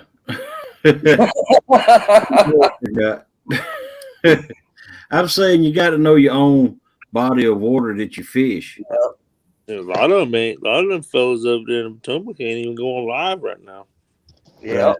Not even close. Especially to catch any fish in the 5 hour window. Yeah. You got to know where to go. Yep. Exactly. You gotta know where to go and all that stuff, man. She said a woman confuses him again.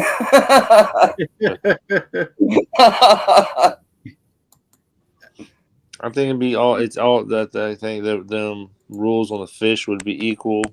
The rod limit. I mean, 3 rod limit. That's on every tournament. I think on YouTube that I've seen so far. Just about. I've seen a couple that's 6, but when you're doing a state to state, most states are 3 rods. Yeah. Take care, Gigaboo.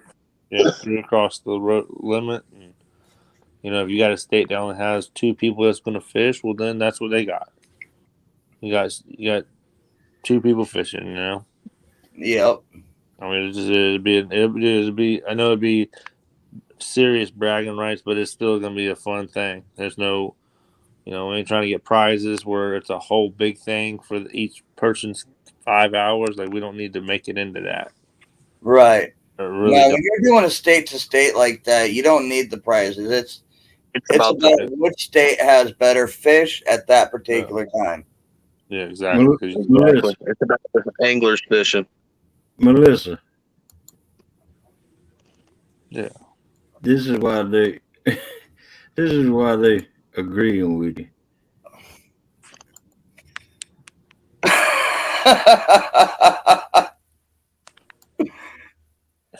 Oh Lord. That's hilarious.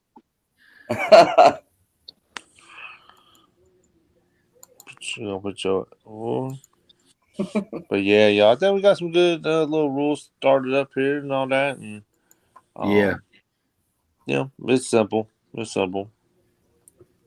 People will show up. It's warm water, warm weather. People will want to fish. It'd be, very, very, very good. I mean, it looks like April's full up. It looks like, pretty much that first weekend after that meet and greet up there. Yeah, after a certain point, I don't remember. I think it was in May. There was only a couple of events scattered. Yeah.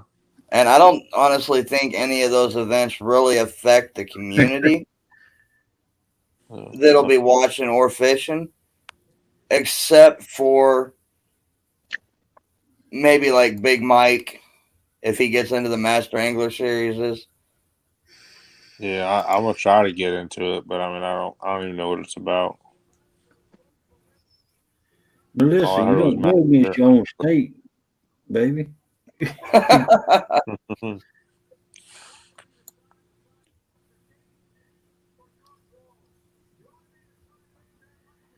I'm gonna have to talk to Melissa, get her pulling for Iowa. Vaped in. No problem, Gigability.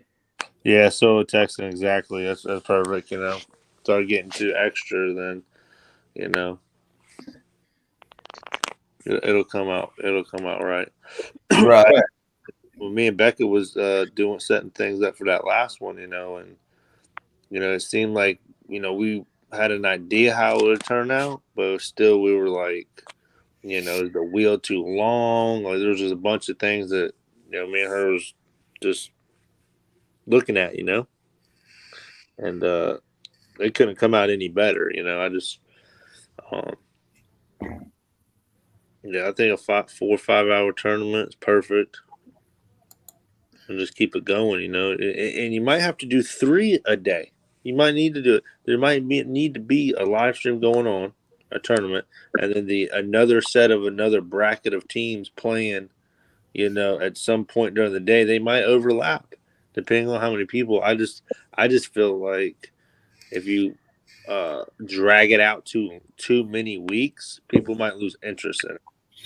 Well, we need to figure out because we don't have people in every single state. Yeah, yeah. So we need to figure out who we've got people, what states we have people in. Number one.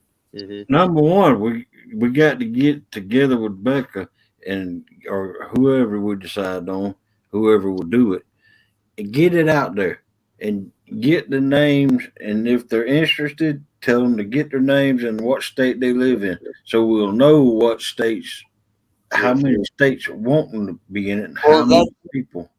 that's what I was getting at. We Yeah. need to find out what states we have people in to know, at least get an idea of what the potential outcome could be as far as the volume of people on panel. Yes. At least the first couple weeks. Yeah. You could probably do something on one of the Facebook pages and drop a idea out there on it and see how many people from each state and have them put their name and state if they want to do it or if there's something they're interested in.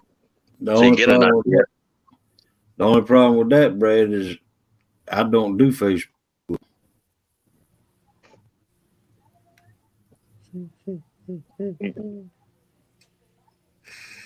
Yeah, that makes it a little harder.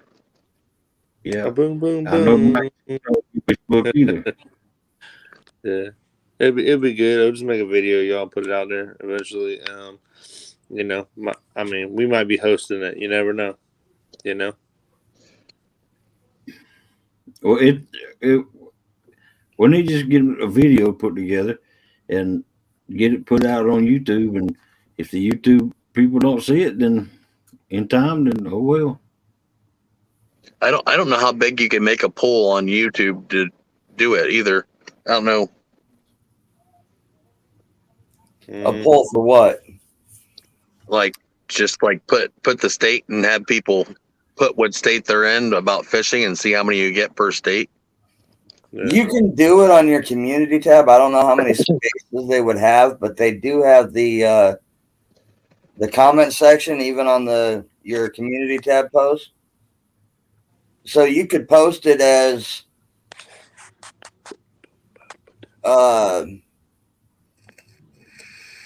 would you be interested in doing this specific tournament? Put a yes and no, and then tell them to leave a comment in the box what state you're in. Yeah. Yeah. All right, now that's Everything's do cookie we need cutter. to do that? Do we need to do that first, or do we need to set the dates first? Because that will eliminate most of the people out there if they can't fit inside them dates. Well, then- if you phrase it as are you interested in, then you would set it up first. Then worry about the dates, because if you have 10,000 people comment what state they're in, and then you set a date, that's gonna knock people out, and that'll limit you to. It'll at least give you a number per each state. That way you can figure out how many states you actually have in, because that's going to determine your length of time. Right. So if you get an idea how many people you got coming in before you set a date, I think it would be better. Okay. True. Because if you only got 12 states in and you set it up for 2 months, it's gonna be slow going. Yeah. Right. You want to get it going and fish, and be done with it. Right. Yeah. I mean, if I we could agree do with it 3 weekends, that would be great. Right. Or even 2 weekends if it worked out that way. Just load them up on the first weekend, and then that first Saturday load them up, and then you might have to fish 2 days in a row or something. I don't know. I mean, And then you're gonna have to spin the wheel to see what state fishes on what date. yeah. Yep. It's gotta be random and be like, this is the date. Let us know now if you can. After the team just said, then let them know the dates or whatever, and spin and be like, this is when you're fishing. This is the time you're fishing. If you can't do it, let us know now, and we can put another alternate in or somebody else. And I'm telling you right now, off the top of my head, I'm counting roughly 20 to 22 states, probably minimum. Yeah, I think it could be big. It could be a whole month thing too. It could. It very well could, but I say you start eliminating people quickly. Team states, you play, you're done, you're gone. I wish Miss Baker was in here tonight. And there's 31 people up in here, and And if you're in here, Miss Baker, please get up here and let us know. I mean, if you know what? You could. it's cookie cutter. I mean, rules. I mean, a date, all that. That should be nothing. It's pretty much the DC area and all that stuff. If you're fishing your own state, that's what this is all about. I don't know how all that breaks down in there, but that would just have to be talked about too. You know what I'm saying? But like, hey, I'll fish there. I mean, that's who you got to have on your team. Or whatever. I mean, I would say you could even pull the chat now with. I mean, I'm showing 37 in chat, but I don't know what you got. You could almost pull just the chat alone right now. Yeah, ask how many of them would be interested in the state to state. Yeah, put your state, and if you're interested, if y'all would want right, to put y'all state. Let us know right now. No, that won't work because there's 31 people in here and ain't but 5 or 6 chat. Well, that's what I was getting at. We need more people in chat are willing to, say, hey, yes or no. Well, they might say something. Who knows? Well, the people that are chatting in the chat, please put y'all state if y'all would be interested in putting. Then we got New Mexico. Fish in your state. Isn't Fish and Chicken New Mexico too, or Arizona? I think she's Arizona, if I remember right. Yeah. I'm gonna put Georgia to start it off. I know Solo Ricky, he's in Texas. Hogleg and Melissa in Georgia. Fort Chops, Ohio. Tina's in Tennessee. Fort Chops, Ohio. Yeah, I think it'll be big and wide. It'll be a big one, y'all. Yeah. I mean, I'm South Carolina. I mean, that's 1, 2, 3, 4, 5, 6. Just right there. Yeah, I might. Yeah.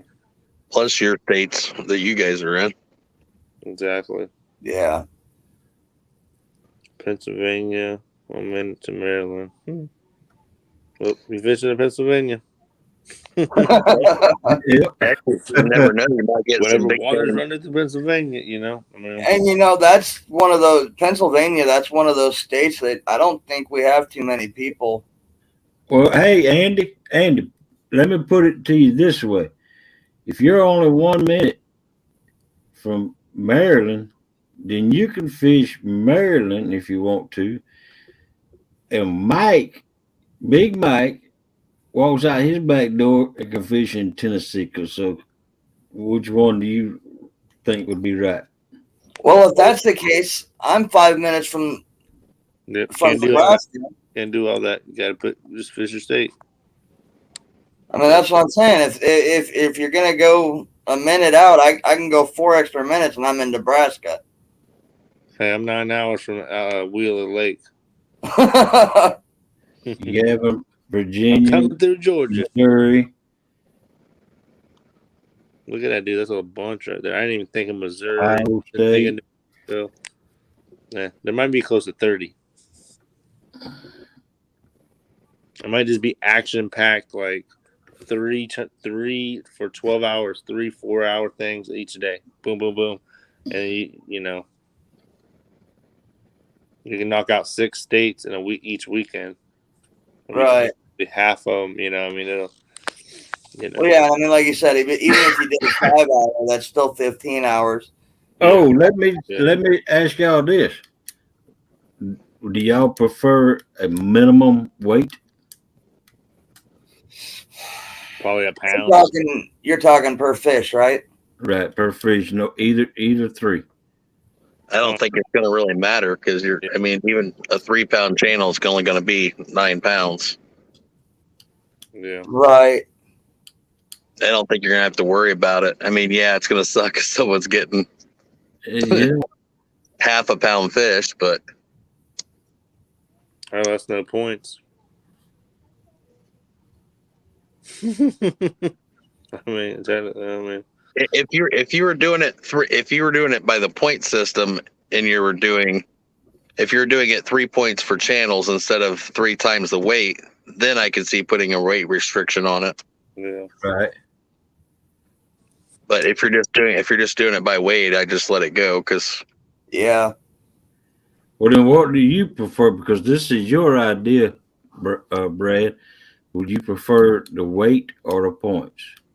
it don't matter to me either way. I just want to see the competition that comes out of it. We need to do weight. I would prefer the weight because I would prefer weight too, but yeah, I can see both sides of it. Yeah. because you might get a person like that gets on the dink bed that That's would right, fat boy. rack up the Let's do a dink. fat boy. Mm-hmm. You see what I'm saying? Yeah, total weight's probably the best way to go. Yeah. Right.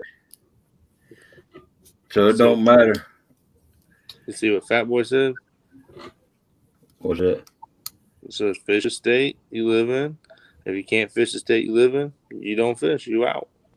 Just keep it simple. And then that opens up for, if you don't want to do it, if you think you're big time or this, then don't do it.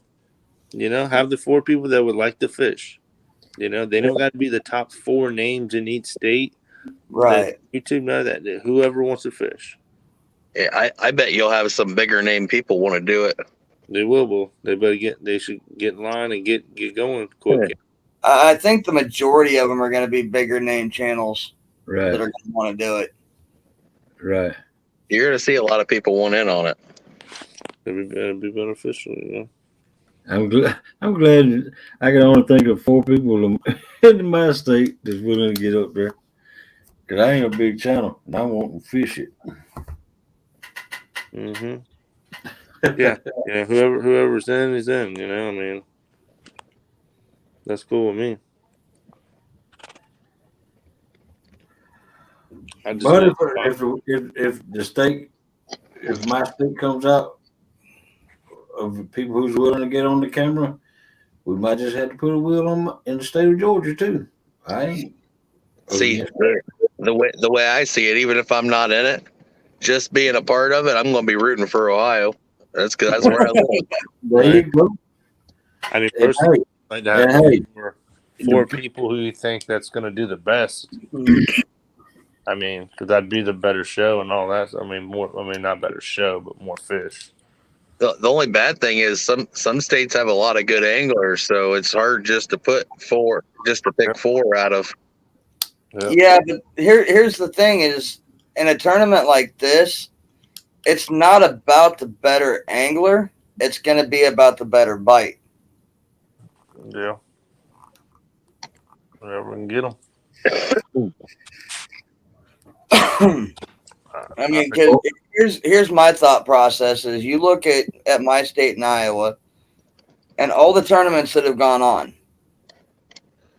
How many of them have actually been Iowa anglers? 0. So Iowa is sitting back saying, hey, you know what? This might be our chance to come out and prove to somebody that, they're not going to walk all over us and talk smack in a serious way.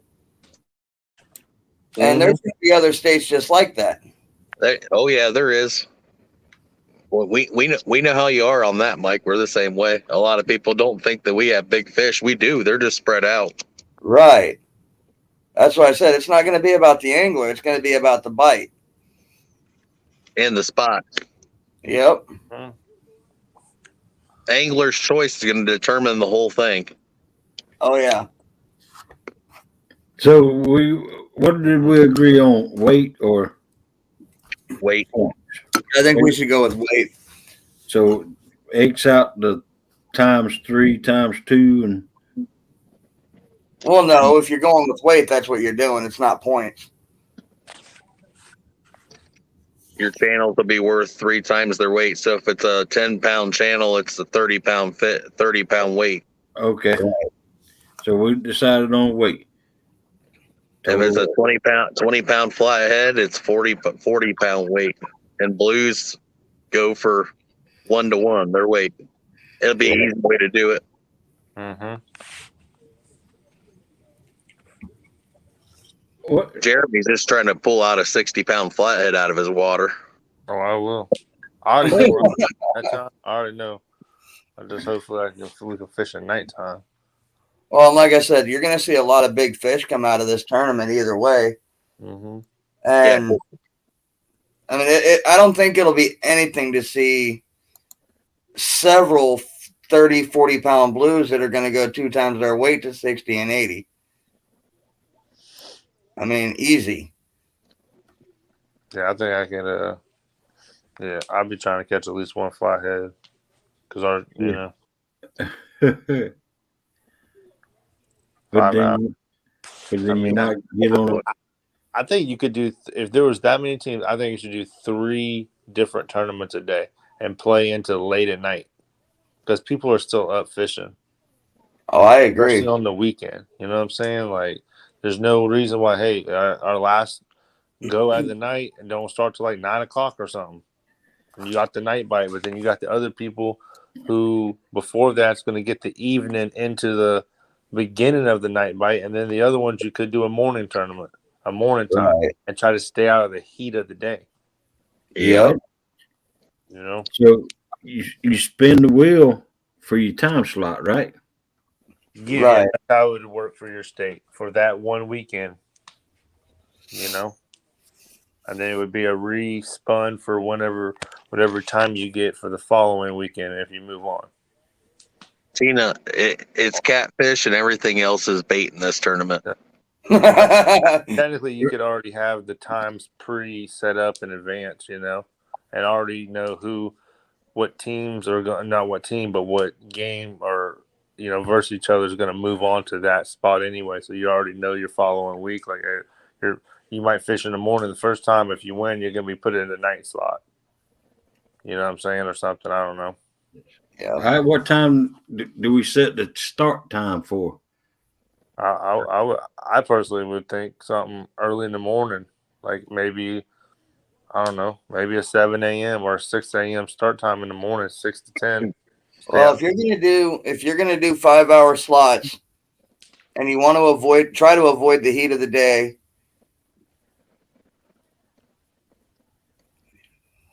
Well, it ain't gonna be too hot then. 7 to noon or whatever. You know, I mean, because 7 to noon your time would be 6 to 11 mine. Yeah. So well, in that part of the year, it ain't gonna be too hot out there. No. The only one that might run into it is depending on your second slot, what time you start, you'll run into the heat of the day. Yeah, May and June. I don't know. That shit gonna be hot. Around here, anyway. I mean, here it won't be too terrible, but it'll be 80s. Yeah. I mean, maybe, you know, yeah, y'all's might, you know, I don't know. It's something to play with, you know what I'm saying, with the time slots and stuff like that. If you know. Well, how many states fish per day? What'd you say? How many states fish per day? I'm thinking if you do three games, I mean 3 things, that'd be 6 per day. All right, that means if you start at 7 o'clock, 7, 8, 9, 10, 11, 12, that'd be finished up at 12, and then you go into another. Do you roll right into another set, or do you give our intermission? I say push it to later in the day, so then someone's not fishing from 12 to 5 in the heat in the middle of the day. Right. That's what I'm thinking. Then you can only have 2 per day. No, I say I mean, I don't. You know, because I mean, you could start at 4, do 4 to 9, and do the other ones from 9 to 2 o'clock. Yep. You know, or do 4 hours where you're fishing from like 8 to then 1. You know, I mean, there's 30-something people watching right now.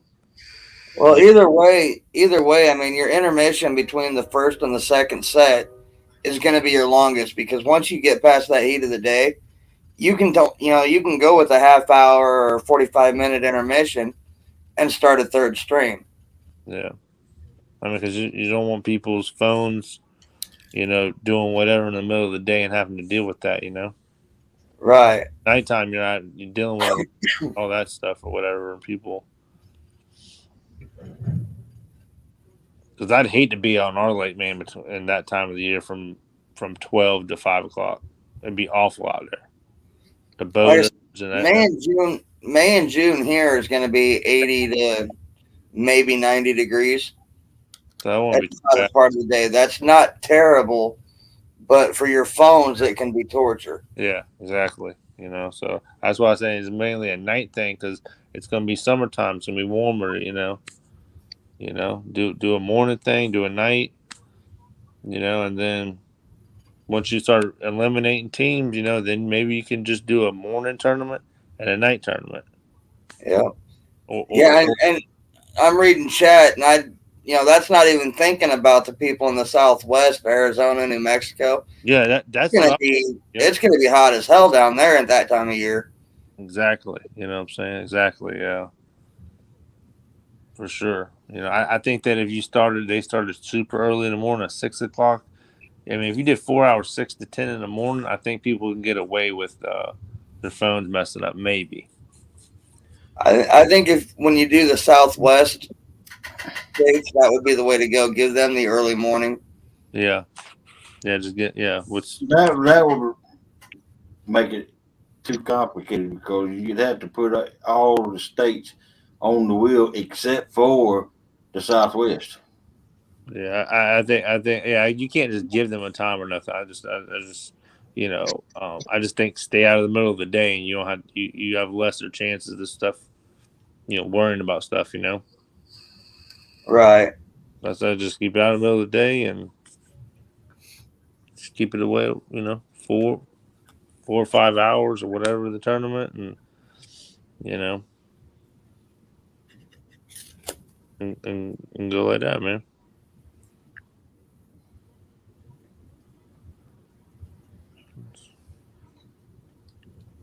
I mean, there's definitely a lot of details that's going to have to work through, and It sounds more complicated than it is. it really does. It won't be hard at all. It won't be nothing. No. Get the Just date like picking up a puzzle. You just got to get all the pieces and then. and it'll be rolling. That simple. That's what we're doing right here, right now. Get them out and talk about this stuff and see what's what and people in chat talking about good or bad. What they like, don't like, all that. I mean, Well, I know but Kim and Solo talking about it's so hot here we could cook fish on a rock. right? I believe that. Yeah. So and it might just and it might be a thing where hey, be like, hey, these teams they're gonna fish at night, the first round. You know what I'm saying? Or the first round or something, whatever we gotta do, You know what I'm saying? And no rustic fish don't care about the heat, but that's not what we're talking about. We're talking about keeping the phones Yeah, it's a cool phone down. situation. Right. That's why you push it more towards June. You're gonna be dealing with that, and you're gonna be dealing with it, in May too with the phone. But it still won't be as hot out there. But I mean, just If we get the first part of it done early, it won't matter.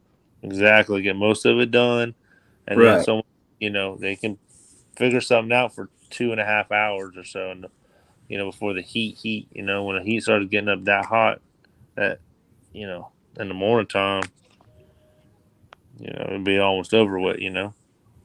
Right.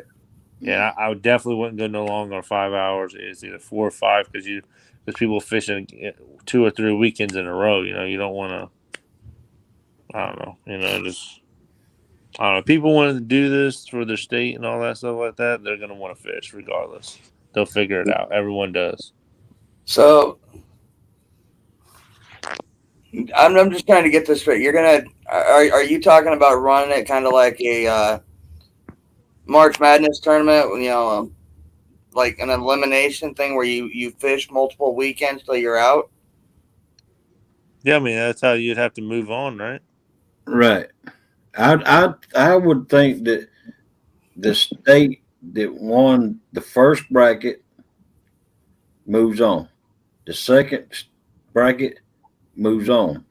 That's how I would think it should be.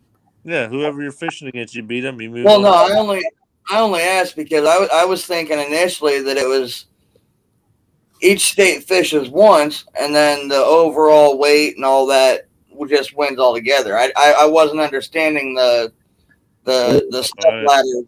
Well, what do y'all think about this? You say you have three sets of states fishing per day. What do you think about taking the best winning state out of them three states? Like taking the one out of the whole day, one or Right. two out of the Taking whole day. one out of per day. Yeah. That would work with me. Yeah, it would cut down big. That would cut down very quickly. Right. And that's what we're trying to do is get it done as quick as we can, right? Yeah, pretty much. Yeah, and unless we don't have as many states, then right. You know, if there's a bunch of states, you know, if you do that one, you know, say if you got 6 states fishing the first Saturday, you got one wins this Saturday, maybe one wins Sunday, and you move on. Well, even in the fall, you could turn around and have grudge matches from state to state. Yeah. Oh hell yeah. After that's done. Right. Well, here's an idea too. Is you're talking about running 3 sets a day, 2 teams per set. You can get it, like if Becca's going to host it, even with the wheel, you can still get 8 people per panel. What if you ran the first weekend with 2 sets? So you've got 4 states running on the panel against each other, one-on-one. That'll cut down on weekends.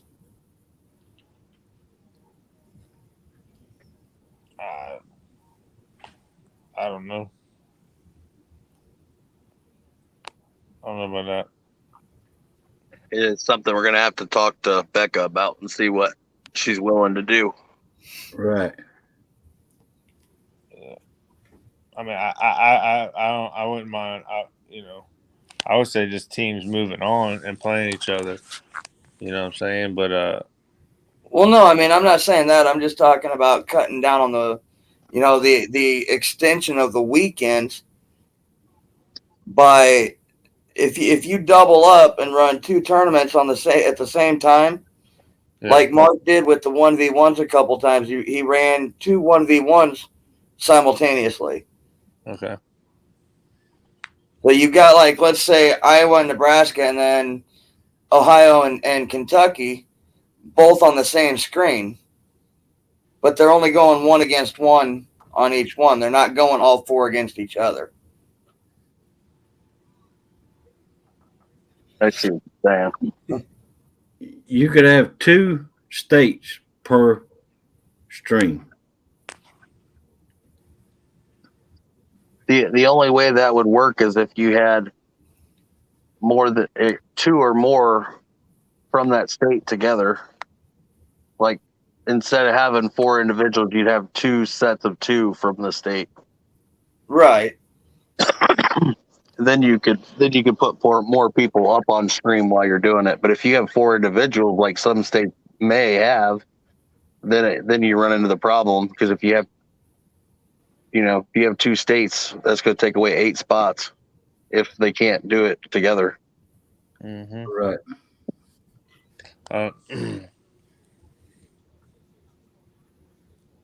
Yeah, because then it's not really a state versus state. It's everyone just fishing in the same day. If we only take one state out per day, if we had a couple going on, you know what I'm saying? Mm-hmm. not really a state. It's just kind of, I don't know, but I don't know. It depends, man. I mean, I'm sure it can be drawn out a couple weeks and be fine. I like having a state versus a state, and have a couple tournaments a day, and you can eliminate 3 states per day. I mean, right off the rip. What, 2? Yeah, you can start eliminating people immediately. By the end of the first weekend, you'll have a bunch of them eliminated. Well, yeah, because you could have 2 states per session. Yeah.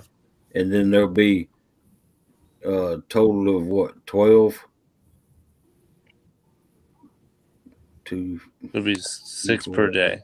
6 per day. Yeah, morning, and the evening, and a nighttime. A nightcap. 3. So 3 move on, 3 move on. So you have 6 gets knocked out. So that's 12 the first weekend, and then 12 the next weekend. And that's 24 states right there. So, and then you move on to the next. I mean, looks like it could be a month long. It looks like it could be 3 weekends, pretty much.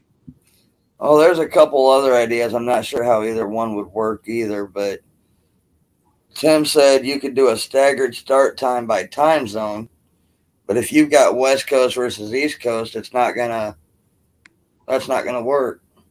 Right. And then Fat Boy said, why don't you guys do regions, but you still run into that same problem? Mm-hmm. Right. And Fat Boy, we want to know what state represents. Hmm.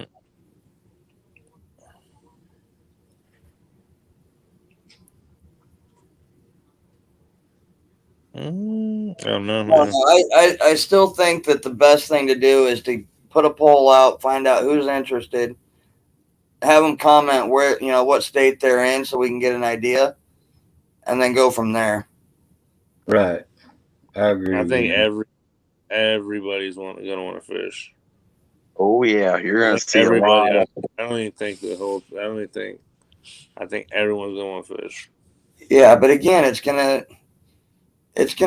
what we need to find out is where everybody's from. I mean, there's a lot of them we know, like, we know Jeremy's in South Carolina. Brad, you're what, Ohio? Ohio. We know the Kentucky guys. We know the Ohio guys. We know the Tennessee guys, the Georgia guys. But there's a lot of them we don't know. Yeah. I just have, let people know. We counted close to 30 a while ago, didn't we? 30 states. Yeah, I know off the top of my head there's at least 20 to 22. So it wouldn't surprise me to go to 30 or 35. Yeah, I mean, it looks like, man, it could be a month. I mean, it could be a month-long thing. It's 4 weekends. I mean, everyone's got a live stream of something, tournament, something going on every other weekend anyway. It's not like it's a big deal. Right. Well, that's if y'all got to choose your tournaments you want to be in, is all I can say. Yeah. Yep. You want to fish? You want to fish? Come on. I mean, it's just what it is, I mean. But I know for a fact that on May 14th and 15th, that puts Georgia out. Because we're all going to Big Mike's meetup. Right. So hopefully the week after that, we could get something going.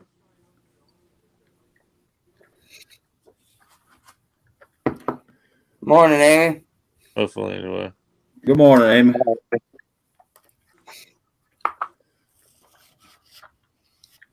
There's another Kentucky person. We know they're in there. Yeah, there'll be plenty of Kentucky, everything, y'all. It won't. I think everything could run really smoothly and easily, and Yeah. I don't think it'd be hard getting people with state, but just do a live stream about it. Yeah. Talk about it. That's it. This is that simple. I mean, I don't know. I think you're getting pretty close to where I'm at in sub count too, Jeremy. I mean, you run it on your channel or on Palmetto's, pull a couple people up. Mm-hmm. And, like you said, do a live stream about it. Yep. Get input from people in chat like we're doing now, but have a broader base of people actually chatting. Yeah. Right. Yeah. That's going to take a few days, though. That maybe sometime next week. Oh, yeah, definitely. Stream about it here because I want to talk to somebody. I want to talk to Becca and see if she would be interested or anyone else and just talk to her.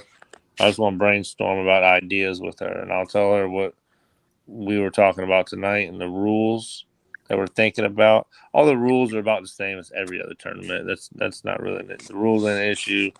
It's just got to make sure you got a date, and then a date 2.5, 3 months in advance, plenty of time for everything to fill up.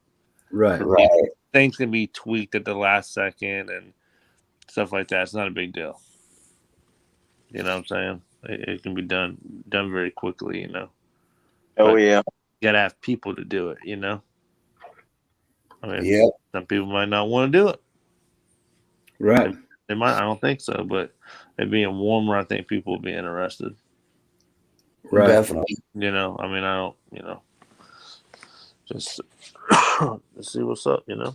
But it'll be straight, y'all. But hey, I'm gonna jump off there. I'm about to go to bed. So All right, buddy. I'll talk to y'all later. All right. Later, Don't Jane. forget, hey, Yeah. are you going to be the one in charge of getting a hold of Becca today? Yeah, I'll talk to her. I'll see what's up. I'll either know something today or tomorrow. I just want to talk to her. You know, she might not be interested though, y'all. That's She right. might not. I mean, no, but you know, she might say we're busy. I'll just tell her that we're thinking pretty much the last week of May into June, right there. That little time frame. Right. Yep. Couple weekends, and you know, but it's going to take multiple people to help host and stuff like that. It's going to take multiple, maybe 3, 4 people, maybe 5. You know. Yeah, because you don't want to bog Becca down every weekend. I mean, that's Oh no, that'll- we're not going to ask her to do That's why there's multiple. every Got to one. be That's multiple. impossible. right. But Unless Lee Evans must have took Amy's account because it says my husband rocks. talk to her and you know, just see if we can I bet that's Lee going, you know, Right. and see what's up, you know. Yeah. Oh yeah. But we'll get everything situated. We'll get it going. We got time. I mean, it's January, February, March, April. I mean, that's almost 4 months away, you know. Yeah. So We got time. just If you hopefully need no one anything tries from to me- take the idea and we can pull it all off, you know. If you need anything from me, just get a hold of me. True that. All right, y'all. Should I holler at y'all? I'll see y'all later. All right. Well, All right, Easy. Good having you up here. All right, buddy. Bye. Oh man, let's get it off of this thing. Yeah. do it.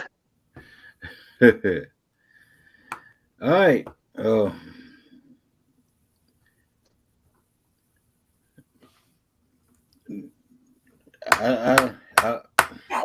Ricky said I can recommend a host, Melissa.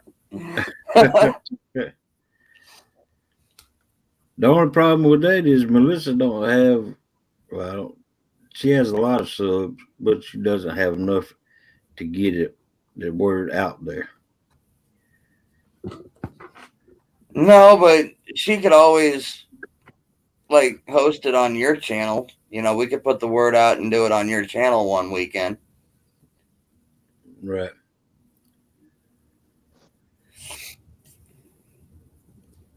And I suggest that people that we need to get to host it have over 1,000 subs so they could get super chats for just doing it. Yep. Right. It'll be incentive. Right. And it'll help their base of subs too. It'll help them grow. Right. Because you're not just going to get I would love to host it the night that I ain't fishing or the day that I ain't fishing, so I could get this uh, influx of subscribers. Right. But I don't. I don't have enough subscribers. Well, the thing about it is they got to sub the right way because, like Palmetto, when he started doing his tournament, there's what you gain 300 or 400 people in once, and then you lose them the next day. Right.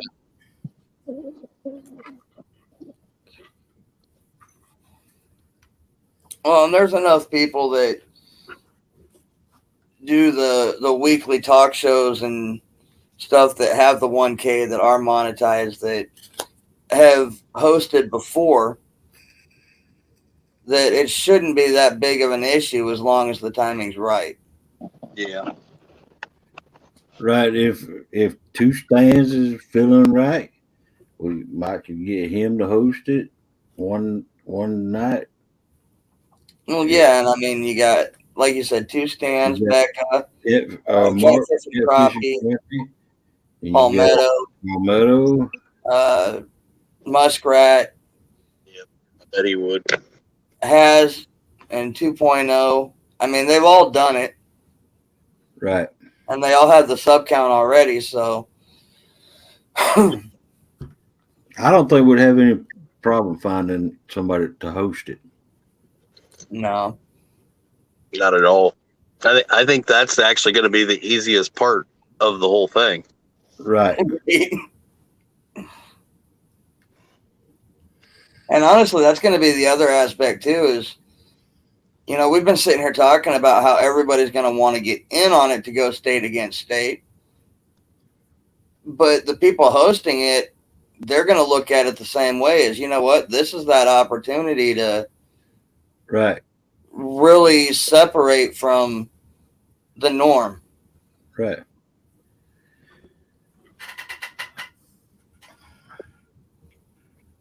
Oh man.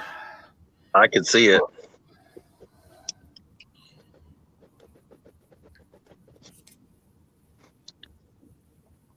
I think when it comes together, it's going to be a bomb tournament.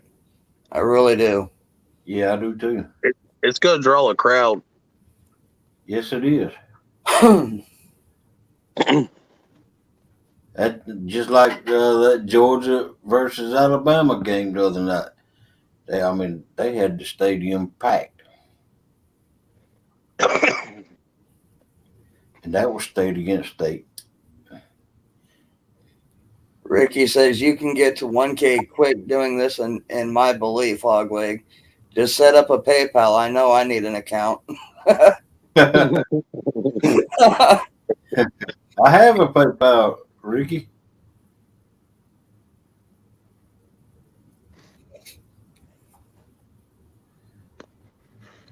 You know, speaking of PayPal accounts, a lot of people, it seems like, are not used to using PayPal, and it's actually really easy to use once you get it set up. Oh yeah. Sometimes too easy. My eBay spending gets going kind of crazy sometimes. Right. Yeah, I've got PayPal and Cash App, and PayPal's actually easier. Yeah. I had to cut myself off of buying fishing reels. I got too many sitting now. They ain't on rods anymore. You guys get this organized. It's going to be epic. There's another vendor right there that might want to fish for his state. Epic. Well, that's what we were talking about. He's up there in Pennsylvania, I think you said, and we don't have too many. We don't have too many channels up there, so I don't know. There's actually more than you think, because I think I know of at least 3. Right off a hand.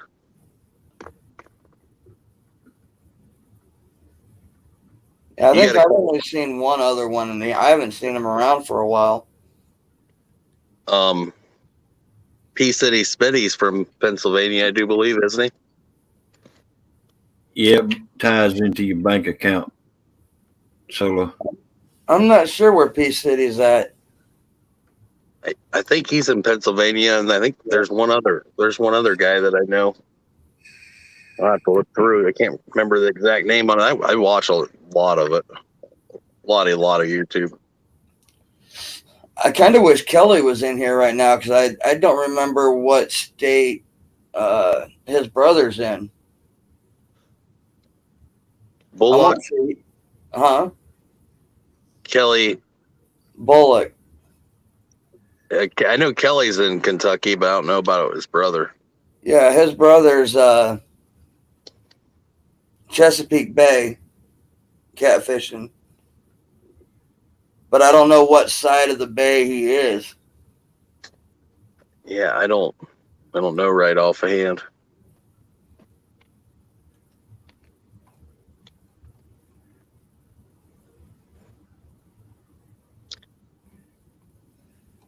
There you go. Fat Boy throwed a suggestion of real-time catfishing out there for host. Yeah.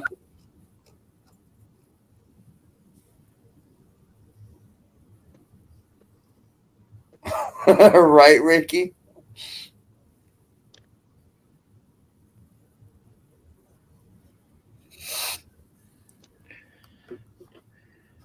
But my number one host, I would have to say, would be Becca. We need to check with her first. My Yeah, opinion, because she adds a lot to it. oh, she does. Well, the nice thing is, if you're not giving away stuff, you really don't need the wheel, unless Right. you go in stickers or something like that. Something small. Right.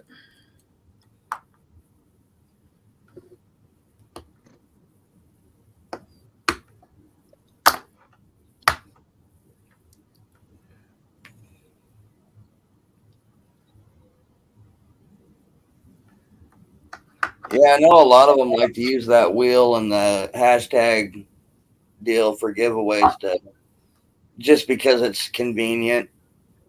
But I have my PayPal card linked to my bank account. I've not had any issues. No, I haven't either. So it's very safe. I mean, I've used PayPal for a few years now, and they're actually really good about stuff. They're a lot better than dealing with like your like Samsung Pay and stuff like that. Right. It's a lot more. You got a lot more hoops to deal with. I've had PayPal since 2008, I think.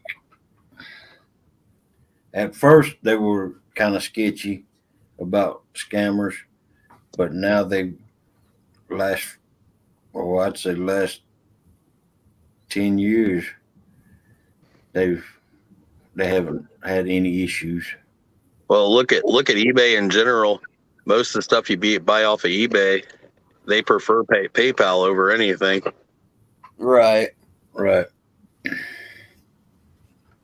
There's very few other companies that most people even take on there just because it protects the buyer, which is a good thing. Right.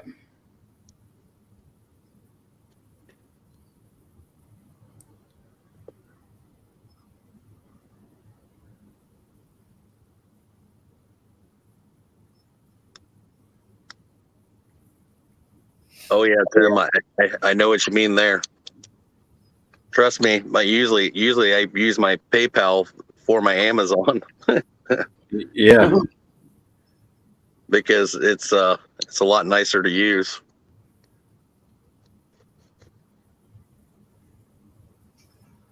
Ricky said, y'all convinced me. Send me the link, Brad. I'll send it to you later. If you can, send me your email. You sure you don't want me to send it to you solo?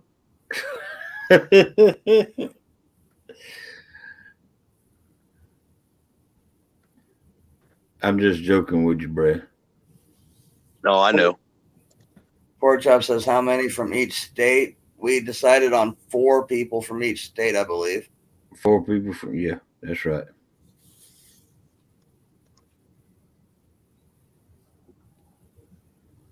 Which some states, like I said, isn't going to have an issue with that because they've only got 4 main people or less. The states that are going to have the issue with that are going to be like Kentucky and Ohio and Georgia, Tennessee. I know Real Beast, he fishes the Chattahoochee a lot. And But we just had another person come into chat that I didn't even think about them because they got nice cats up there too. It's Canada. What if they want in? Is this going to strictly be exclusive to the U.S.? Yeah, I think so. Because it's state against state. In my opinion, anyway. What do you say, Brad? I'd say it'll probably be easier to do it that way. Because you're not getting a lot of the overseas guys either, which Right. I know some of them would love to fish. Right. And honestly, I'd be scared to fish against the UK guys and Pete's over in South Africa, man. They get some big cats. Right. Yeah, those Wells catfish get pretty damn big. Yeah, they catch one, you can just be like, well, tournament over. Unless they want to fish, once the U.S. gets determines the winner of the states, then we could go against Canada. Take the overall states winners and then go global. Right. There's Chad. Yep. Welcome in, Fields to Water. What's up, Chad? He'd be another one that'd be good to host. Oh yeah.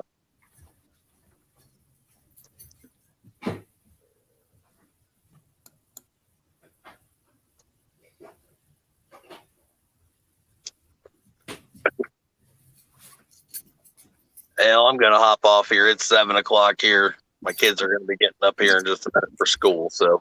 Okay. Well, thank you for being up here, Brad, and to be continued, right? Oh yeah. Yeah, we'll definitely look forward to the next live stream talking about this. Oh, it'll be interesting. It made for quick conversation for a long night. Right. Right. Take it easy, guys. All right. All right, later, buddy. Thank you. Later.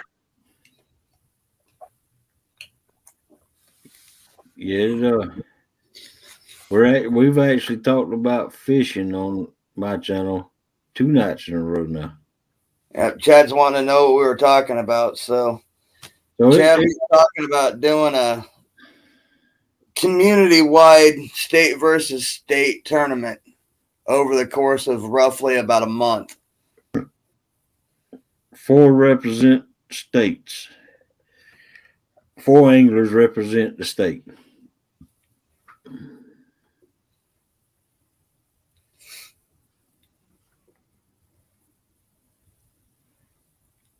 Take it easy, Garv. Have a good day. All right. Take it easy, Garv. Thank you for coming in here and doing what you do.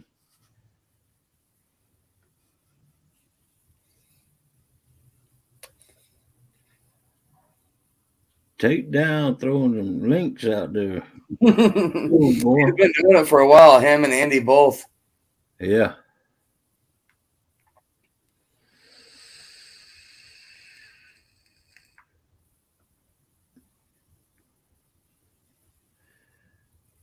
Take it easy, Dallas. Take it easy, Dallas. Yeah, Chad, we're not talking like river by river, though. we're gonna open it up to, I think, both lakes and rivers. Yeah, 4-man teams per state. Total weight 3 times for channels, 2 times for flatheads, and 1 time for blues. right, Amy. 4 individual anglers. But no, the four individual anglers would make up 1 team for the state.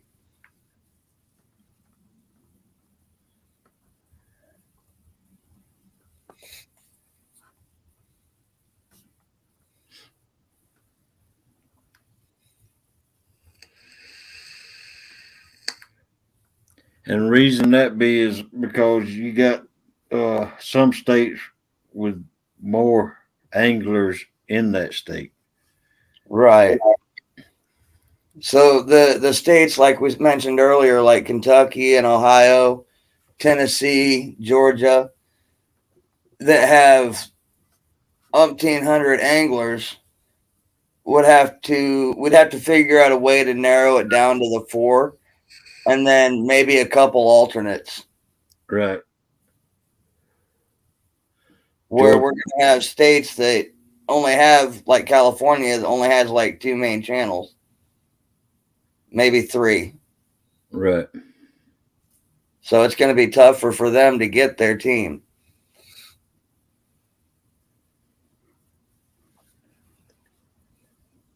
And Georgia is one that don't have very many anglers on YouTube.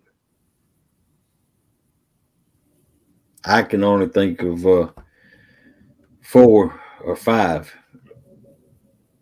Me, Big Mike, Real Beast, Sunfish Assassin. Sorry, I didn't mean to cut you off. That made me crack up. And then you get 4 guys in Ohio to get along. Sorry, I didn't mean to cut you off. That made me laugh. Welcome in, Fins and Foul. Good morning, Brent. And the only other one I could think of would be 3B. Yeah, and Iowa's the same way. Our main 4 are going to be, like I said, me, Lee Reed, Murillo, and Mexicat.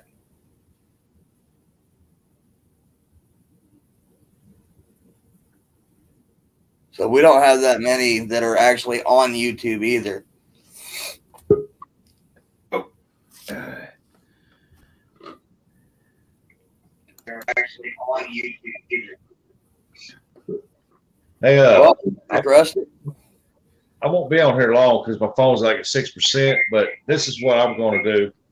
I'm going to get all the Missouri guys on. All the Missouri guys on. You got to turn something down.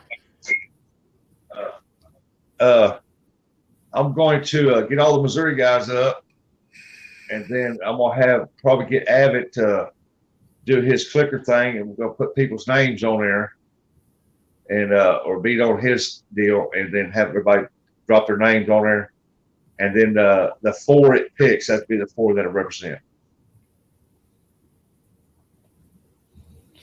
And for the states that have the multiple anglers like that, that's not a bad idea. I mean, that's the only fair way to do it, you know. Right. Pull up the clicker, put hashtag tournament, tourney, catfish, or whatever, or put hashtag state. Everybody put that on there, and then the 4 that it picks, that'd be the 4 that represents, because that way it goes through all the names. Yeah, because Missouri's got quite a few with you, Danny, Rich, Dockery, John Parker. John Parker. Parker. I mean, Parker. He's in Missouri. Oh, Jerry Parker. Jerry Parker. Yeah, Jerry. I was like, John Parker. He's in my. The only thing we're doing it like that, Rustic, is how you gonna get everybody together and choose them. Well, Chad said you could do that if they have multiple. You could do that, or have them do a playoff type deal. I'm not sure what he means by playoff. Probably a fish off deal or something. Oh, okay. So like a pregame. Okay, I gotcha. Yeah, Like a scrimmage. Even throw my name up there on the wheel, and if I get picked, I get picked. If I don't, I don't.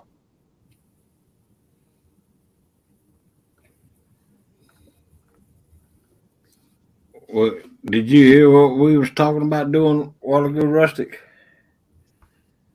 We're going to get with Becca today or whenever, and we're going to get her to put a video out, or somebody put a video out announcing about this tournament thing, and then Yeah.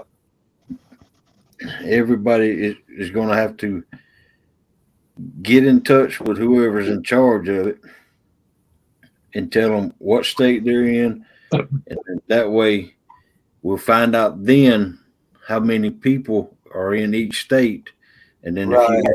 if you got more than 4 people in the state, we're going to have to spin the wheel or name of wheels or something like that for that state.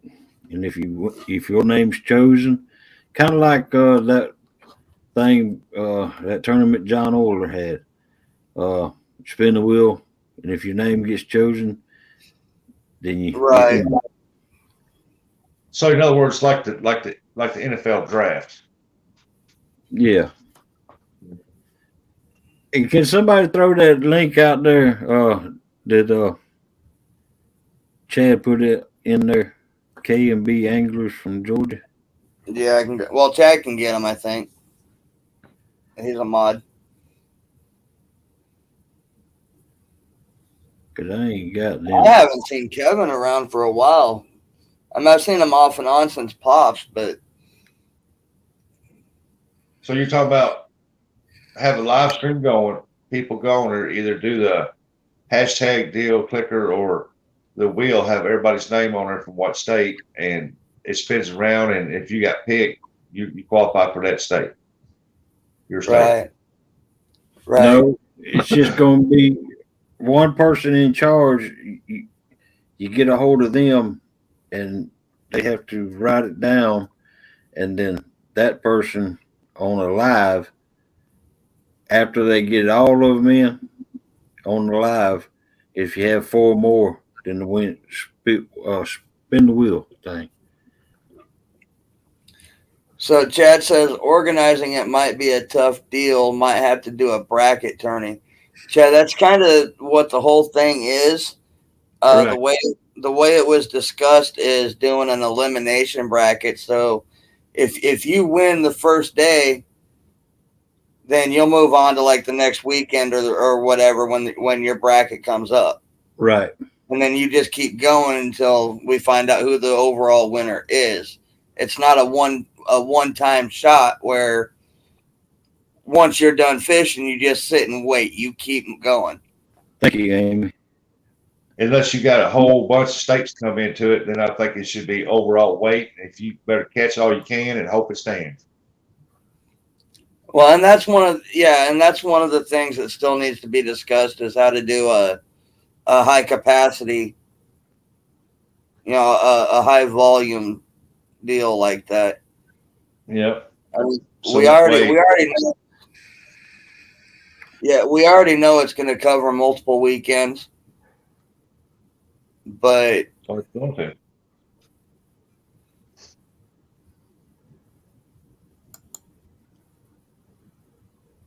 But I like it. Somebody go on there,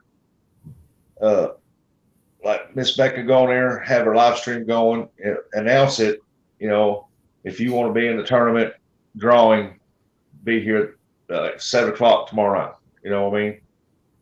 Right, and that's one of the things that Jeremy's going to work on the next couple of days is getting a hold of Becca and finding out what her schedule looks like and what she's going to be able to do during that time frame, and then get a hold of like Palmetto or Chad or Mark or whoever to discuss the extra weekends of who's going to be able to host, who's willing to host, and then just kind of work down the list from there. And that's why we're putting it so far in advance, being 4 and 5 months out, so that we got time to get everything pinned down. Yeah, just make it simple, not complicated. Right. Right.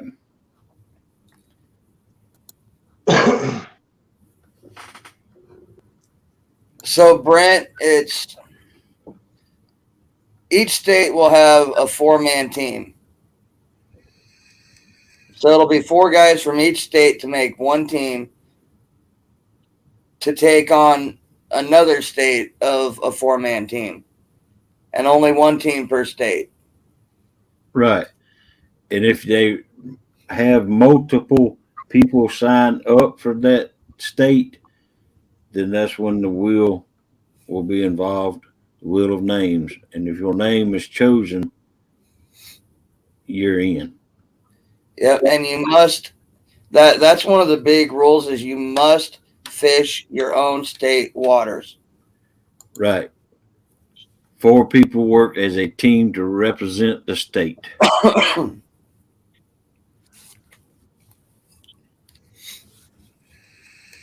Yep. And I know in Missouri, there's a bunch of us here in Missouri. Big Mike, what are you confused about? We'll help try to clear it up. State versus state, Big Mike. It's And you're going to have to fish the state you live in. If you're going to be in it, you have to fish the state of Georgia. And I'm counting on you.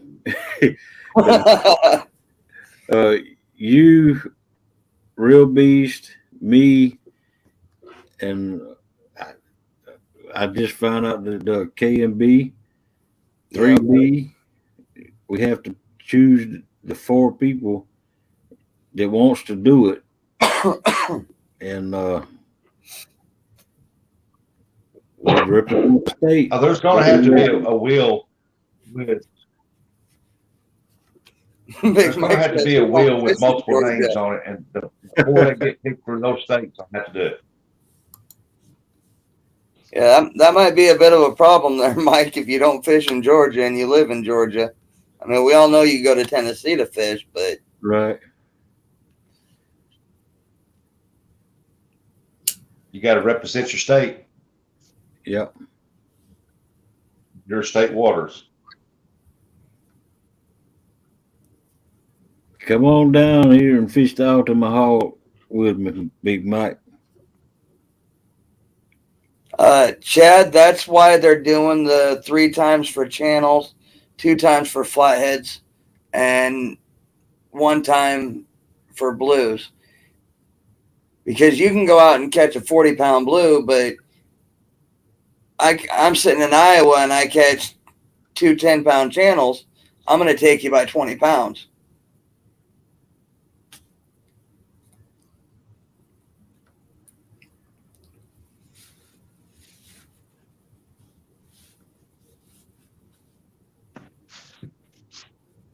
So no one is guaranteed a spot. The wheel will decide.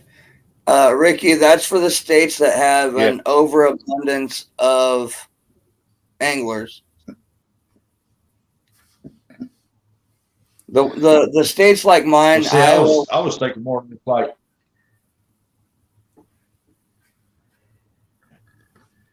Go ahead, Mike. Oh, I was just gonna say the states like mine, being in Iowa, we have 4 main anglers. You know, and again, that's me, Lee Reed, Michael Murillo, and Scott. See, like Solo, there's no guarantee that everybody that lives in the state will want to fish the state. Just like we're counting on Big Mike, and he said, "I don't fish in Georgia." So unless he changes his mind, I lost one of my teammates. See, it just depends on how fast you want to get it up and get it set. I was thinking that there are so many of us here in the state of Missouri alone that, if we can get somebody like Avid to come on live and everybody just do the hashtag thing or something like that there, and then pick the top four and pick like 3 alternates afterwards. And that way you already know, then you can go in there and say, okay, all right, here's my guys for this state. Boom, boom, boom, boom, boom. Right. And I mean, I don't have a problem with that, but like Ricky said earlier, I don't think we need to go unless Avid is going to be one of the hosts. I don't think we should go like you were saying and go individually like that straight to Avid. I think it should be the host of the first day that does that. So if, for example, if Becca is going to be the host of the first day, let's get it set up so that she does that a week or so prior, or however long, to spin that wheel and get the team set up for those states. See what I'm saying? Because if we go out and we go, let's say Becca does this state and Avid does Missouri, Palmetto does whatever, then it's going to get confusing as to, well, who set what up?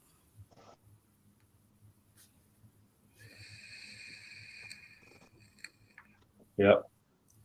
Everybody can tune in and watch their name being drawn if they get in.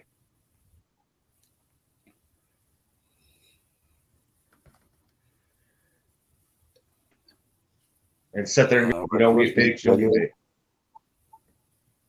Anyway, I'm down to 2%. I'm gonna get off here. All right. Yeah, Amy, that's what we're saying. If Becky's going to be that host, all right, Rustic, take it easy, buddy. Yeah, that's what we're saying. If Becca's going to be the host of that first day, she's going to be the one doing the thumbnail, getting everything, helping get everything set up. Between her and whoever's going to run the tournament, it should be up to them to decide who's going to spin that wheel. Right. And we don't know that Becca wants to be involved. Right. We're just hoping that she wants to be involved. Right.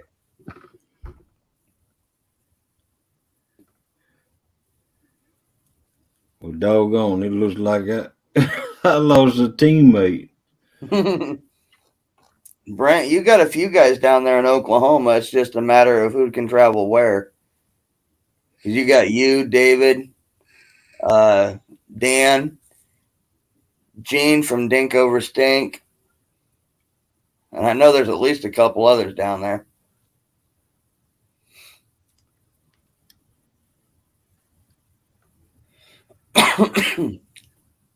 No, Mike, because you don't live in Tennessee.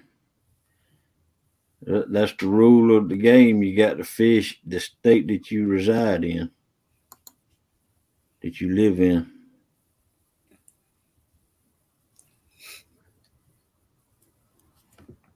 It's a state versus state tournament.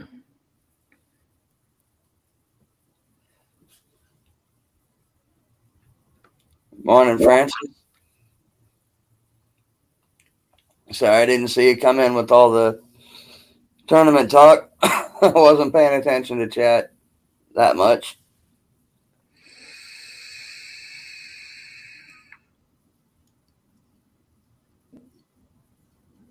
All right. Thanks for coming in, Big Mike. Later, Mike.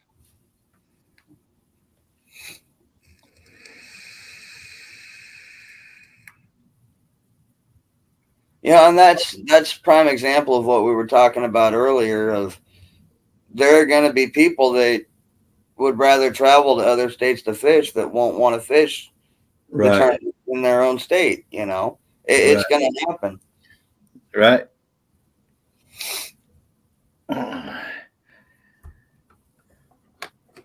And it's happened.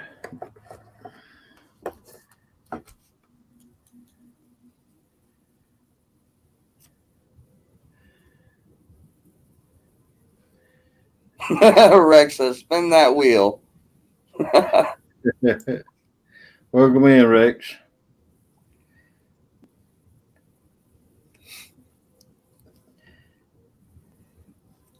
That's what this tournament is about: is state versus state.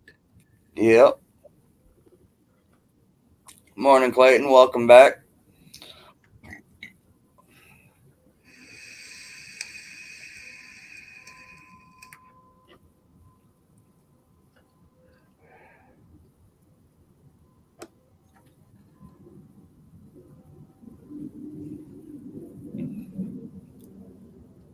Lee, I would text you, but I don't have your number. So you're SOL. Who's he talking to? Amy. Oh, Amy. Yeah. I was just giving him a hard time.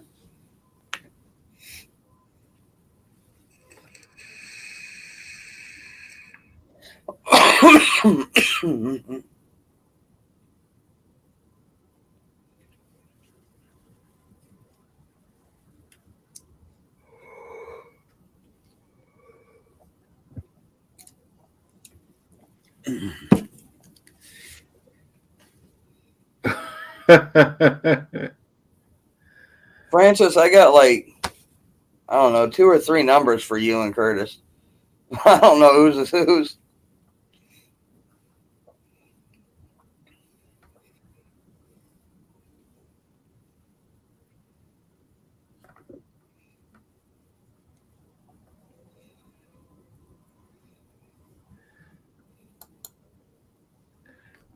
I'm glad to see I'm still here too, Clayton. I think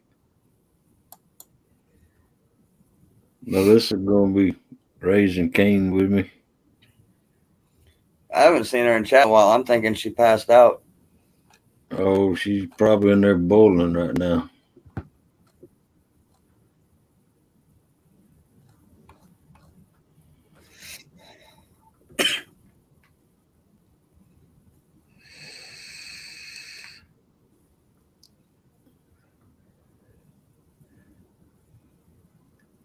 Yeah, you're right, Tim.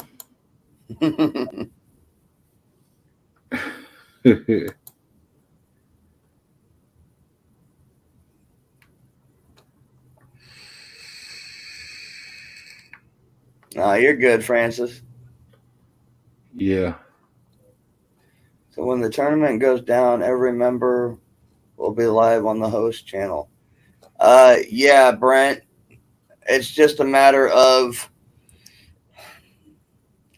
either getting everybody together and doing it on one phone, or if you're going to be separated on different bodies of water and having multiple phones for one team.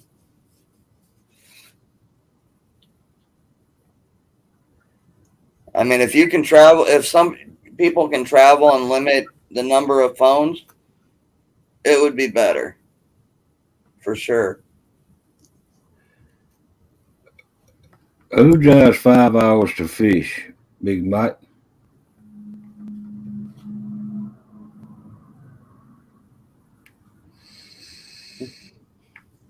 Yeah, Rex, I don't dance. Sorry, buddy.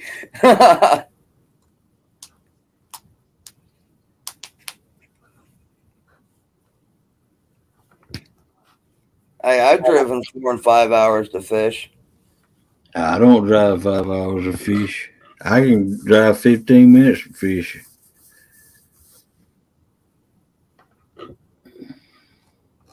I mean, because like I said, being here in Iowa, I've got Lee Reed is 2 hours north of me.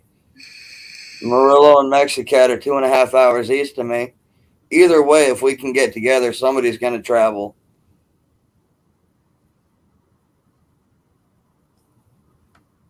What up, Tiger?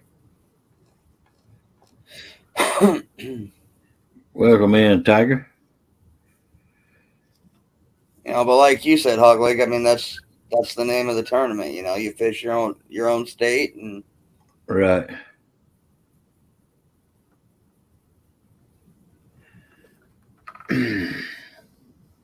Flint River's 15 minutes away from me, and uh, Lake Worth, Lake Chehaw, uh, they're 20 minutes away from me. Lake Blackshear is 30 minutes away from me. yeah, Sam, I get that, but you also have to think, you know, like Big Mike's talking about travel time. Right. If you have to travel 5-6 hours and you don't have that kind of time, it might not be possible to do a state versus state tournament with, you know, like that. So it might be necessary to do different bodies of water.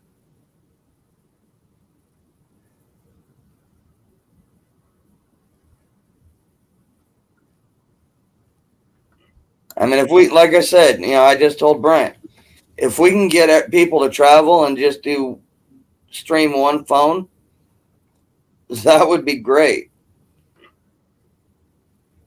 But not everybody's close enough to do that.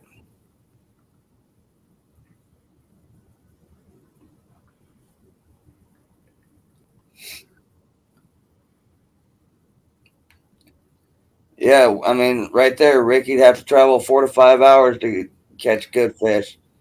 He's willing to do it for the state. You got the Chattahoochee River and let's see, Florence Marina.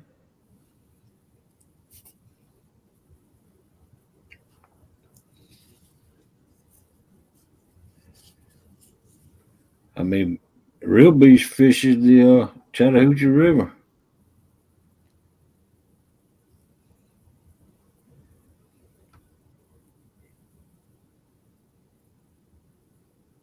And it just happens to be one of those states where, depending on where you go, you can get into the blues, you can get into the flatheads, or you can get into 10 and 15 pound channels. But Iowa's not the only state that's like that.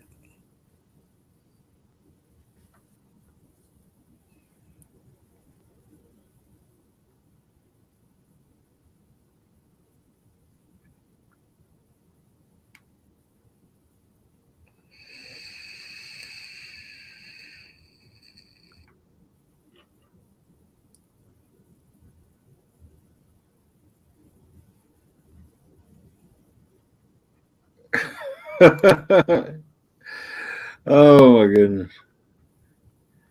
If you have a Tennessee address, Big Mike, then you can fish in the tournament. If you got a Georgia address, then you have to fish in Georgia.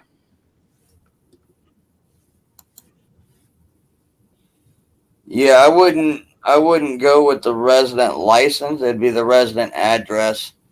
Right. I mean, Big Mike. based on that, my ID says I live in Nebraska, but I actually live in Iowa. So does that mean I get to go to Nebraska? I I don't that wouldn't be right. Right.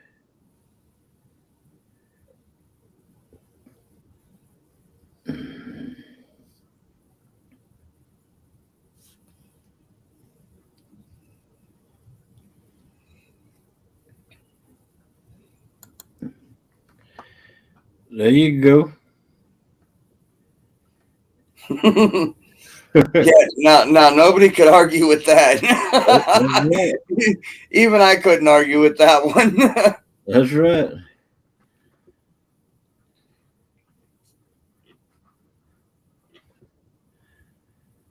But it wouldn't be worth it because bragging right. Yep. Morning, Chris. In a minute. Good morning, Chris. Seeing he's another one in the state that's limited on anglers on YouTube too, but I think they have enough that they could do it. Because I believe Chris is in Indiana, if I remember right. And I know there's at least 4 channels that I can think of based in Indiana. But most of them go to Kentucky to fish. Yeah.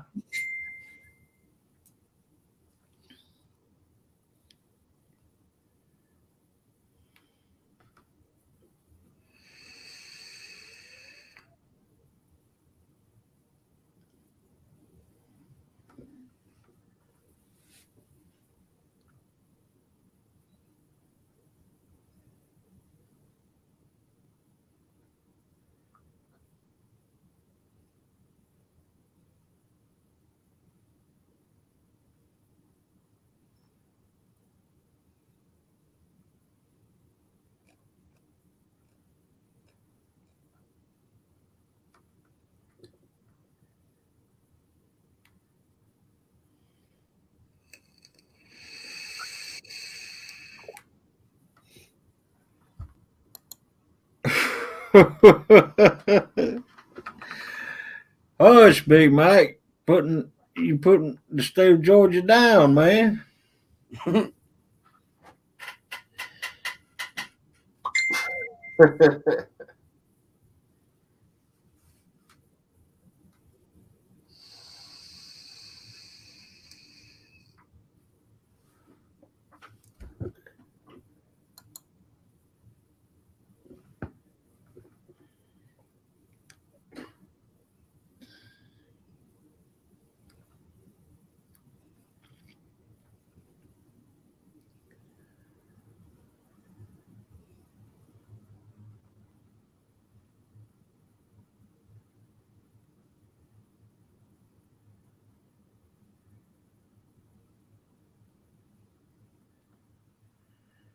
Yeah. It's 3 points or 3 times the weight for channels, 2 times the weight for flatheads, and 1 time the check the 1 times for the blues.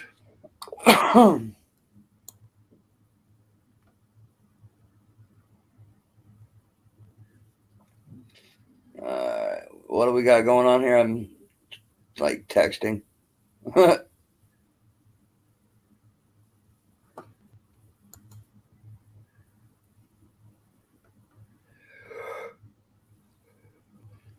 Yeah, exactly, Brad. And I mean, honestly, if we made it even all the way across the board where it was just solo weight, that would Right. exclude a lot of people Right.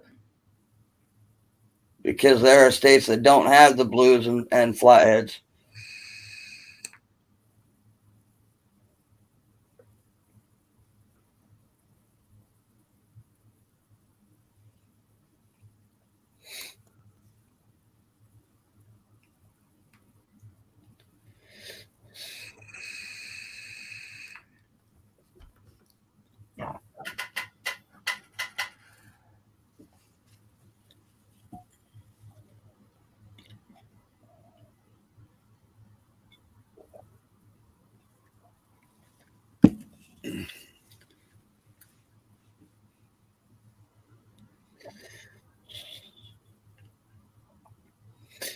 Ernie, that's not necessarily true either. You don't have to get a lot of channels. It just depends on where you're at, where your spot's at, what the bite's like.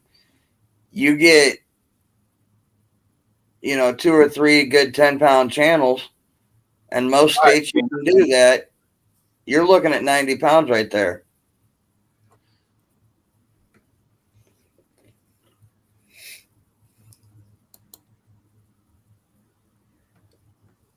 Chris, we're talking about the state versus state tournament that we're trying to work on. I'm going to let you go back over all that while I run into use the restroom real quick. Okay. it's state versus state, and this was Brad Cardell's idea, and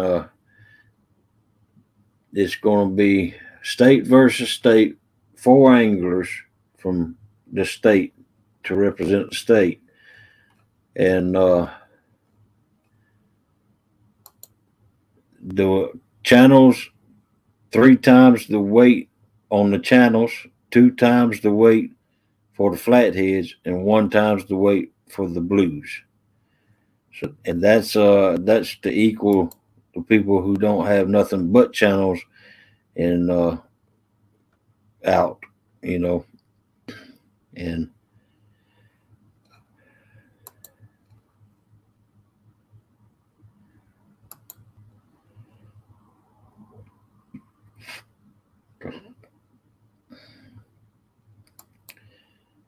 so if you catch a 30-pound blue, you have to you can catch 10 3-pound channels and have the same weight as the 30-pound, and that's just to equal it out so that uh, people who don't have nothing but channels, they can catch uh, the channels three times the weight. So if they weigh 3 pounds each times 10, it's 30 pounds.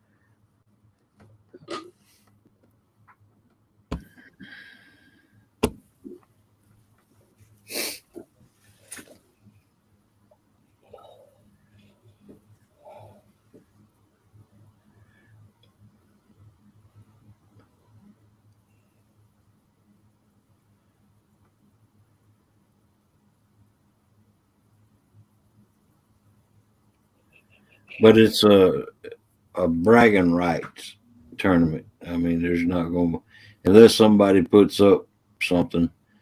Uh, Yeah. but so far, at this stage, it's just in the planning stage. And if someone puts something up for the winner, the state that wins, then it'll be. But right now, it's just a bragging rights.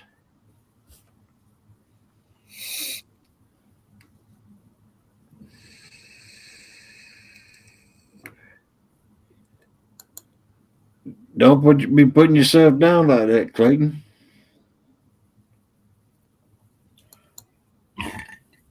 I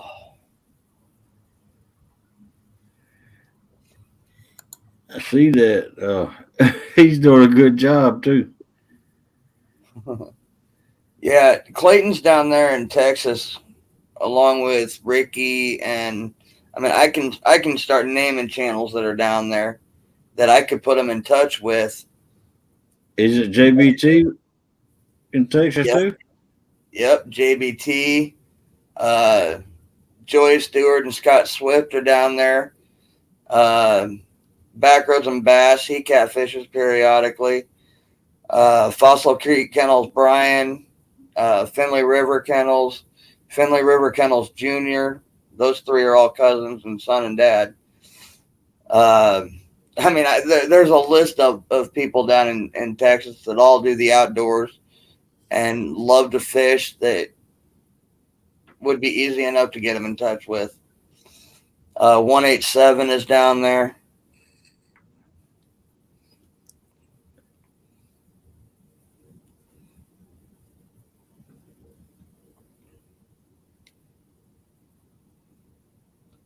Tim said Clinton is there.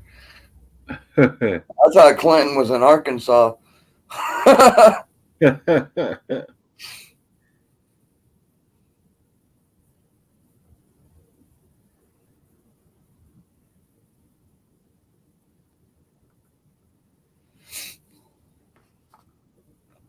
Clayton, like I said earlier, it's not going to be about the best angler. It's going to be about the best spot, the best bite, knowing your territory. And that's where the 4-man team comes in. That way you have to communicate. You know, help your teammates out.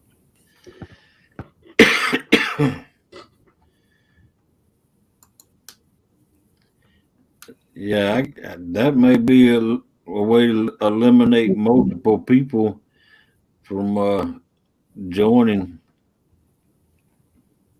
wanting to sign up.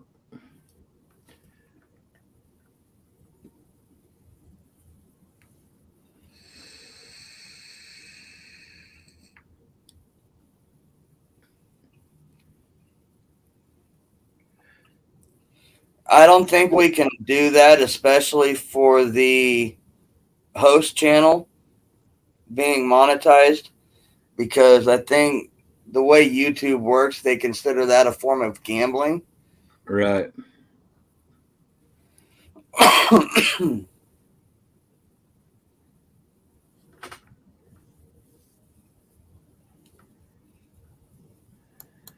That's right.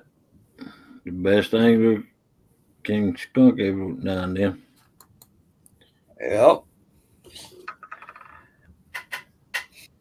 That's why I have, I target flatheads, but I always have a skunk repellent rod out. I have a liver. I have a rod out with nothing but chicken liver on it, just just so I can catch a channel cat, so that I get the skunk off my boat.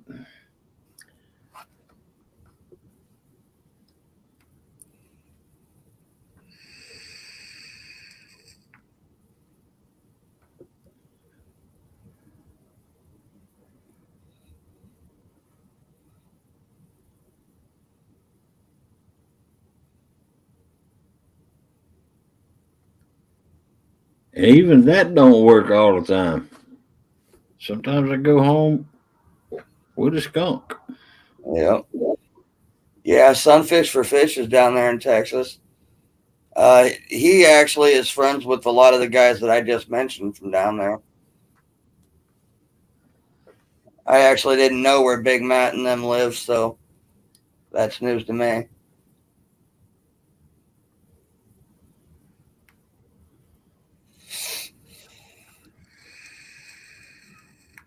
Well, Chad, what we were talking about doing is doing a one-on-one, team versus team, and doing 3 sets a day, 4 to 5 hours, taking a break during the hottest part of the days, and then Yes. running into the night. And spin the wheel for the time slots that you have to fish. Yeah. So the first weekend or so, you're going to have 12 teams go through, which means you're going to knock out 6 teams in the first weekend.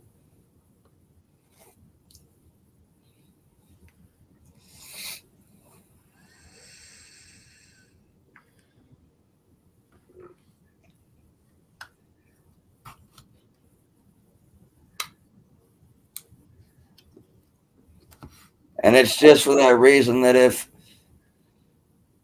people can't get together and they have to run multiple phones at one time, you're not completely filling up the stream.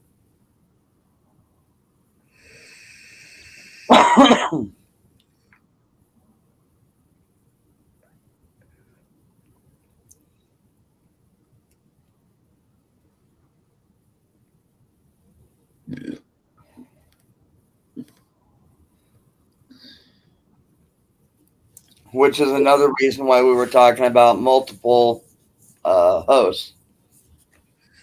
Right.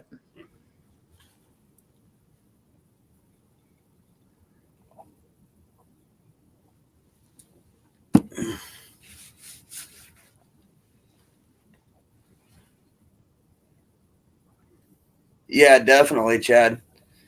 And like I said, that's why we're trying to start planning it now. Thanks to Brad and Jeremy really getting it started. That way we've got 4 or 5 months to get everything finalized and pinned down to make it run smooth.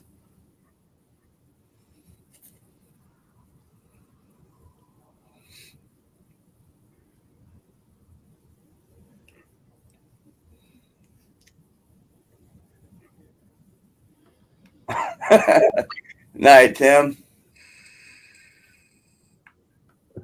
Kentucky don't want none of Ohio, Chad.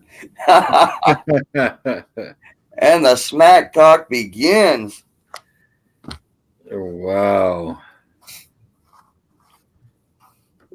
I'm kind of sticking my head back in the sand now that I know Big Mike ain't gonna fish.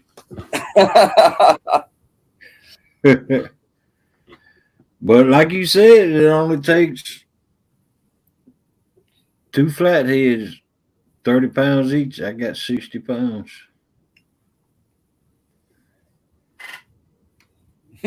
Clayton said he'd be a bearded cheerleader unless Mike Fishing Home gets 1K by then he has to shave it off.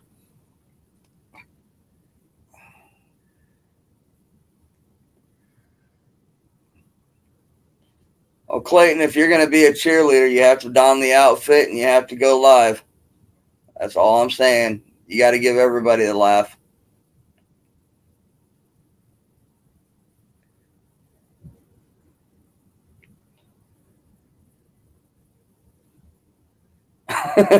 Ohio. Ohio. Oh, my goodness.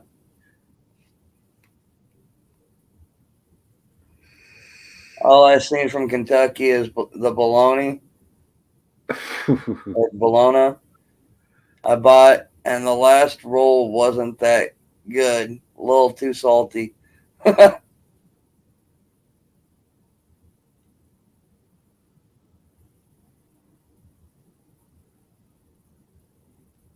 Exactly, Andy.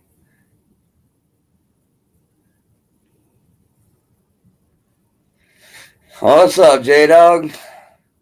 About J-Dog. He'll be interested. And he'll start talking crap today, too.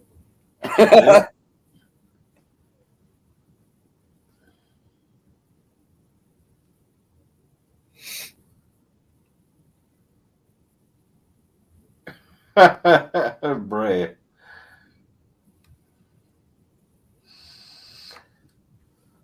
It don't matter who owns what the river in that state. If that river runs through that state, that's in your state. Yep. It's your state waters.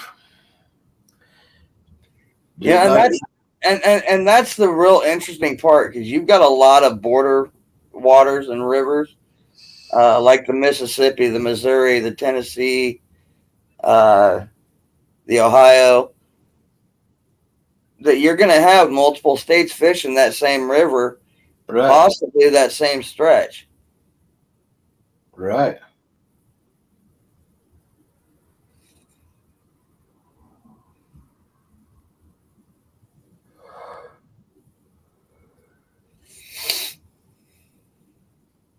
Yeah, Arnie, keep your lines on your side.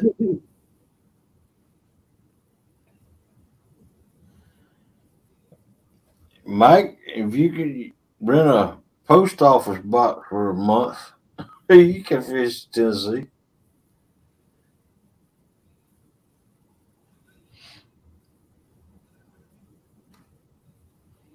If Brad is in it, I'm going to take my boat out and make sure he doesn't throw across state lines.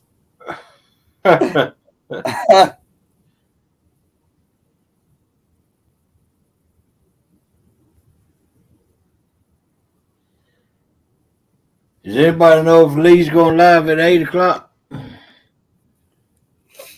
I don't know. Last I seen, he was supposed to be getting Amy breakfast.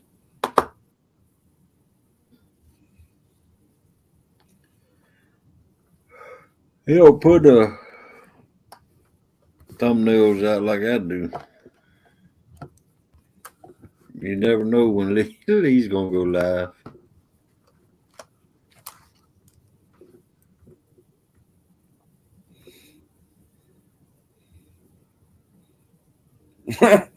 All the fish are on the Ohio side. I'll build a wall so you won't have fish.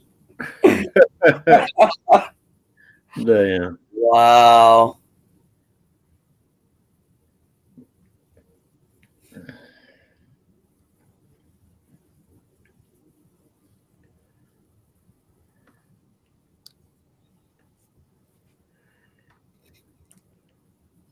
I'm just waiting for Brian B to come in and start telling people to pee the bed. Yeah. What water would that would Brian B fish? He'd be on the Potomac, but Yeah, I know, but what's I'm not that? sure. Maryland? I would have to get the envelope that I've got with his stickers to find his address. I want to say he'd be Maryland, but I'm not 100% sure.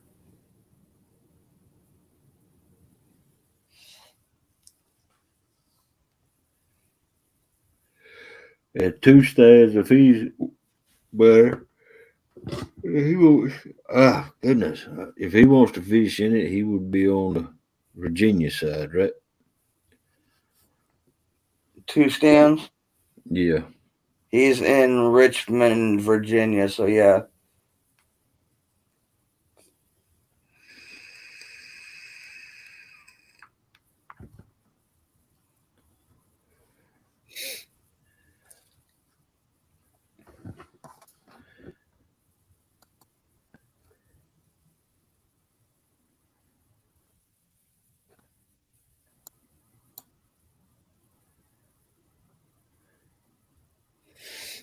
Yeah, and that's going to be the other interesting part. We were talking about the Potomac and all the DC guys. They have to fish their own waters. Right. I believe, if I'm not mistaken, I believe Chunky actually is in Springfield, Virginia, is his residence. So he would have to fish Virginia. Right. I'm not sure where Haz is at 100%. I would have to pull his address up too.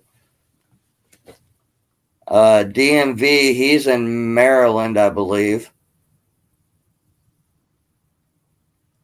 I mean, they're literally going to have to be scattered out and fishing against each other. They can't team up. Right.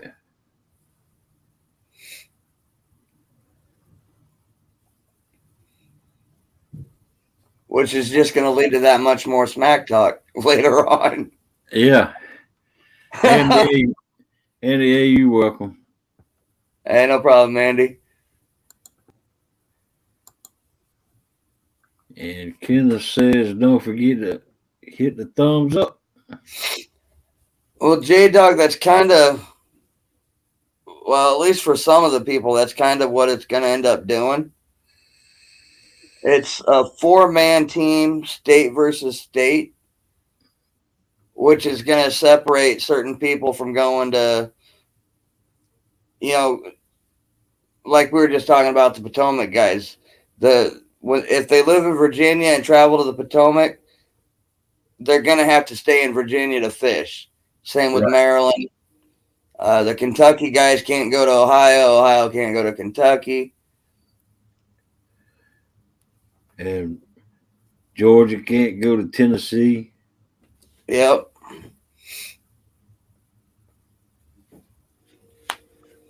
Man, I'm going to be fishing Georgia by myself, I guess.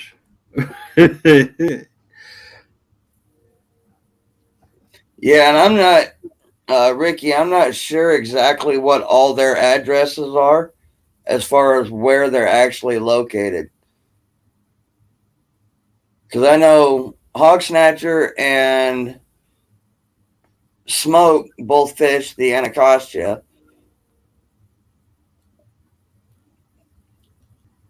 At that point, Mark won't even be on the Potomac. He'll be in Arizona.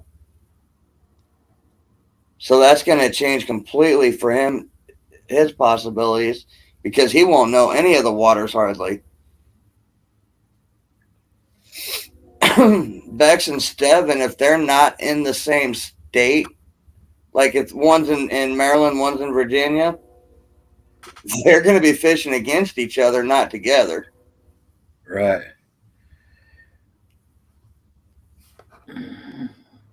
The way, Not necessarily, the way, Jay. the way to eliminate some people from signing up is you're supposed to send your address in. Yep. Be like send a bill with your name on it and address. And it's not necessarily going to be river versus river. I mean, all public waters are going to be open. No pay lakes, Oh, man, Greenwell. boundaries, none of that. But I believe, didn't he say any public pond, lake, creek, or river? Yeah, no pay lakes or anything. Right, no pay lakes, no hatcheries.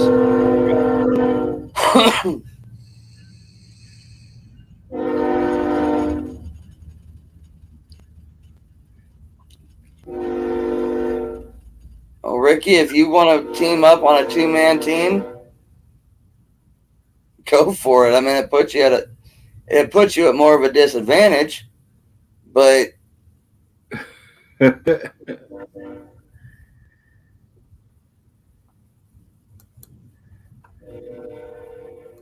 Kenneth, you doing a fine job out there dropping them links. wait, did I miss Greenwall coming in? Yeah, he's in here. Welcome back, Bug Man. Well, morning, Mike. I did miss you. Greenwell, state versus state tournament. We're trying to get together. It's Brad Codwell's baby. He's the one that thought of it, state versus state. Uh, and we're trying to put it together. Trying to get the kinks worked out of it. It's where you got to live in the state. You got to fish the waters in the state that you live in. The channel catfish 3 times the weight. The flatheads 2 times the weight, and the blues is 1 times the weight.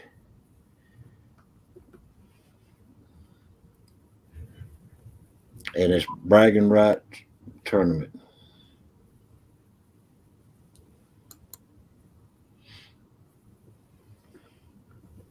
Brad says Hog Leg it was a group idea.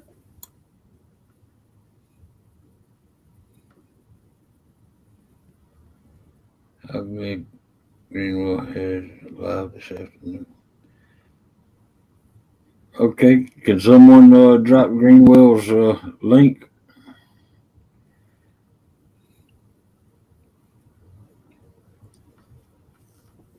Yeah, Brad, I agree. It was kind of it was a group discussion, but I think what Hog Leg is saying, it was like you were the one that initiated the topic, I guess.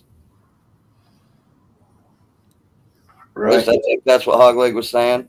right. Because I think that topic actually started after I left for a while. Right. It started not before last night.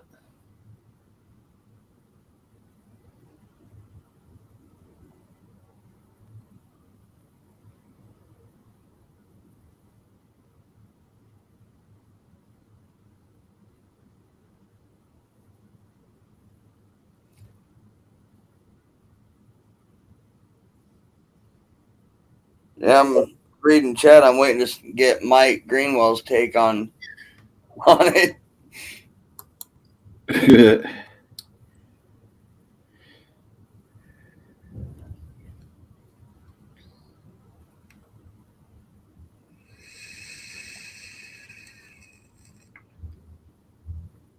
Y'all,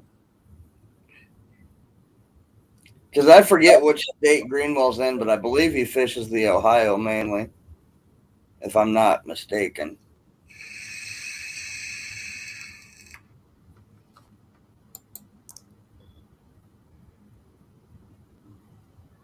all right, Dale. Have a good day, Dale. I need to end this live. We've gone over this tournament thing so many times with everybody coming in, waking up. I'm like, I lost track how many times we mentioned it.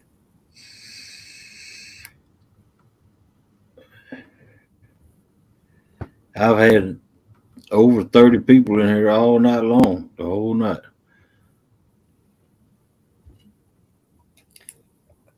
Greenwell, you're in Indiana. You've got Hooks and Hammocks. You've got Thomas and Serena.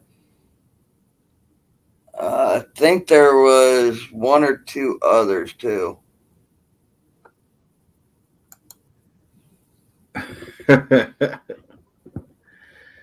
J-Dog.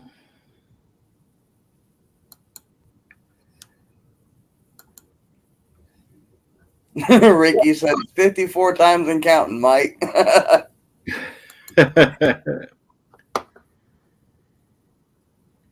That sucks for Kentucky. Chad is the only good fisherman they got. And with that channels times 3, that puts the channels right on up there. Right up there with the flatheads and blues. So, I mean, Greenwell's saying that it puts Indiana at a disadvantage, but I mean, even the 4 anglers counting himself, right off the top of my head, well, really 5 if with Tully. No problem, Takedown. You're doing a good job dropping them links. I mean, Indiana's got some good anglers. Like I said, they got him, Chris and Tully, and Thomas and Serena. And I think by that point, Thomas should be able to be back on the bank or boat. It's at the end of May. Then we decided in the last week of May going into April. Is there a limit on how many channels and size? No. No.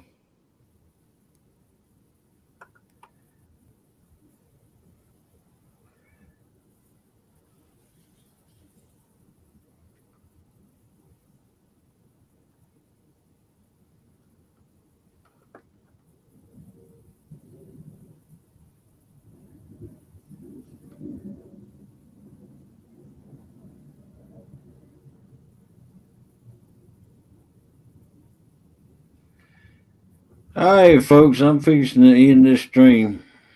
I'm gonna give you a couple minutes to say goodbyes, and this stream's been going 6 hours and 4 minutes. Whew, time flies by. And, When you get into a topic like this, that doesn't surprise me. and I haven't seen Melissa in about 2 hours. Ooh, she probably boiling in there. Yeah. The only way I think she won't be boiling is if she passed out. Yeah, well. And then you got to worry when she wakes up. Yeah.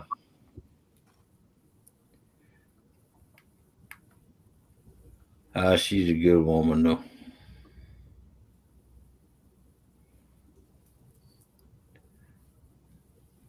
But if y'all like Mr. John and Miss Dana, Y'all gonna love us. Because we're a spitting image of them two. Well, you got to get her on screen first.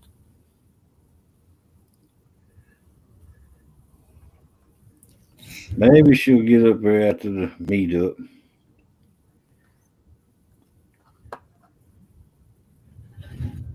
That's what I understand.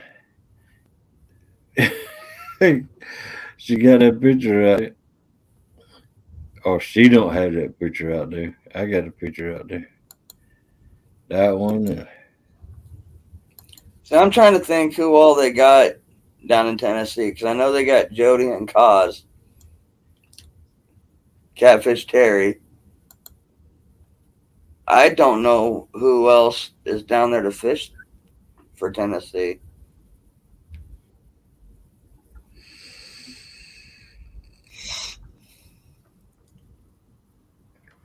Uh,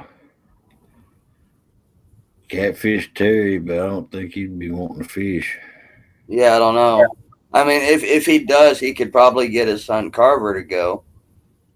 Right. But Yeah, Justin Johnson and Catfish Dave. Now, I could see Justin maybe considering it. Good luck with Dave.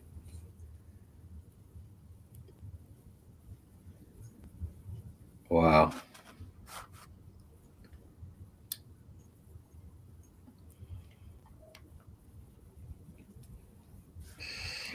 All right, y'all.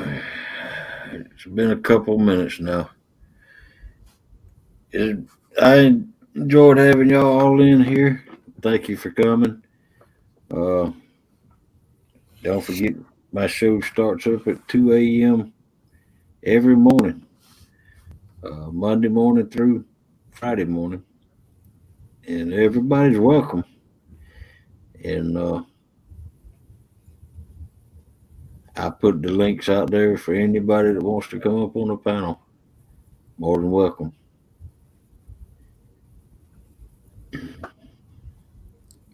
Y'all take it easy.